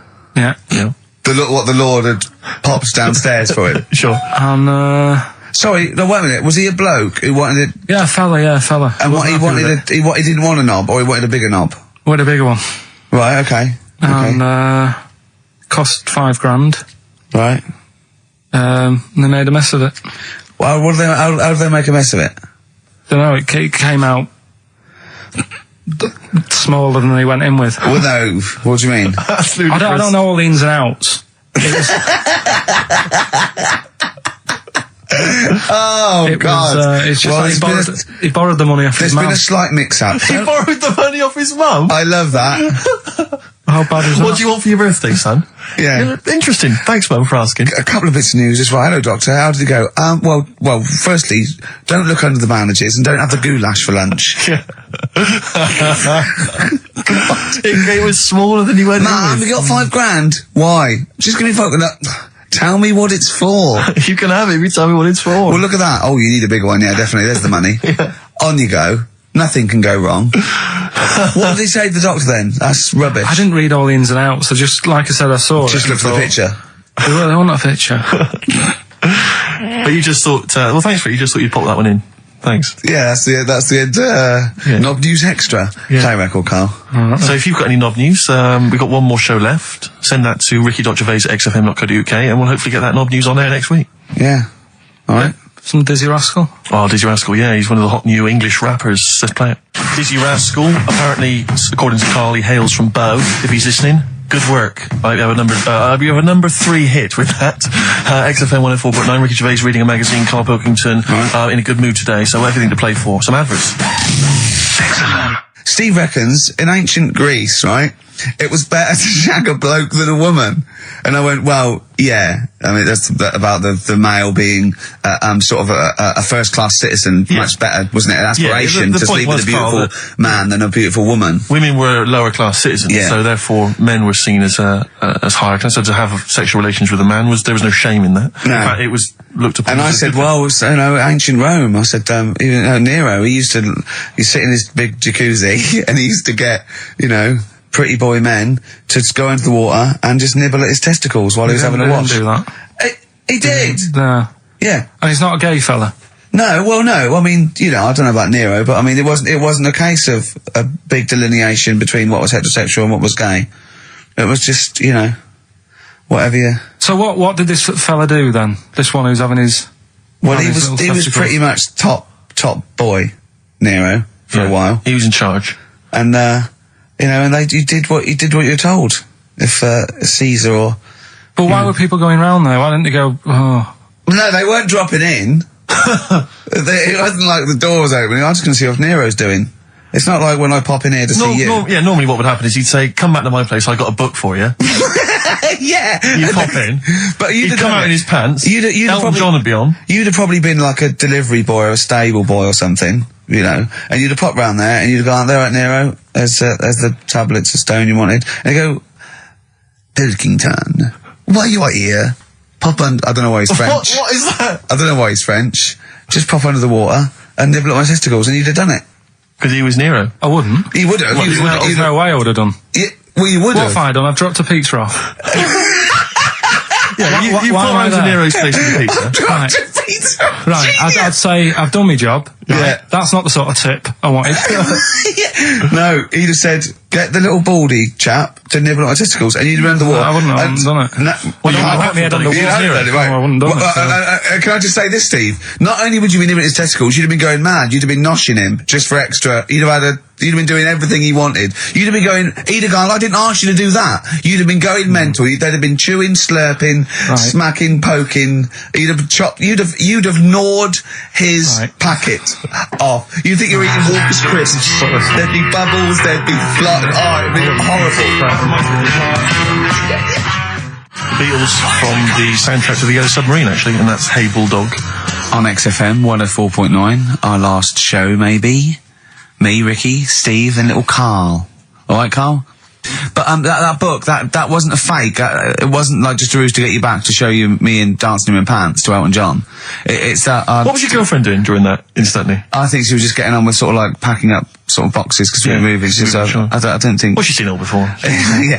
And the book was. Do you remember that book that I showed you? That it was a Man's Body, an owner's manual, and it's just like loads of stats. And there's one in there. Yeah, it's kind of like a Guinness Book of Records of men. Yeah. There's one section there. That was. Sorry, hang on. It's not like Guinness Book of Records of men.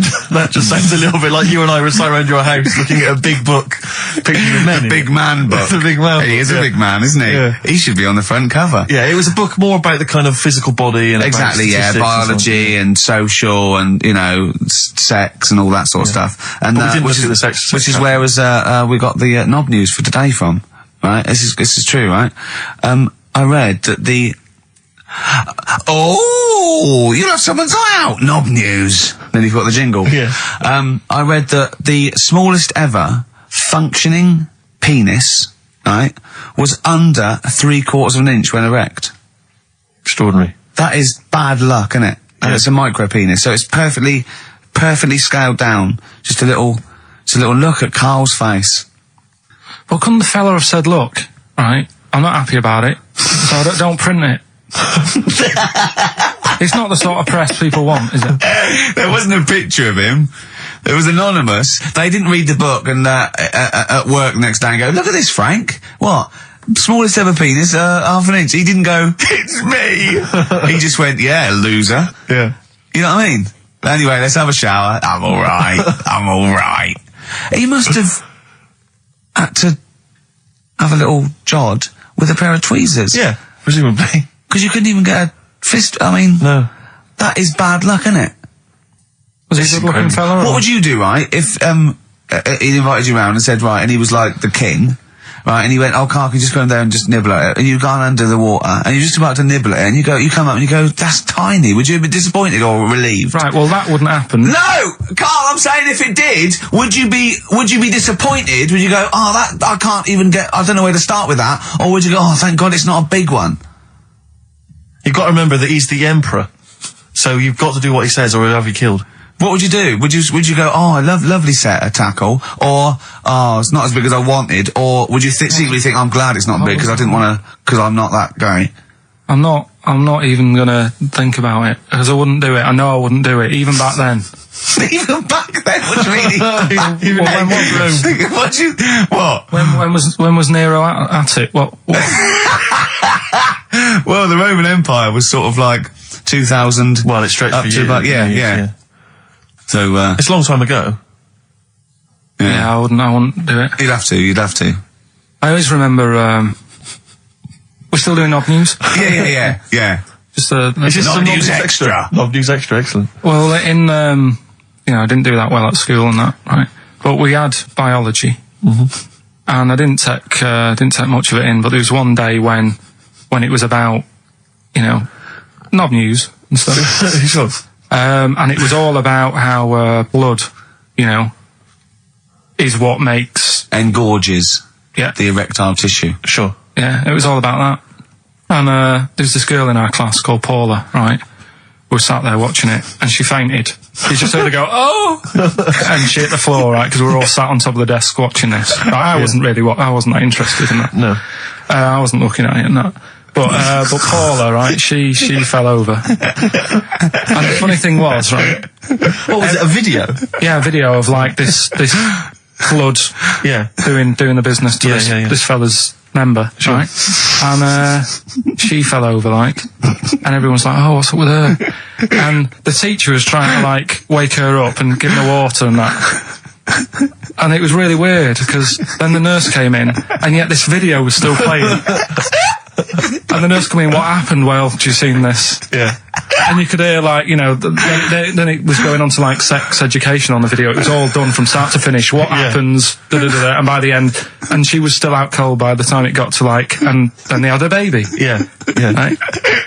That just reminded me of it. So it seems to me that was her sex education class. She fainted when the penis got erect, and when she woke up, a baby was born. That's probably what she thinks happens. She's wandering around now. And the whole class just missed out a bit because they saw someone. If she's ever with a bloke and he gets an erection, she just goes, "Oh no!" Well, that's it. She was a bit of a class tart, really. That's why everyone was like, "What's Carl. No, but she was. Everyone was like, "What's up with her?" She's not seen it before. But just reminded me then. Weird. But anyway, yeah, so I wouldn't Anyway, let's leave Nero aside. Yeah. The other thing in this, should we play a record and come back? There's another interesting fact. There is some extraordinary facts in that. Yeah, well, more facts. We're running over. It won't be knob news. There's be all different types of news. Right. Good show, though? Enjoying the last show? Yeah, it's alright, and, you know, I hope it gets better because, Telegraph are listening today. The Telegraph, the paper? Yeah. Are they? Why did you say that? Just, Jenny, the PR woman, said to me yesterday, she said, just, you know, do some good topics and that, so you don't have to worry there. What they phoned up to say, hello, it's Telegraph here, we'll be listening tomorrow.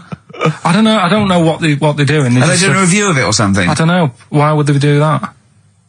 There's no reason to. I'm a bit, why didn't you mention this earlier? So the Telegraph have said, why would they call up to say we'll be listening? It's because a free country. Because they said they'll be listening, but also, can you make sure you record it? Because if we can't listen to it because of the pirate stations that are on at the weekend, because it affects our signal and stuff. Whoever's listening must listen and know there's a problem with pirates, and they said, can you... Well, they're probably just doing a feature about radio shows or something then. They're going to tear us to shreds. Listen to seriously, the drivel we've talked today. I mean, what are they going to make of it? That's a broadsheet newspaper. I think I know what Monday's headline's going to be. I don't think it's going to be like, you know, they're going to forget about the power cuts. It's not going to be about, you know, the inquiry or terrorism or anything. It's going to be no more to knob news. Yeah. It's going to, they're going to love that. I mean, seriously, I have a little bit of self-respect. And if I'd known a quality newspaper was going to be listening, I wouldn't have turned up today. Because I'm an award winner, you know, and I'm a respected television writer. And I've, you know, won awards, sort of classy. Don't worry though. And don't worry. What have we talked about? Knobs. We've had the worst quiz on radio. We've had you trying to explain relativity. You didn't even understand what that word meant. You know, you just mentioned there about sort of no knickers and that. Is this going to be your Auntie Nora? No. Right. It's just, you know, like the last flat that I lived in, I always had a good view across the road, and I could see, it was the hairy... There was the hairy Chinese not hairy Chinese kid, he was just a Chinese kid, actually. Yeah.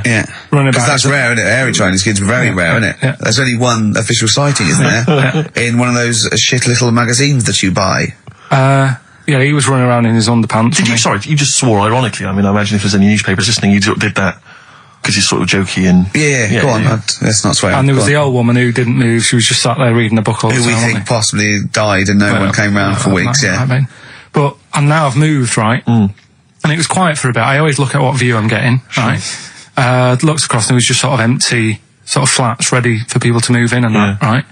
Anyway, people are in there now, right? And they've put all the furniture in, but I haven't put any curtains up, right? So anyway, I'm sort of washing up, just having a look out the window, right? Girl sort of wandering about, you know, knickers on, right? With no knickers on? You mean naked? Knickers. Well, she had a bra on. Right, okay. But, she's probably looking for a knickers. So I thought, and I don't know how long I was looking. No. Right. But anyway, she looks across. Oh, God. I think she spotted me. Yeah. I think, oh, God. I felt really bad. Yeah. I said to Suzanne... Sorry, is this some sort of Peeping Tom confession while the Telegraph are listening? I've no idea. Well, it's not... That's the thing, though. Peepington. If I was peeping, she was peeping as well, because she was looking over. Works both ways, doesn't it? Yeah, but yeah, all she could see of you was your bald head. Yeah. No, but And your hands moving as you were washing up. And some white-looking substance frothing up. Particularly stubborn stain on this glass. Yeah. Oh, God. Imagine that. Imagine if she looked across. I'm assuming your sink is lower than the window. But didn't she just just cover up or something? Or she looked back and go, oh, you looking at a funny? Well, the thing I did... What? I thought, just sort of drop me boxer shorts. Because I thought... Well, Suzanne said, what are you doing? What are you talking about? What are you talking about? No, just so they can see me cheeks of me. What are you talking about? No, because I thought, if she thinks I'm walking about in the nude as well, then we've both got something out of it. Karl! This sounds like a bad excuse in court. I know.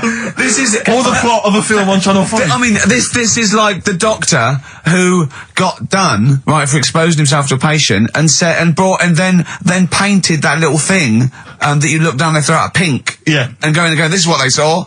yeah. No, so sorry, you were looking at a woman dancing around naked, right? So the only thing you could do was immediately drop your boxer shorts. So she looked across, saw you fully clothed, saw you took your boxer shorts. She wouldn't have done, because it's sort of just the top half and the sink's at a side angle, so I was sort of looking out. So she wouldn't have seen your trousers then anyway? No, she did. I moved in front of the window. So you then made you actually climbed in front of the window. Oh, this is amazing! So you climbed in front of the window to show off it wasn't your naked lower half. Suzanne said, what are you doing? I bet she did. What are you looking at? I sent you in here to clean up. What are you doing? I'm just taking my trousers down, standing over the window. Why? Because there's a naked woman across the road. What do you think I'm doing, Suzanne? I'm exposing myself while looking at some free fame. Leave it. What's up with you, Suzanne? Leave it. Christ. Are we doing Rockbusters? Or Yeah. She sent you in there to read up on Einstein. She comes in and finds that. Oh, brilliant! Anyway. Wait a minute, can I just check? A final question. What did the woman across the way... What happened? What was her reaction? I didn't look again. I just thought, you've seen a bit of action as well. We're both happy. Let's leave it. Brilliant. So were you waddling around like a penguin with your trousers around your ankles? I just was walking about, and Suzanne said, what are you doing? I said, I'll explain to you in a bit, but don't look out the window, because then it's Excellent. obvious. Then he sees, she calls her husband to look at Karl going naked. He goes, oh, she's got a... Quick, Suzanne, get him out. There's only one with you can do. Get some more friends. They've gone one more. Anyway. Brilliant. Right, play a record and come back to Rockbusters. And Monkey News. We haven't got enough time. Do Rockbusters. Oh, God almighty. I make it clear now, I do not condone in any way, shape or form what Cheryl Tweedy did. But I have to say, they wind me up. By they, you mean toilet attendants? Yes. Right. Yeah, not Pop Idol winners. That's what I thought you meant. Yeah. So, go on. But, because I'll tell you what it is, you go into a club or pubs or big friendly pubs, you go in there, and there's the toilet attendant in there. He's got his little display of aftershaves, sprays, some sweets maybe, whatever it might. Yeah, maybe a lollipop. Maybe a lollipop. And all right, I don't know if I assume they're not employed by the club. I'm assuming the club's got we've got the DJ, we've got the bar staff. Wait a minute, we need a guy to irritate you. When the manager walks in, do they hide? Well, this is it. I don't know if it's a guy who's just like. Is it like busking? Yeah, he snuck in. He came in when it was free during happy hour. He's got a little carrier bag. He snuck in the toilet. But the thing is, it's the fact that toilet attendants, fair enough. I mean, I'm happy if a toilet attendant sneaks in under cover of darkness, cleans it for me, and then shoots off. But it's when I have to see them there. I feel guilty because it's like, maybe wash my hands, I'll forget he's there. He'll hand me a paper towel. Suddenly I've got to tip him like a quid or something. It annoys me because I wash my hands at all. I don't usually wash my hands. I sometimes don't even bother getting my knob out. I do it while I stand and change my trousers when I get home. Exactly. So it annoys me I have to go through this charade of getting it out, slushing out of it, shaking it dry, and then washing my hands. See, if he did any of those elements, I'd tip him a quid, yeah. Pop it out. But not to hand me a paper towel and get it myself. And it's just guilt. And sometimes I'll hold it in because I'm nervous I don't want to go back in there. What annoys me is like a posh award ceremony, it's £1 a piss. It is £1 a piss. Do you know what I mean? So, or in a top hotel or something. Yeah. It's absurd. And I tell you what's worse than that. I know that he's doing it because he's got to feed his kids, but it's the fact that I've got to look him in the eye. You know, it's like he's humanised. You know, if he was only dehumanised, Rick. Yeah. If I could see him and I didn't think he was a human being, I wouldn't feel guilty. If he could sort of hide under the urinal, perhaps, or if he could hide underneath the sink, like thing from the Adams. Like he just puts out. He just pop a hand out. Doesn't say anything. With Just a hands me the glove, paper so you don't towel. even see, like, you know, hand go, and then I'd put a pound in, I'd take the thing, put a pound in, nick a lollipop and run away. No aggro. Exactly. It's the fact I got to see them and I feel guilty because, you know, I'm on the radio, I've got a cushy life. I know. Here's a guy who's just trying to make ends meet. It makes me feel bad. It ruins my evening. Yeah. I'm just pleading for them. Can they not do it anymore? Can they maybe get a job? Illegal mini cabin or something? Please. It's 10 past, isn't it? We haven't done a little bit of knob news. No, we haven't done news, no. But It's been 3 months. It's been 3 months coming. There's this thing. I don't know the full story. I don't know how it happened, right? But little Russian fella. Yeah. He was sort of having sort of emptying his bladder, right? And somehow electrocuted himself. Right. And sort of did a bit of damage. How's he? What, he smashed I don't onto know. some live wires or something like that. So Did anyway, it damage to himself or to an electric fire or something? no, to himself. To himself. Yeah. And so the doctor Didn't slip and curling tongs went up his arse when he was pissed, because that's happened a lot in Yeah, we've all been hospitals. We've all shoved the old curling tongs up the arse when having a piss. right. So I can't even be bothered. No, come on, we're interested. We're interested. Come on, we're interested. Don't You do can't be bothered. You get Mondays off. Do some work. Right, so anyway, so the doctor says, oh, it's not looking good, we'll have to take that off. What? He's like, Novectomy? Yeah. Really? But the funny thing is, right, Nothing funny about that. they've done, you're doing me head in. Just tell the story. Just doing me head in. Oh, you can chill out on Monday. I've only got 15 minutes, but I'm going to talk to you every Saturday. I'm going to get the money's worth out of this, because you get Mondays off, and I can't bear the fact that someone's getting away with something like that, because it's terrible. So you're going to stick this out, or you're going to have to work Mondays. So take it on the chin, right? Okay. Just finish the story. Yes. I command you. Just do it. Anyway, so he said, you know, will you be able to sort me a little knob out? A prosthetic cock, yeah. Yeah. But they put him out for the operation. Yeah. He woke up. Yeah. Right, and he's thinking, oh, thank God that's over and done with. Yeah. They've only grown it on his arm. What are you talking about? You twat. Shut the you're an idiot. What do you mean they've grown it on his arm? Apparently, like, that's the way they do it. Oh, yeah, but to then put it on, that wasn't a mistake. It wasn't doctor going, does it go there? Some bloke I didn't do a degree. Are you a real doctor? Yeah, yeah. But why put it there? Because it's got to grow, it's got a graft there, so they can control it. To skin tissue. On your arm. Well, But they're going to your remove it back from the arm itself. What do you mean on the back? on your back. Somewhere, well, we can't wear a t-shirt. Yeah, but you could have a ridiculous. He's in hospital. But this way you can still have a little tug, can't he? But they'll leave it there for quite a bit. It's not, do you know what I mean? It's not going to be like, oh, it's just there for a few days. Yeah. It's there for a bit. That's not good, is it? So he's got a cock on his arm. Yeah, what's up with that? What do you mean, what's up with that? Well, I mean, we could say it's a thumb or something, couldn't he?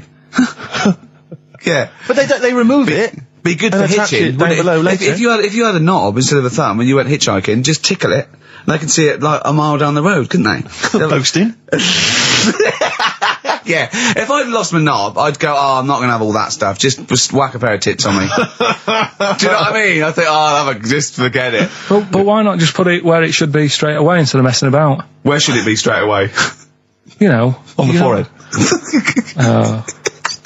Listen, are we doing a competition? Let's play a tune. Come on, Karl, you can't be bothered. Right, okay, we're going to scrap this and you're going to work Mondays again.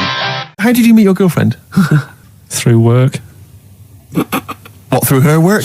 What, you found out and said We worked at the same place. Oh, you're right. Yeah. You're quite an enigma, aren't you? Could you give us more on that? At work. You met her at work. What, she came in selling sandwiches?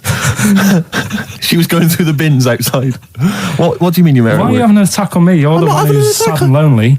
Oh, he's done you again. He's done you Yeah, but what I thought was interesting was I just scratched at him and he just went mental. Yeah, no, It's like a but bear caught in a trap. it's funny, isn't it? You'll never learn. Come on. I think I've got SAD. What's that mean? That thing when it's Sade. when it's dark outside and you feel depressed. Oh, yeah. I think I've got that. But you're from Manchester, aren't you? Isn't it like pitch black there all the time? Isn't it like, which country is it? Iceland, or it's like dark all year? The land of the mole people. No, Yeah. I was telling Steve before. In fact, I'm not going to bore you with it. Go on. What were we saying about Wayne? Well, you bored me with it earlier. Can't you bore him with it? Yeah, it's only fair. What were we saying about what? Wayne King.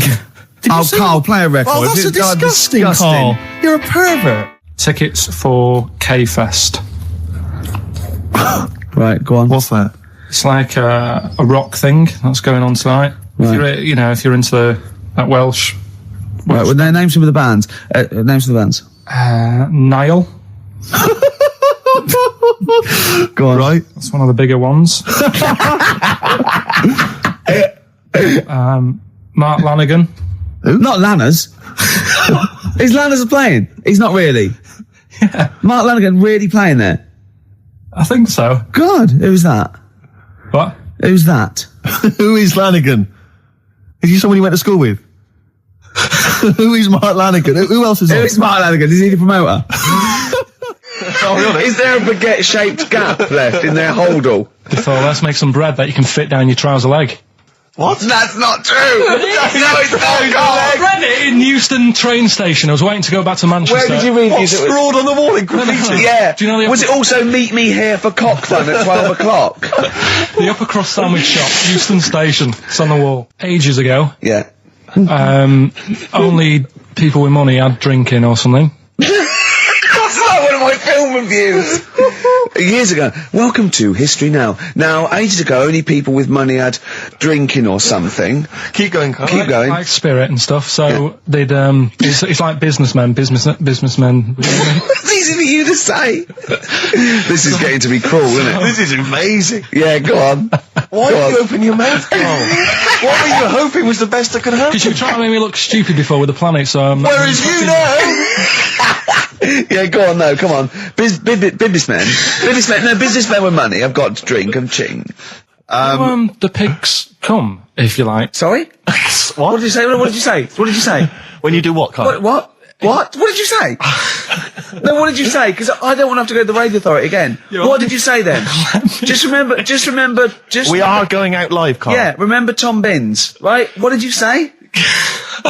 What I'm saying is, why were they shouting Vera? Because pigs don't come to the name, do they? Hey? I don't know the ins and outs of pig, how to lure a pig into your trap. Can I just tell you some very, very interesting things about pigs? Please do.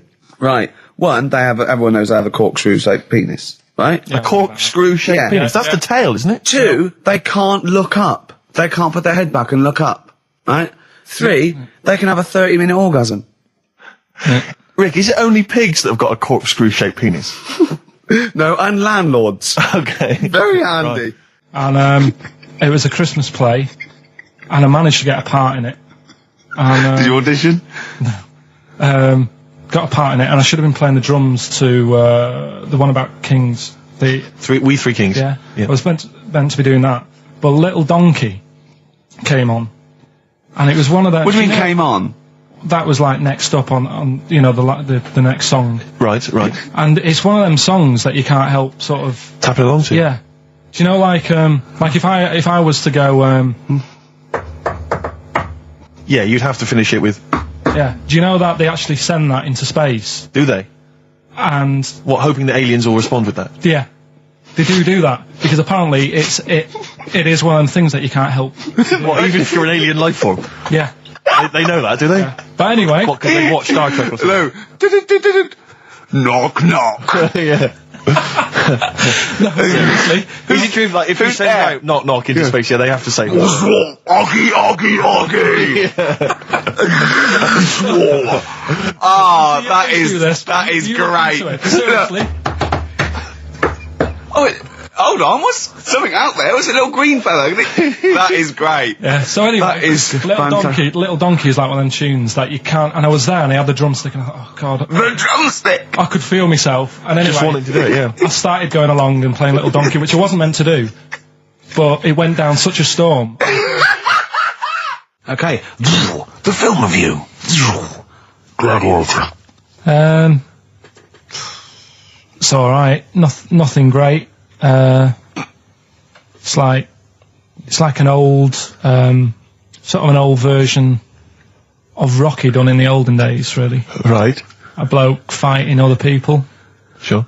How sort of well known is the story? Do you reckon people know the basics? Well, just very quickly, just do the plot. Quickly. There's a guy called Max. Maximus, yeah. Yeah.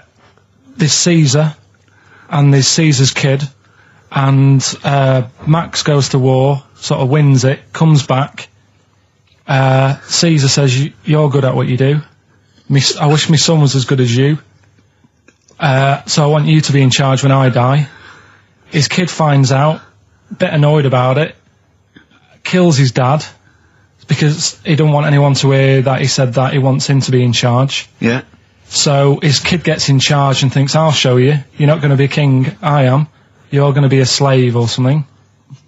And then, next thing you see is... Sorry, can I just stop there? My only thought is the film's 3 hours long, so maybe we shouldn't go through the whole plot. We've done the first 10 minutes, but go on. So, yeah, he's a slave, and then... Yeah, but then, that was an interesting bit that I thought, right? I mean, I was watching this with a girlfriend, she was already annoyed because she wanted to watch Friends on E4. Okay.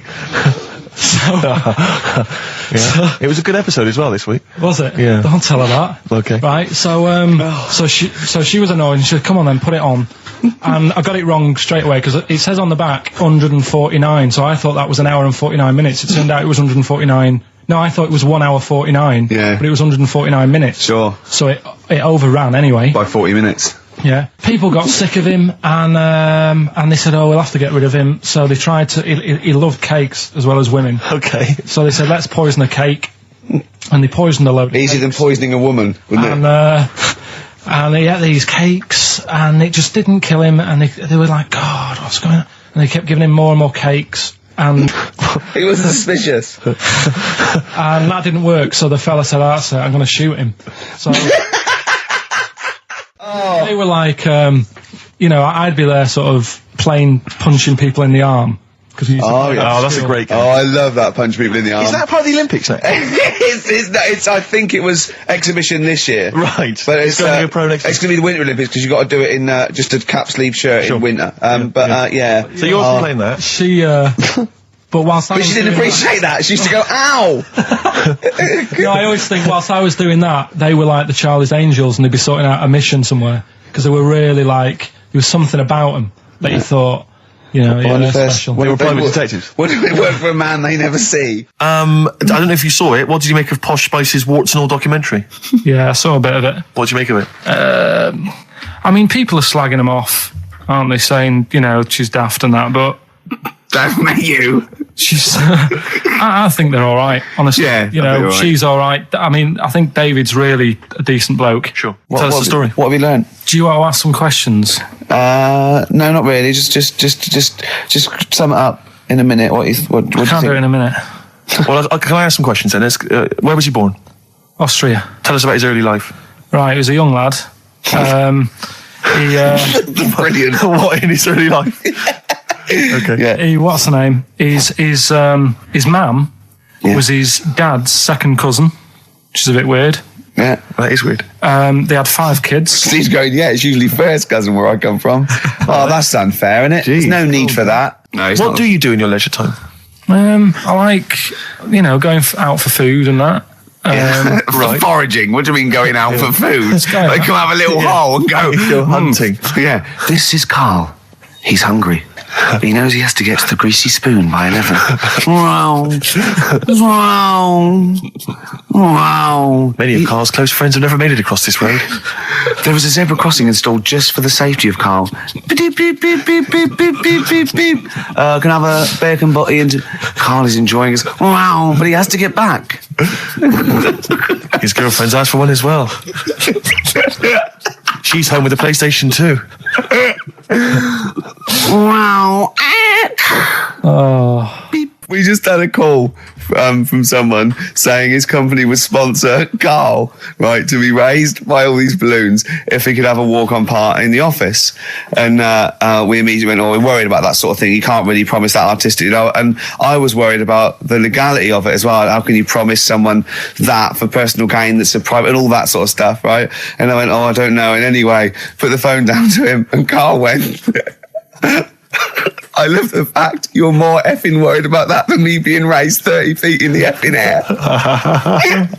You started getting scared, did you? Are you worried about it? Well, You're quite excited about the idea of the challenge, though, aren't you? I like the idea, but I want like. Why do you like the idea, Carl? Oh, what if it went all wrong and we're there going, oh, the humanity of it. I think we need Carl, to get... he's just And the rope would pull out my trousers. Oh, no, it's definitely got to be Dr. Fox if that's going to happen. Oh, God. Oh, we've got to do this. I both think she's a fine presenter, and I think she'd do very well on it. And I think it's a good move as well. Yeah, but can you just say it's not forever? Isn't it? I think she's she'll become more popular than us. And I think that'd be the end of us, to be honest. Well, she can string a sentence together. I think she'll get lots of PR and everything. And she goes out with Big Boy Slim. Big Boy Slim. Who's, you know... A good DJ. He's a good DJ. And, is her name Zoe Slim now? Yeah. Right. And, you know, there will be nothing. It's 3 months, isn't it? She's taken over for. Is she getting paid the same as us? I don't know. We'll find out. I bet it's a hell of a lot more. I'll go mental. I bet it's good money. It's good work. I'll go mental. A kid used to take a horse into the house. Sorry. Whoa, Neddy. What do you mean a kid used to take a horse into the house? Where did they get a horse? Must have nicked it from somewhere. Must have done. You've seen a horse in it? No. What, is that from outside the saloon round the corner? Yeah, was it just tied up with a bit of leather? Right. That's great. I'd Did been Big out. Jake come looking for it? I'd been out. Oh. Sorry, let me get this. This was before the lynching stopped or after? Where did he get a horse from? What do you mean he must have nicked it? His mum said, where'd you get that from? I bought it. All right then, but keep it out the kitchen. I don't want you going cattling rustling. Where did he get a horse from, Carl? And how long did he have it for? Was he leading it or riding it? Mum, open the door, I can't stop. I can't stop it. Open the patio door as well. Looks like we got us a runaway. What do you mean? I've sort of. I don't think you can ever be boring. No. But what I've done, I've took like different ones. So I've took a good one that I think, that's a good quote. That was worth putting in a book. I've put one that isn't really a quote, so I don't understand it. Oh, yeah. One that isn't clever. and a funny one. So a bit of variation all out of one book. Oh, how long did this take you? What did you do? Did you sort of like sit? About half an hour last night. And did you sit sort of like quietly at a desk or something? No, just in the lounge with the telly turned down. Oh, right. Just to give a bit of light to the room. Just had it on, but turned down. Have you figured out lights yet? So, so the first one, and it was like they stuck some bacon on his head. And as ever, the vital piece of information, i.e. the reason, Karl seems to have forgotten. Because the worm was in his body, and they said everyone likes the smell of bacon. Including worms. Even a Vietnamese lake worm. They love bacon. Remember last week when I said about the little fella with the bone with no brain, and you were proved wrong? No. We were saying it wasn't a little fella. We were saying it was a stillborn child. It wasn't a little fella. You're changing it now. You weren't having any of it last week. Right, hang on a minute. I'm getting confused. There was a Vietnamese snake that went inside of a soldier. A little like maggot or some sort that you have to get out of your body because it causes problems. Yes, and so in order to get it out of the body, they strapped bacon to his head. Yeah. That is great. This doctor. And did that work? I think so. They had a picture of him smiling. Oh, God, what, the worm or the bloke? The bloke. Oh, dear. Honestly, I hope someone knows the story. And it was about 3 years ago, I reckon. Okay. And, it did work. GI bacon. So this is why the worm burrowed out of his head to get the bacon? Get to the bacon. Right. That's great. When my dad was when he was a taxi driver, yeah, you used to have to sort of do your bit for the local area. Oh God! By taking the Forest Gump people to Blackpool. Yeah. Is that what they're called now? The Forest Gump people? Is that what the organisations that support them asked for them to be referred to? A minibus with life is a box of chocolates.com. Forest Gump types. It must have, so you work with these people. The people with learning difficulties. And they used to get coming home must have been a busman's holiday. So he got 5 of them in the cab. Yeah. And he had to go to Blackpool, and 4 of them were really good, you know, behaving themselves, didn't mess about, weren't fighting and stuff. But there was one who was just causing loads of trouble, and he couldn't control him. And what you've got to be able to do with people like that, you don't want them to get stressed out, because it's not good for them. It stresses them out, and you could end up with a bit. Thanks, Dr. Karl. You could end up with a bit of a riot on your hands. So he thought, I'll nip this one in the bud right now. And he pulled up just on the outskirts of Blackpool, and he took the one out that was causing problems and put it in a wheelie bin. Oh, no. Oh, I'm sorry. I apologise. He did what? Oh, He did it for the good of the others. He put it in a wheelie bin. He was having a good time. He thought it was one of the rides. Can you stop saying it? He had another problem similar to it, where he had a little minibus, and it was his job to take a load of old women to the bingo hall, and it was miles away. And he took him there. There was no problem. About 10 old women in a minibus. One of them was causing trouble. So he pulled over it. No, right? So he took him there. Everything's fine. He dropped him off. They had a lovely night. Yeah. Right? They had a lovely night. Won a bit of cash. Coming back, it's a bit of a late night, and they all started moaning at him, going, "I want to be dropped off here. Take me there. I want to be dropped off first. I've got to get up early. Blah blah. You know, my husband's expecting me. I'm already late. Take me here first. Take me there." And he just pulled up in the middle of nowhere, said, "Get out." And he made them get out, and they all called for taxis. They charged that company who was meant to be taking them home in the minibus, and he got the sack. My mate, Anthony, his mum called up my mum and said, I've got to meet up with you. I've got to have a word with you. And she said, what about? She said, I don't want to talk about it over the phone. So she goes, oh, right. Well, yeah, come round tonight then. So anyway, my mum sees me. She don't want to be in an awkward position and like be a bit embarrassed and what have you. So she sees me and she goes, right, Anthony's mum's coming round. What have you been doing? Yeah. So I go, oh God. I said, I've been nicking stuff. So she goes, like what? So not big stuff. I've had a few calculators and Mars bars and stuff. How many? I'll just work it out. Hold on. Works out at 7.2 per day. So, how many calculators do you need? So it was when that phase. You failed maths, didn't you? Everyone wanted a calculator. It was like a trendy thing, wasn't it? Right. Oh yeah. In Manchester a couple of years ago, yeah. So anyway, so I told her all this and I confessed to computers will make it there one day. I confessed to There's magic in the back of battery. Go on. Confessed to nicking all this stuff. She comes round. She only wanted to borrow some money. Brilliant. She said, oh, I don't like asking. I was a bit embarrassed to ask you over the phone, but can I borrow 20 quid? Oh, that's fantastic. And there's me. That's great. And it's similar sort of thing to yours. And did you? And he went, hold on, Mum, let's just work out the interest on that. I bank 10%. She'll owe you £4.40. Oh, so your mum was a loan shark. yeah. And did she mention? She went, I just with that other, because what I'm saying is presumably you got your mate in trouble. No. Right, you didn't. No. She went, no worries, I'll just go and get my purse. It's on the dressing table. Exactly. Yeah. Karl, do you want a cigar? Well, quite, yeah, but what is exciting, surely, is the razzmatazz and the brushing shoulders with the rich and famous. I'm not into that. You're not? No. I don't feel you're going to appreciate this like we thought It's you would. weird because Suzanne said to me this morning, who would you like to meet there?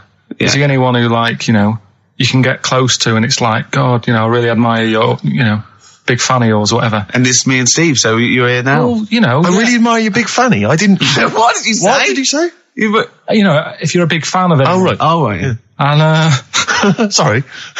There isn't anyone, really. Do you know what I mean? You two are alright. Thanks. Jonathan Ross, is he going? He might do, I don't know. But hang on a minute, I can't help but feel we could have exploited this more. We could have maybe run a competition to let someone win. Yeah. If you're not going to appreciate it, Karl. Yeah. Are you going to get a trouser suit? Are you going to get a ladies' trouser suit? I just think then, if you go sort of like looking macho and walking down with him, they know that you're not really partners. And I just think it's a slap in the face for BAFTA. That's true enough. No, it doesn't matter what you wear though. Look at Elton John. Can't you mince a little bit? Can't you at least sort of walk a little bit mincy? Because you've got such a macho sort of mank walk. Elton John's fella doesn't look gay and stuff he wears and that, does he? Do you know what I mean? It means nothing. No, but that's because Elton's doing the work for him. No, but... by dressing as like some kind of restoration dame. Yeah. Right. Go on then, Karl. Second one then.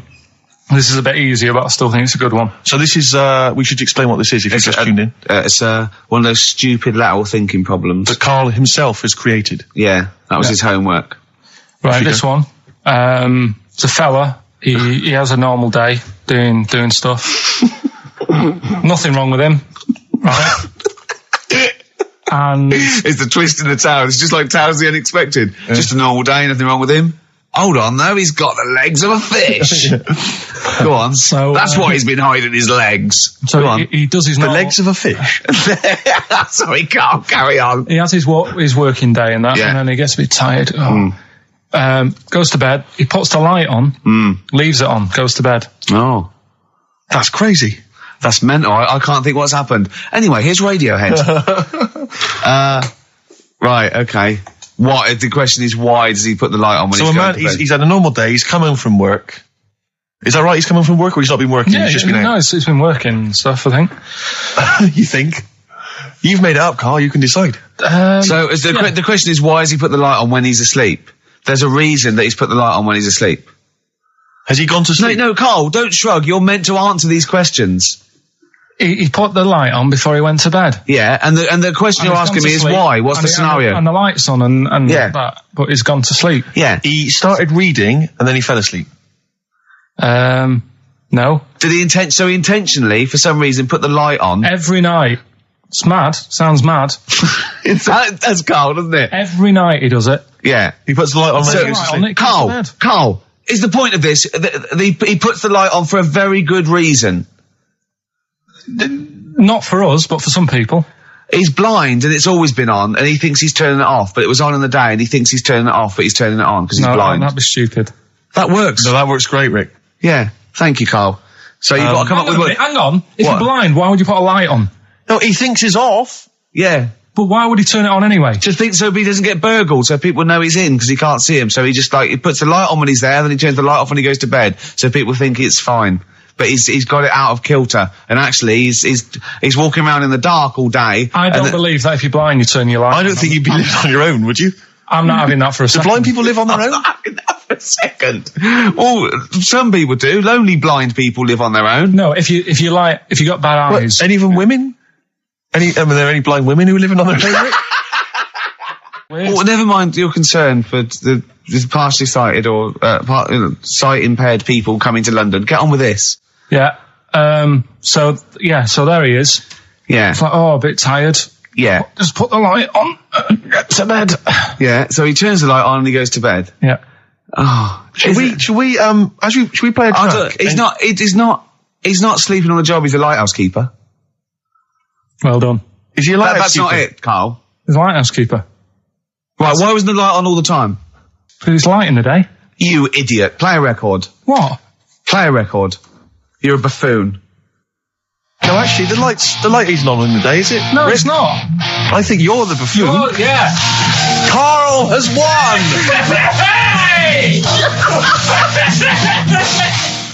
So this week's, and don't say it if you know it, because the idea is that people can go on, right?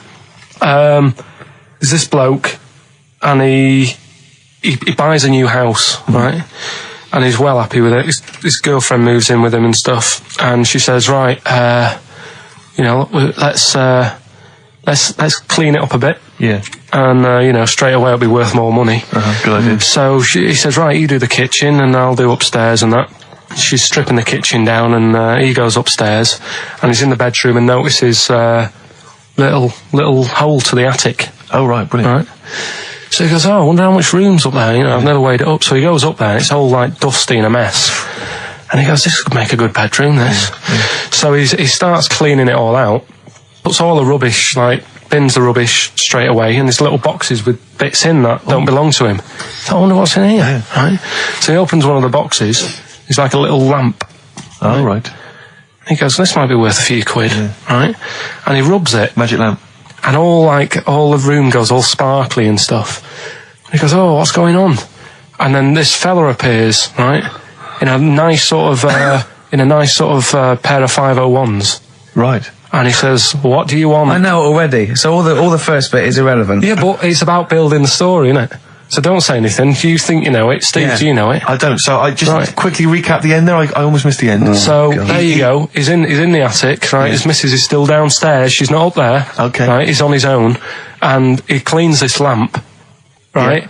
And this fella appears out of all this smoke, and he's wearing a nice pair of 501s, and he's wearing a shirt, and there you go. What's the song? What song are you thinking of? The lines are going mental. Because it's so easy. Let's play a record, Carl. We'll come back and we'll find out if anyone's got that right. That's a great one, Carl. Really. Right. Did you just come up with that? Literally in the last 10 minutes. Genius.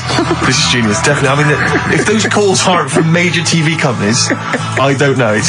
Dynamite stuff. A lot of them are, what's his name's lawyer? Simon Mayer.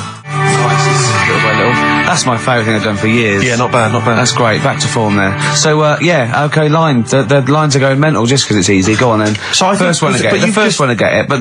Well, it's not that though, Rick. I mean, Karl has just decided to revise the actual rules of the competition. Yeah. So that, we've decided, is very easy. So that's now a qualifier. And so then they have to answer one live. Exactly. So whoever gets that one right can play for big money. Is it a quick one as well? Because some people will lose the will to live. Just cut to the chase.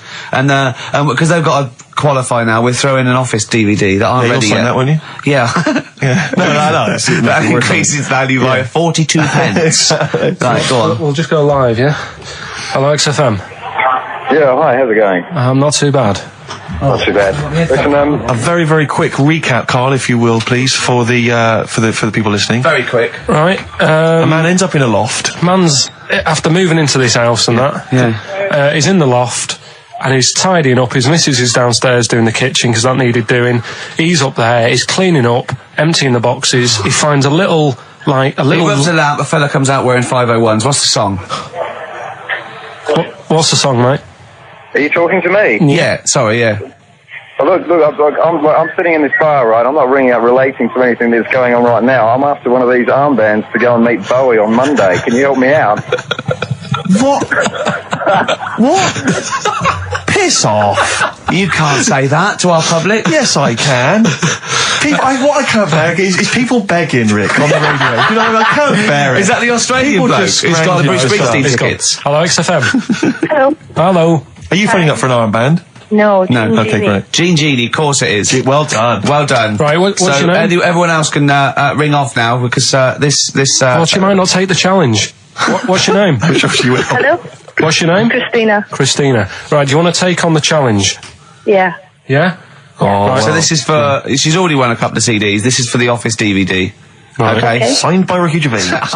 Did you witness a murder while you were doing this? Yeah. It was like that sort of Sliver film where that bloke had loads of tellies watching people's lives. So that was going on in my mind, and then I was washing up, and I picked up the plate, and I thought, oh, it's amazing, isn't it? The human body, the way you can just sort of. You know, I want to pick that up, and you do. Yes. And the way your hands work, right? Yeah. You've got 5 little digits, but it's just the right amount to do what you've got to do, right? So I'm washing, I'm cleaning the plate. Sorry, Carl. Stop. It's just the right amount. Might be one of the most genius things I've ever heard said. I would love David Attenborough to phone you up and say, Carl, how do I word this about the evolution of the mammalian front limb? Just go, we'll just say it's the right amount. But it is. One of course extra would get in the way. Yeah. And one less would just make it a little bit more tricky when picking up a bit of a slippery dish. Sure, or buying gloves. Yeah. A slippery dish. So then I was thinking, imagine like going to the doctors and he's saying, yeah, everything's all right, your heart's good and everything, but Your art's good? What, your Larry's, or? yeah, your heart, you're in good form and what have you. It's good news. You know, I had Giano in earlier. He's not looking good. Yeah. Fat swaller. But you're all right. But your hands need to come off. Right. Blimey. That's bad. Like, I get a second opinion initially. But I better good news, I've got a nice pair of feet I can sort you out with. Yeah. And he puts them on, and then I was thinking, right, first of all, washing up, what would that be like? I thought, Steve. that'd be tricky. And then the second thing was, it'd probably ruin the sort of the shape of your jumper. Because you have to keep putting the feet through there. Yeah. And then I thought, I could still cycle in Okay. to work. You could run him. Well, that's the thing. You'd be really fast. Well, that's what I was thinking. I thought I could still cycle because I could balance, and then I thought, but the only thing is I probably couldn't pull the brakes. Because of the little short things. Yeah. And then, like you, I thought, but then again, you're running in half the time. So that's what was going on in last night. So she said, yeah, it's a nudist beach. So I said, well, why, what? I said, we're all it's all mixed up. Normally on a nudist beach, it's a nudist beach and you don't go wandering on there when you get your clothes on and that. So it annoyed me a bit, because there wasn't any signs. So this fella's getting closer. Well, the knob out was a sign. Yeah. Right, so he's getting closer. And he walked past me. It was an old fella. And he walked past and he had a hat on and a little pipe. And a big rucksack on his back. Right, so he got me thinking. Not strictly naked. I'm walking along and I'm thinking, right, why do people want to do this? So straight away, I wasn't on holiday anymore, because most of the time when I'm on holiday, I don't think about anything. Right? Your mind's a blank. I just switch off. Right? But all of a sudden, this has got in my head now, and I turn around to look at him, and check out his arse. And this bag, right, I swear, it was massive, right? What? You had a massive bag? The bag. His rucksack? His rucksack. Oh, right, okay.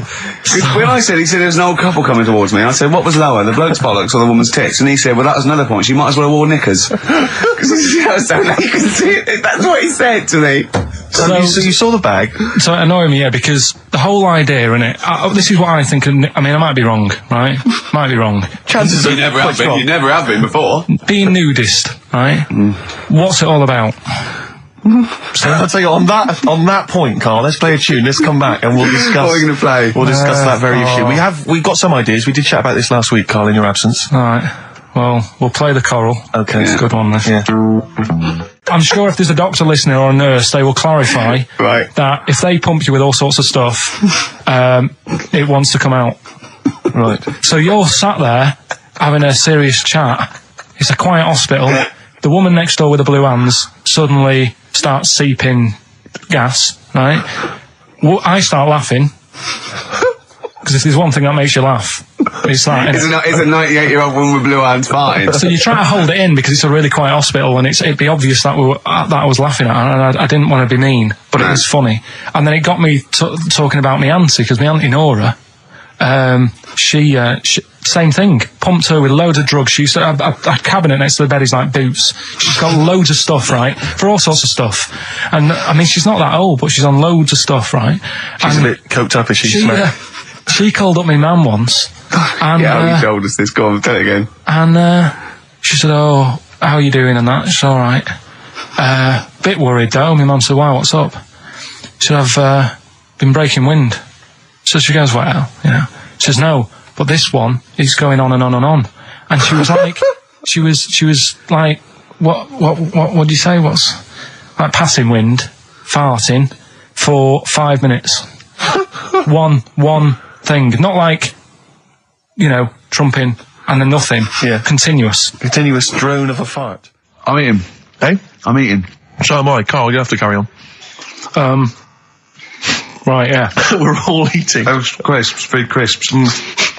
So last week, yeah, you were playing your feature, that song I Shouldn't Switch Off because I'm enjoying the story. Yeah.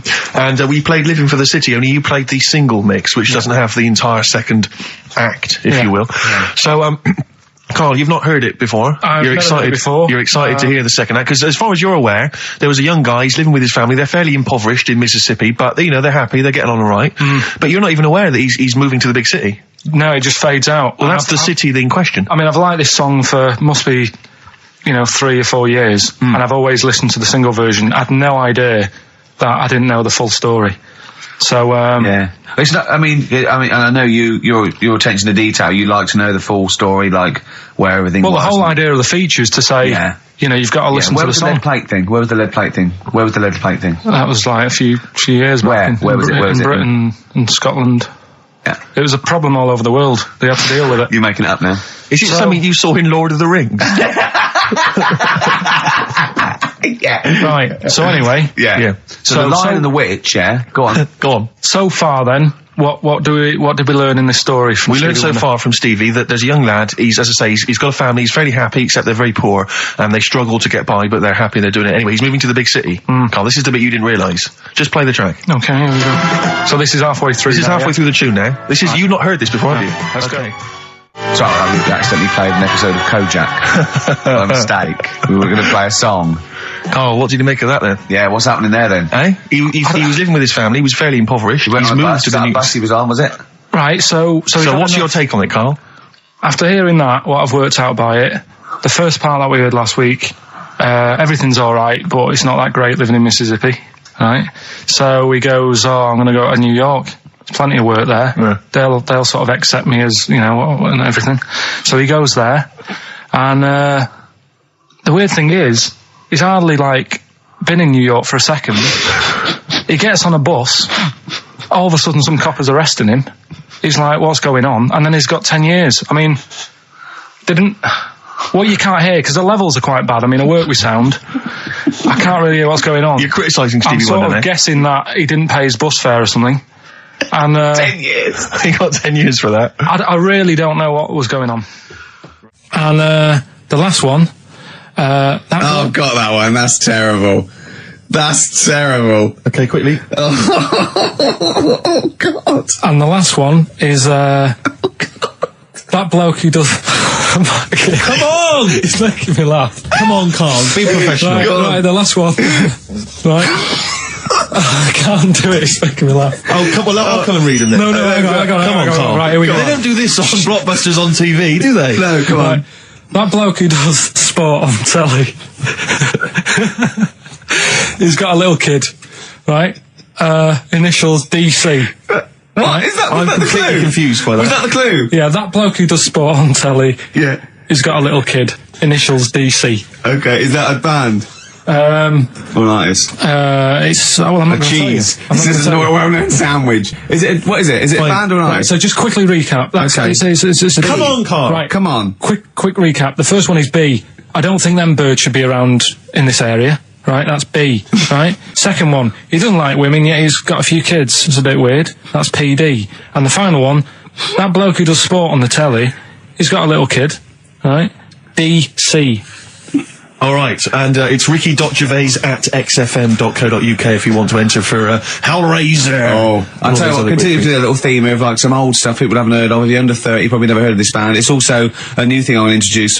It's Show Up Camfield. Camfield talks the talk, he doesn't walk the walk, he doesn't play some rock classics on his show because he's scared. I'm going to play the tracks that Camfield's too scared to play. This is Kansas and Carry On Your Wayward Son, alright?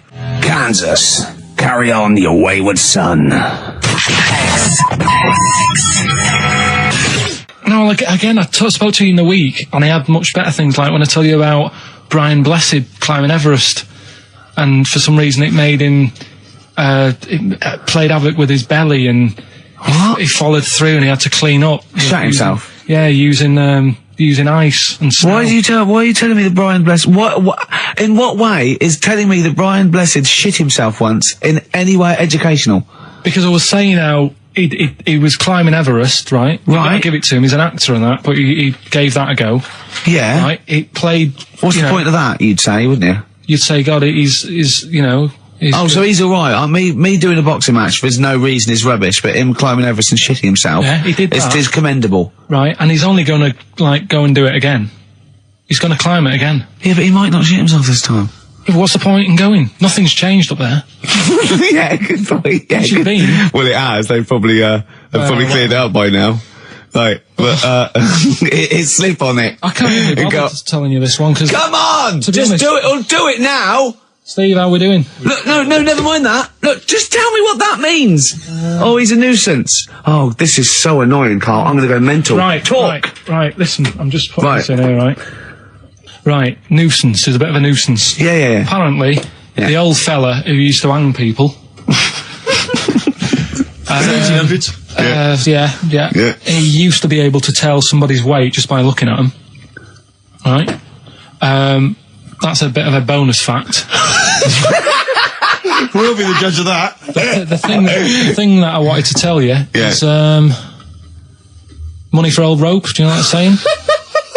I can't even be bothered. Yes, you're going to tell me now. Come on, Carl. Right, I mean it. Basically, money for old rope came from the... right. What was all that about? You can tell someone's weight. What was all that bonus for? fact. And blind blessed shitting himself. What are you... What? No, don't you... No, tell me that now. You nearly made me swear then. I'm getting really annoyed. I'm getting really annoyed now. Tell me this back, Carl, or I'm going to go mental. Come on, Carl, time's running out. More that people years ago, when people used to be hung, right? Right. If you didn't like the person who's been hung, you'd go, God, I really don't like him. And so you never forget the Because time. even if they're being hung, we take that as read. Yeah. But, so they never forget afterwards to get the hangman to get the rope and to cut it up into little pieces, and he'd sell them. He'd sell the little pieces of rope to people. See, Carl, that's the most interesting thing, if it's true, that you've come up with. Right, okay. And so so they sell the rope? They sell the rope, and it's money for old rope. Money for old rope. Meaning, like, you know, God, it's easy to make money, all they have to do is cut it up and sell it. I'm cynical. Sorry, you were telling us a story about... So anyway, she'd get the newspaper, right, and she'd stick it in front of my eyes, and... What does that say? Go on. So she'd... You inherited a lot from your mum, didn't you? So she'd cut me fringe, right? Yeah. But then she'd go, oh, it's not straight. It's not very good. So she'd go again, and she'd keep going. And the problem is that why you're bald now? I was going to say, is this that you have got hair, but she has to get it right. Yeah. It takes her to the back of your neck to get it even. She sort of removed the newspaper, and she was like, oh, God. And I said, what? And she goes, oh, I'm sorry. And like... What, did this happen every Sunday? Can I ask you, Carl, when she was cutting your hair in this picture, do you think she was maybe sidetracked by an interesting article in the paper and really wasn't paying attention to what she was doing? Or did her favourite hymn come on? Yeah, and she started or Compo was rolling down the hill. in a bar. So I ended up with, like, you know, a fringe sort of on the back of my head, because she just kept going further and further. Right, there's a little midget.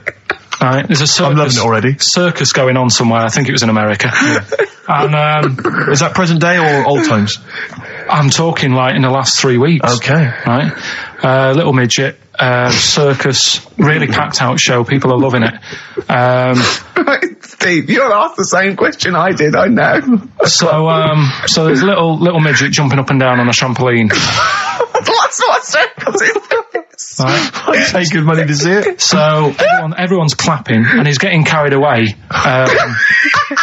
Because he can't believe they're loving it. I didn't know they'd like a little person on a trampoline, but they love me. But you know what it's like when, if there's a crowd of people sort of encouraging you to sort of go higher and stuff. Yeah. And I'm sure he knew it was getting out of hand.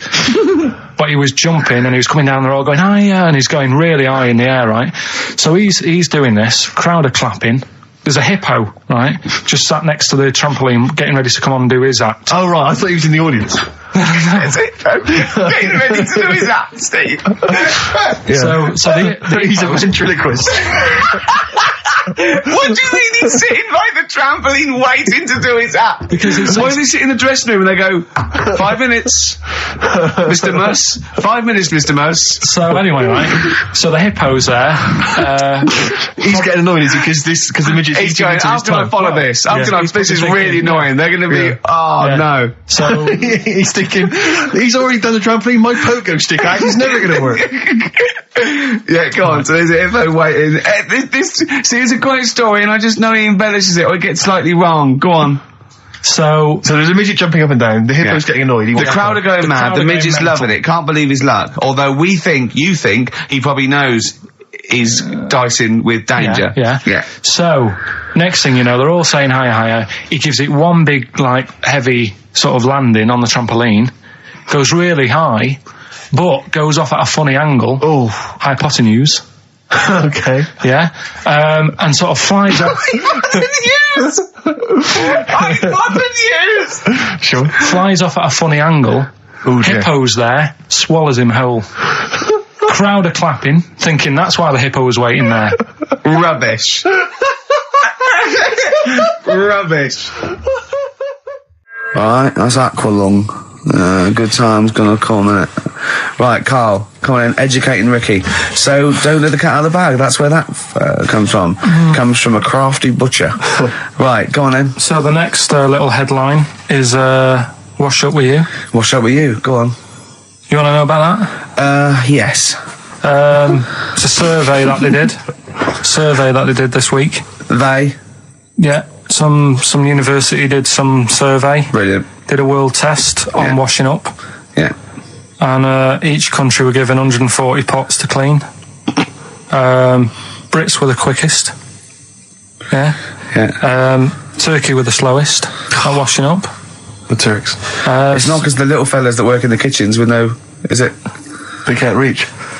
Spain were the cleanest, and the Germans were pretty good as well. So...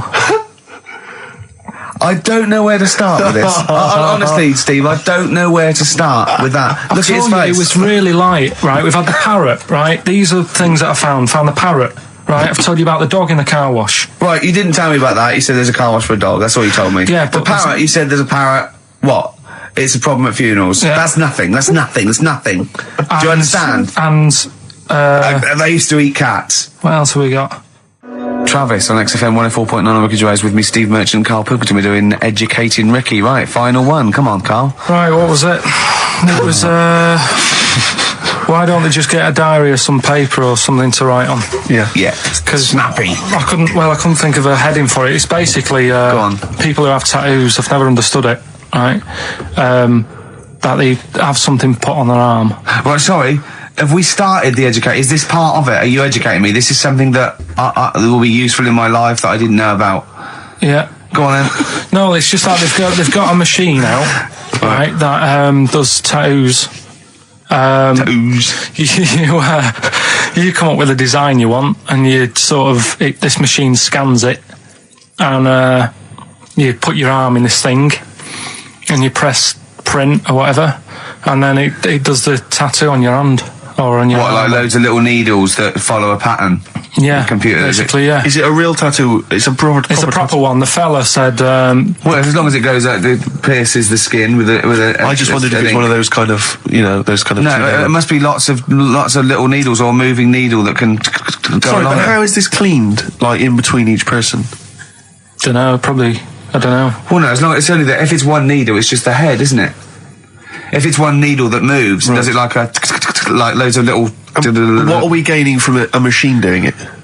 Just because they're going to sort of mess it up. But hold on, how do you keep your arm still? Because your skin moves slightly. So the machine it's won't. sort of strapped to your arm. Right, And so the it's fella, spread- I mean, so- the fella said that the tricky thing was in all this, it was the fact that nobody would let him test it out on anyone else, so he had to do it himself.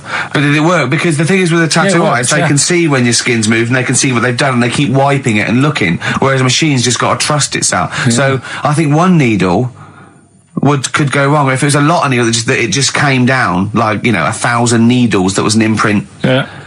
But No, obviously I'm asking someone who hasn't delved any further than there's a machine that can give you a tattoo. That's all you've got at the moment, isn't it? Well, basically. That's all you've got. I mean, that's what I've got because I'm not a fan of tattoos. I don't. But where did you read this again? This was Internet? This was on the internet. Yeah, it was. Yeah. Okay. And I just don't understand why people do it. That's what got me attention. Because me. Sorry, what have I learned from this? That if you wanted to get one, you can get one done by a machine now. Well, you'd think it'd be Bughead, wouldn't you? What? Well, you'd think it'd be Bughead, wouldn't you? You'd think it beat No, you'd think it'd be. Yeah. You'd think it'd be Buggered, wouldn't you? Bughead. Bughead. This can't be. If this is anything with a bug living without a head, I'm not interested because we've done it. All you've done is fun. Let's just do what a cat. So it is that. Do I do that one first? Which one? Which one are we doing? No, do the Bughead one. Right. Well, the Bughead one. Well, we've talked a lot about animals and that, haven't we? Without heads. Surprisingly, we have. I think a disproportionate amount on it. If you're a new listener, this is the first time you listen, you'd be surprised. Yeah, we've done all that. We've covered worms. The way if you cut their head off, it grows back. If you don't cut too high above its neck. We've covered The chicken. the fella who blinked. Yeah. I can't go into it again. Right. Let's not go into it again. We've had the chicken with no head that lived for 8 months. Yeah. And we've had And we've had the cockroaches. cockroaches living for a week without an egg. Right, okay. Well, it's a bit more on the cockroach front, really. Right. They've found, right, that if you get a cockroach and you cut its head off, right, and then you find a cockroach that's still got its head, but it hasn't got any legs, Right. right, it's not over for both of them, right? Because what you can do, you get the one that's got the legs Right. with no head, sort of running around, get the one with the head, sit it on top of it, Right. get a little tube, Okay. so that the fluids... So is this auntie's go out of the Let him room? finish. Is this like Blue Peter? Let him finish. You could get this for Christmas. Right, you get a little tube, you sit that on top so the bodily fluids are still running between the two. Right. The head of the one on the top will control the feet of the one on the bottom. Okay. What about Good. And, will it continue to live? that? Yeah. Okay, you don't know that for sure, do you? You're just guessing. That was just a No, question out of the blue he wasn't expecting. Yeah. Well, what do you think of that? Good, yeah, it's great. Yeah, just a primitive nervous system that can, yeah. Did you expect us to be more impressed and excited by that? Did you fall off your chair when you read that? Did you literally topple off? Snowbird from Mark Eitzel, part of his covers album. He's so happy that the XFM listeners understand his stupid clues, and he knows it annoys me. We've got some right answers We'll be for giving out the Blockbusters. answers just quickly, just in case someone sort of missed one of them. I'll just quickly do them, yeah? Yeah, go on. First one, there's a load Short of letters. show. There's a load of letters there asking for advice. Put them on Claire's desk. Oh, a Merry Christmas. Ask your mum if you should. Oh, a Merry Christmas. And a couple of people were arguing in the supermarket. It was at the fruit Christmas, and that's veg why. counter. And that's B. Okay, we'll give those answers out shortly. Yeah. Right, here's the last clues of the year. You had, there's a load of letters there asking for advice. Put them on Claire's desk. Go that on, was no idea. F. That was for foreigner. For Rayner.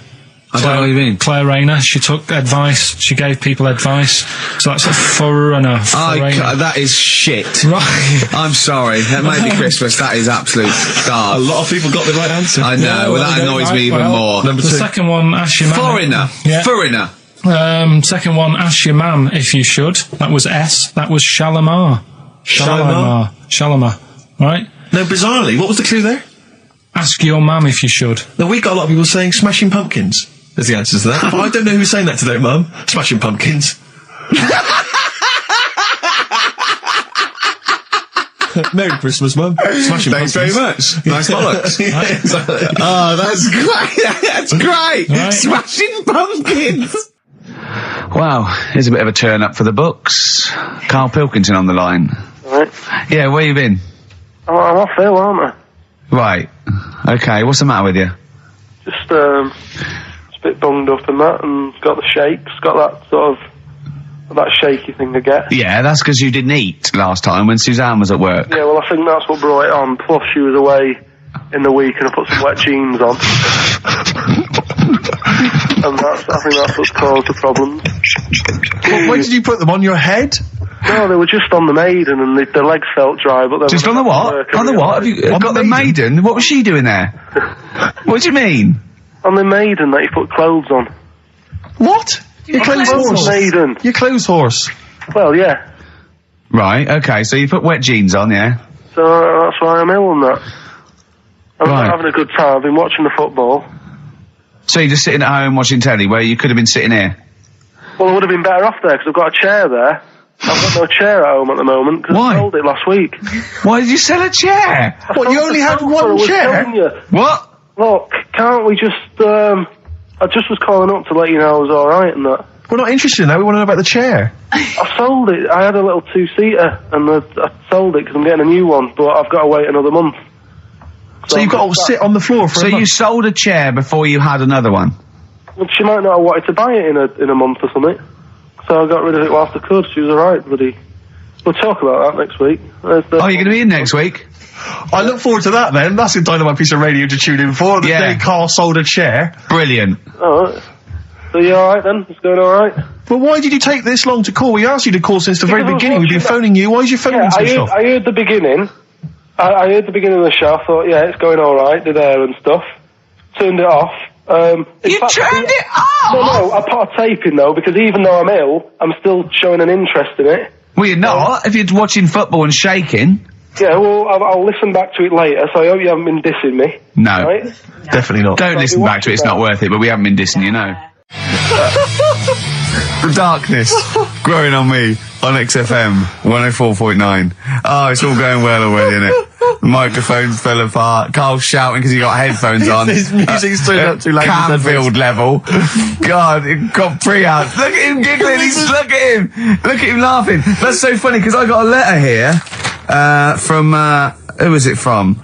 Mike Heel, who sent me a little picture of a little Japanese fella from a film who said looks like me, and he does a little bit. But he says, please can you make Karl laugh? I've never heard him utter as much as a snigger, and I'm worried he may have a genetic disorder. Well, I mean, he has got a genetic disorder, obviously, but he was giggling then. I hope people heard you then. Look at his little face. It was a joy. Oh, I love the things that make him happy. But I love the fact just before the microphone came up and just before the record finished, he had his headphones on, the music was too loud and he was just shouting, Bauhaus is not working! Bauhaus is not working! Play something else! I went and found Ziggy Stardust by Bauhaus and he said, why isn't it working? Look at him giggling, look, he's lost it! Is he going away? Are you on drugs, Karl?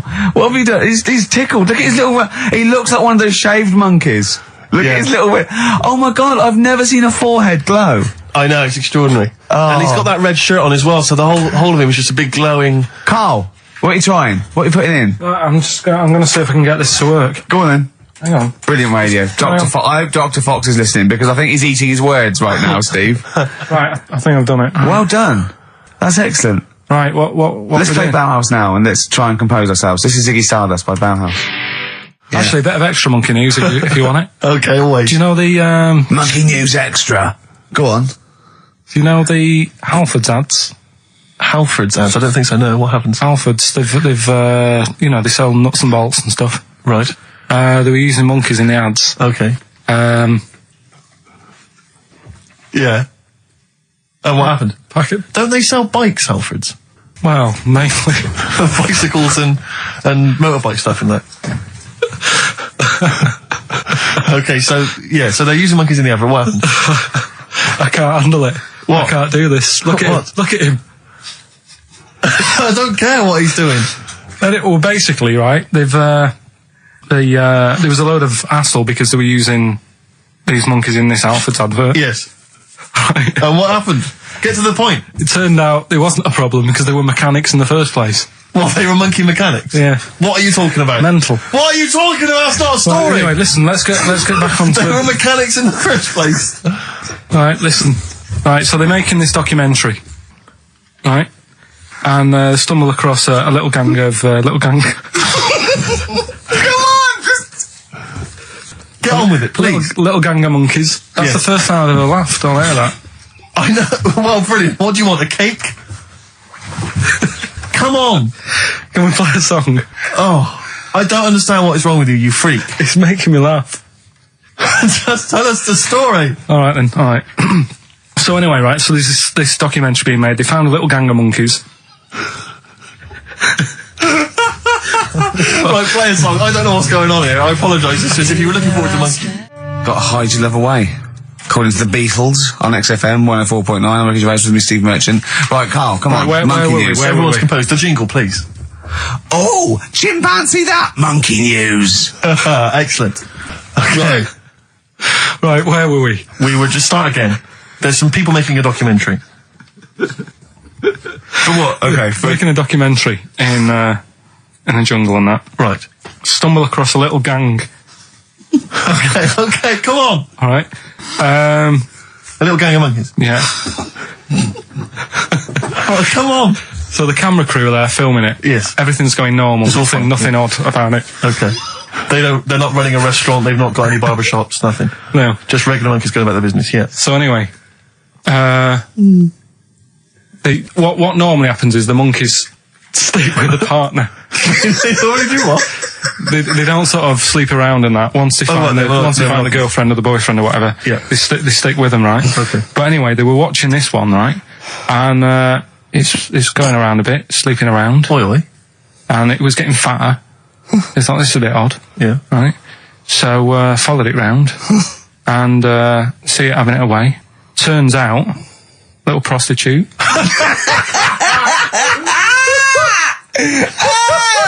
Oh, God! It's a little monkey prostitute. And it was getting fatter because it was charging them bananas. What a load of old rubbish. Charging them bananas! What was it, a boy or... It was a... Woman. Little woman monkey.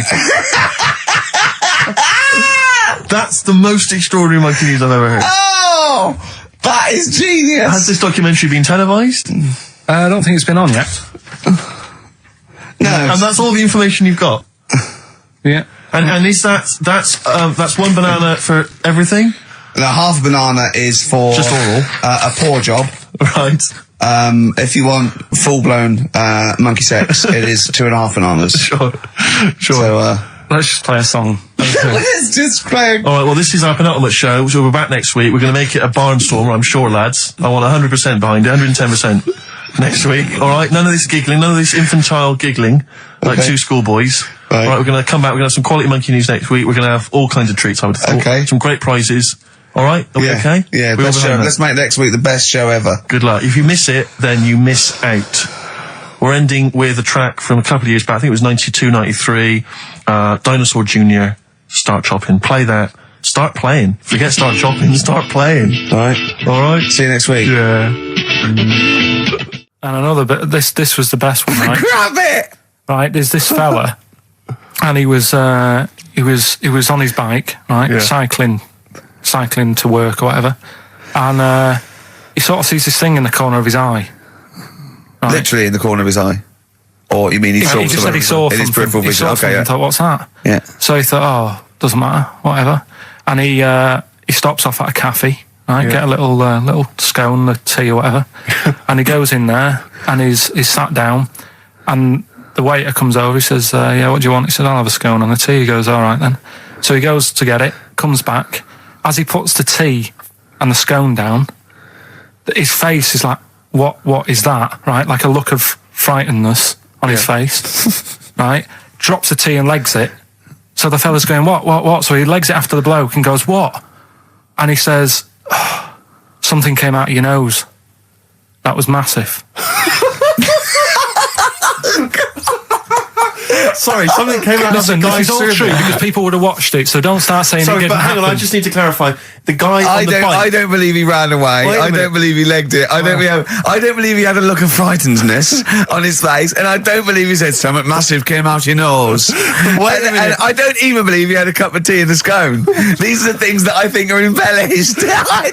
But who had something coming out of his nose? Was it the guy serving the scone? The one who was on the bike who ordered the scone. Yeah, but what It was came it? out of his nose. Yeah, what was it? Came out of his nose. Right, so he goes home and he thinks, I've got to sort this out because it's not good and that. So he But sat. what? No, it was out of his nose. So you mean it poked out of his nose? It didn't come out. It just said hello and then it... It was like the maggot in the head. Yeah, he just yeah, popped, it just- popped his head out, had a look around, and went back in. Why Like, did the bloke drop the tea and run? well, it's weird, isn't it? Alright, so he goes home. He goes home and he goes, oh, God, you know. So he sits in front of the mirror and he's sat there waiting. This thing comes out. Again, sort of looks round, goes back in again. So he goes, oh, No scones. right. No, he's... So he goes, I've got to sort this out. He goes to the doctor's, says to the doctor, I've got something up my nose. It just keeps coming out and having a look round, going back in. Didn't say that. So the doctor's like, oh, I haven't heard of that before. Right? Didn't say that. So sat there. He does it again. The doctor looks, frightened again. Runs away. Yeah. He Well, he's got a look of frightenedness on his face. he had a look of medical frightenedness. He dropped his stethoscope and legged it. No, he said, I know what it was. So what? So you got a leech up your nose. He had a leech about that long. What's radio? Well, how long's that? 4 inches. 4 inches coming out of his nose. Next time it stuck its head out, he grabbed it, pulled it out. That's horrible though, isn't it? Isn't it? Can I just remind people, just let people know, when Karl was saying it was about that long and Ricky said 4 inches, he was using his fingers. Oh yeah, he didn't have his... No. There's nothing else there. Feather out, no. So he had a leech up his nose. How did he get a leech up his nose? Don't know, again, I'm not that bothered about that bit. He should- Buy it if you want, not bothered, think about it. Come back, right? Come back if you want. Start again, Carl. I lost halfway through. Right, start that second one again. Right, well, you can buy... It's different. Well, the first one was bite if one. Now this one was we'll write it down. Bite. Right, do it. If it's a cryptic clue, all the letters count. Do it. Buy it if you want. I'm not that bothered. You know, think about it. Come back. Check some other places out first before you know. That was a crossword clue in the Times. So we've got no time for other clues. Right. So that's SC. Right. Do that clue again. Buy it if you want. I'm not fussed. You know what I mean? Think about Fust is making an appearance. Fust wasn't there before. Do the clue again. Do the clue again. Initials SC for that one. Do the clue again. I don't want to do it again. You haven't finished it yet? I have, that's it. No, do the clue again. I can't do it again. Do the clue again. Buy it if you want, I'm not fussed, right? Shop around. Come back. It's up to you. I'm not pushing you into anything. It's up to you, wasn't there? SC for that one, right? And the final one, that's good. I can play 10-pin bowling again. Okay, and what's the clue? That's O for that one. Oh. All right, so they're the Okay, now I assume that I'm not going to bother to look, but I assume there's a jiffy bag of tax which people can win. All right, well, great, good luck. Ricky.gervais at xfm.co.uk is the email address. Thorns. No, buy it if you want. I'm not fussing. Come back, have a look around. I'm open Wednesdays, by the way. Shut up, see you later. I sort of feel like, you know, one thing we've never done, Rick, is we've never pandered to people, but as it's the last show, we've got to give the audience what they want. Right, what's this? Well, yeah, and I was going to say things they don't want as well. And, you know, and well, just basically to keep a smile on Karl's face. Yeah. I say a smile, a sort of not quite a scowl. Yeah, he never really smiles. So, yeah, it's just really as a chance for him to have a go. It's like, you know, you indulge an annoying child. The only time Karl laughs is for no apparent reason. Yeah. What do you think, like... What do you mean? Well, sometimes you'll go... and I know you'll be thinking of what a monkey could do. Yeah, it's like people who've had electroshock therapy. Yeah! Oh, it's such a tied down biting on something. Yeah. Biting on a big leather pad. If you got like a ball... Oh, Jesus. I know, you don't think about the cryptic clue is that every syllable counts. He says it different every time he says it. There'll be something different. Look, go on then. Go. Right, so if you get a bulb, right... what? A bulb. A bulb. What's a bulb? What's a bulb? Like a... I like bulb. I like bulb. Oh, I like bulb. So you get a bulb? You get a bulb, yeah. Go on. He's gone. Right, go on. So you get a bulb. Right. Oh, yeah, a bulb, yeah. Have you got something in your throat? What are you doing? Are you eating a gobstopper? What are you doing? We'll play a song then. No, come on. Get the clue out, for goodness sake. So the cryptic clue is, so, if you get a bulb, right, so... That's the beginning. Okay, great. Right, if you get if you get a bulb, like, go on. And you look after it, right? You look after that bulb. And you teach it stuff. Jesus Christ. What you doing there? Do you know what I mean? This is extraordinary. This is extraordinary. Imagine that written down in the Telegraph. He's had 18 months to get this right. Imagine it. That's not a clue. That's an essay. I don't know what it is. It's a conversation with yourself. A light bulb, a bulb like you plant in the garden. What kind of bulb does he mean? Yeah. It doesn't really matter. Oh, okay. Right, you get a bulb. Well, remember that. It doesn't matter. Okay. Okay, it doesn't matter. It does, but I can't say too much.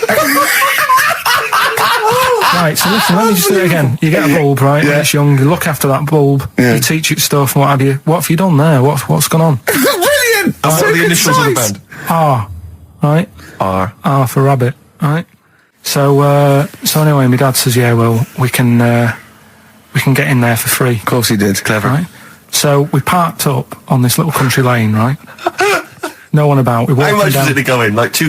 About £3 each. Yeah. But he said, well, yeah, but if you don't have to pay, do you know what I mean? You enjoy it even more, don't you, when you're walking about and you're thinking, I've got this £3 in my pocket, no one's having it. Yeah. Right? No, looking over for a bloke with a peak hat saying, can I see your ticket, please? I wouldn't enjoy it more, no. Go on. Yeah, but you don't worry about it, do you? You got a bit of money now then, Rick. You've changed. So anyway, so we had to walk across about 4 fields. For £3. Right. And what happened was, we're walking through all these fields and what have you, big grass and muddy bits and all that, because it'd been raining, and climbing over fences and stuff. And we're in this field, right? And I look to my right, and there's about 30 cows all staring at us, right? And Suzanne started to panic a bit. She said, we shouldn't be here. Dad says, of course we can. We're allowed to go wherever we want. You know, all this land, it's ramblers' rights and all that stuff. Yeah. And so you can take a cow if you want, unattended. Serves him right for leaving him in the field unattended. I'm having one. Yeah. And keep us fed for a week. Anyway, these cows start surrounding us. Surrounding us. And, brilliant. Oh no. Face off. And Suzanne's panicking, going, this isn't right. We're not going to make it to the fence in time. They're moving faster than us, and he started sort of running a bit. Wow. And it's like some kind of bovine West Side Story. A gang of cows coming at you. Don't worry about it and stuff. But my dad had to sort of stand there and like wave a stick at him. Of course. And we got away, but Suzanne was like having a bit of a sweat on. Got away. Saying, we could have got killed. Sure. And my dad saying, no, it never happens. And I just wondered if it does, if there's a risk of... Yeah, it is rare, but there's been a couple of cases of being trampled by cows. They're not aggressive, they sort of run through you. Well, they're aggressive if they've got a calf. They don't have kids. What? They had kids with them. Kids, yeah. That's goats you're thinking of. Yeah. Maybe they were trying to sneak into the gnome thing, and they were worried that, like, if too many people did it, like, they thought some cows, we can just sneak in. They were trying, no one's expecting cows. And the cows were going, walk upright like you're a human. Don't walk upright. They thought you'd blow their cover. Yeah. Yeah, people have been killed by cows before. Yeah, that was like the highlight.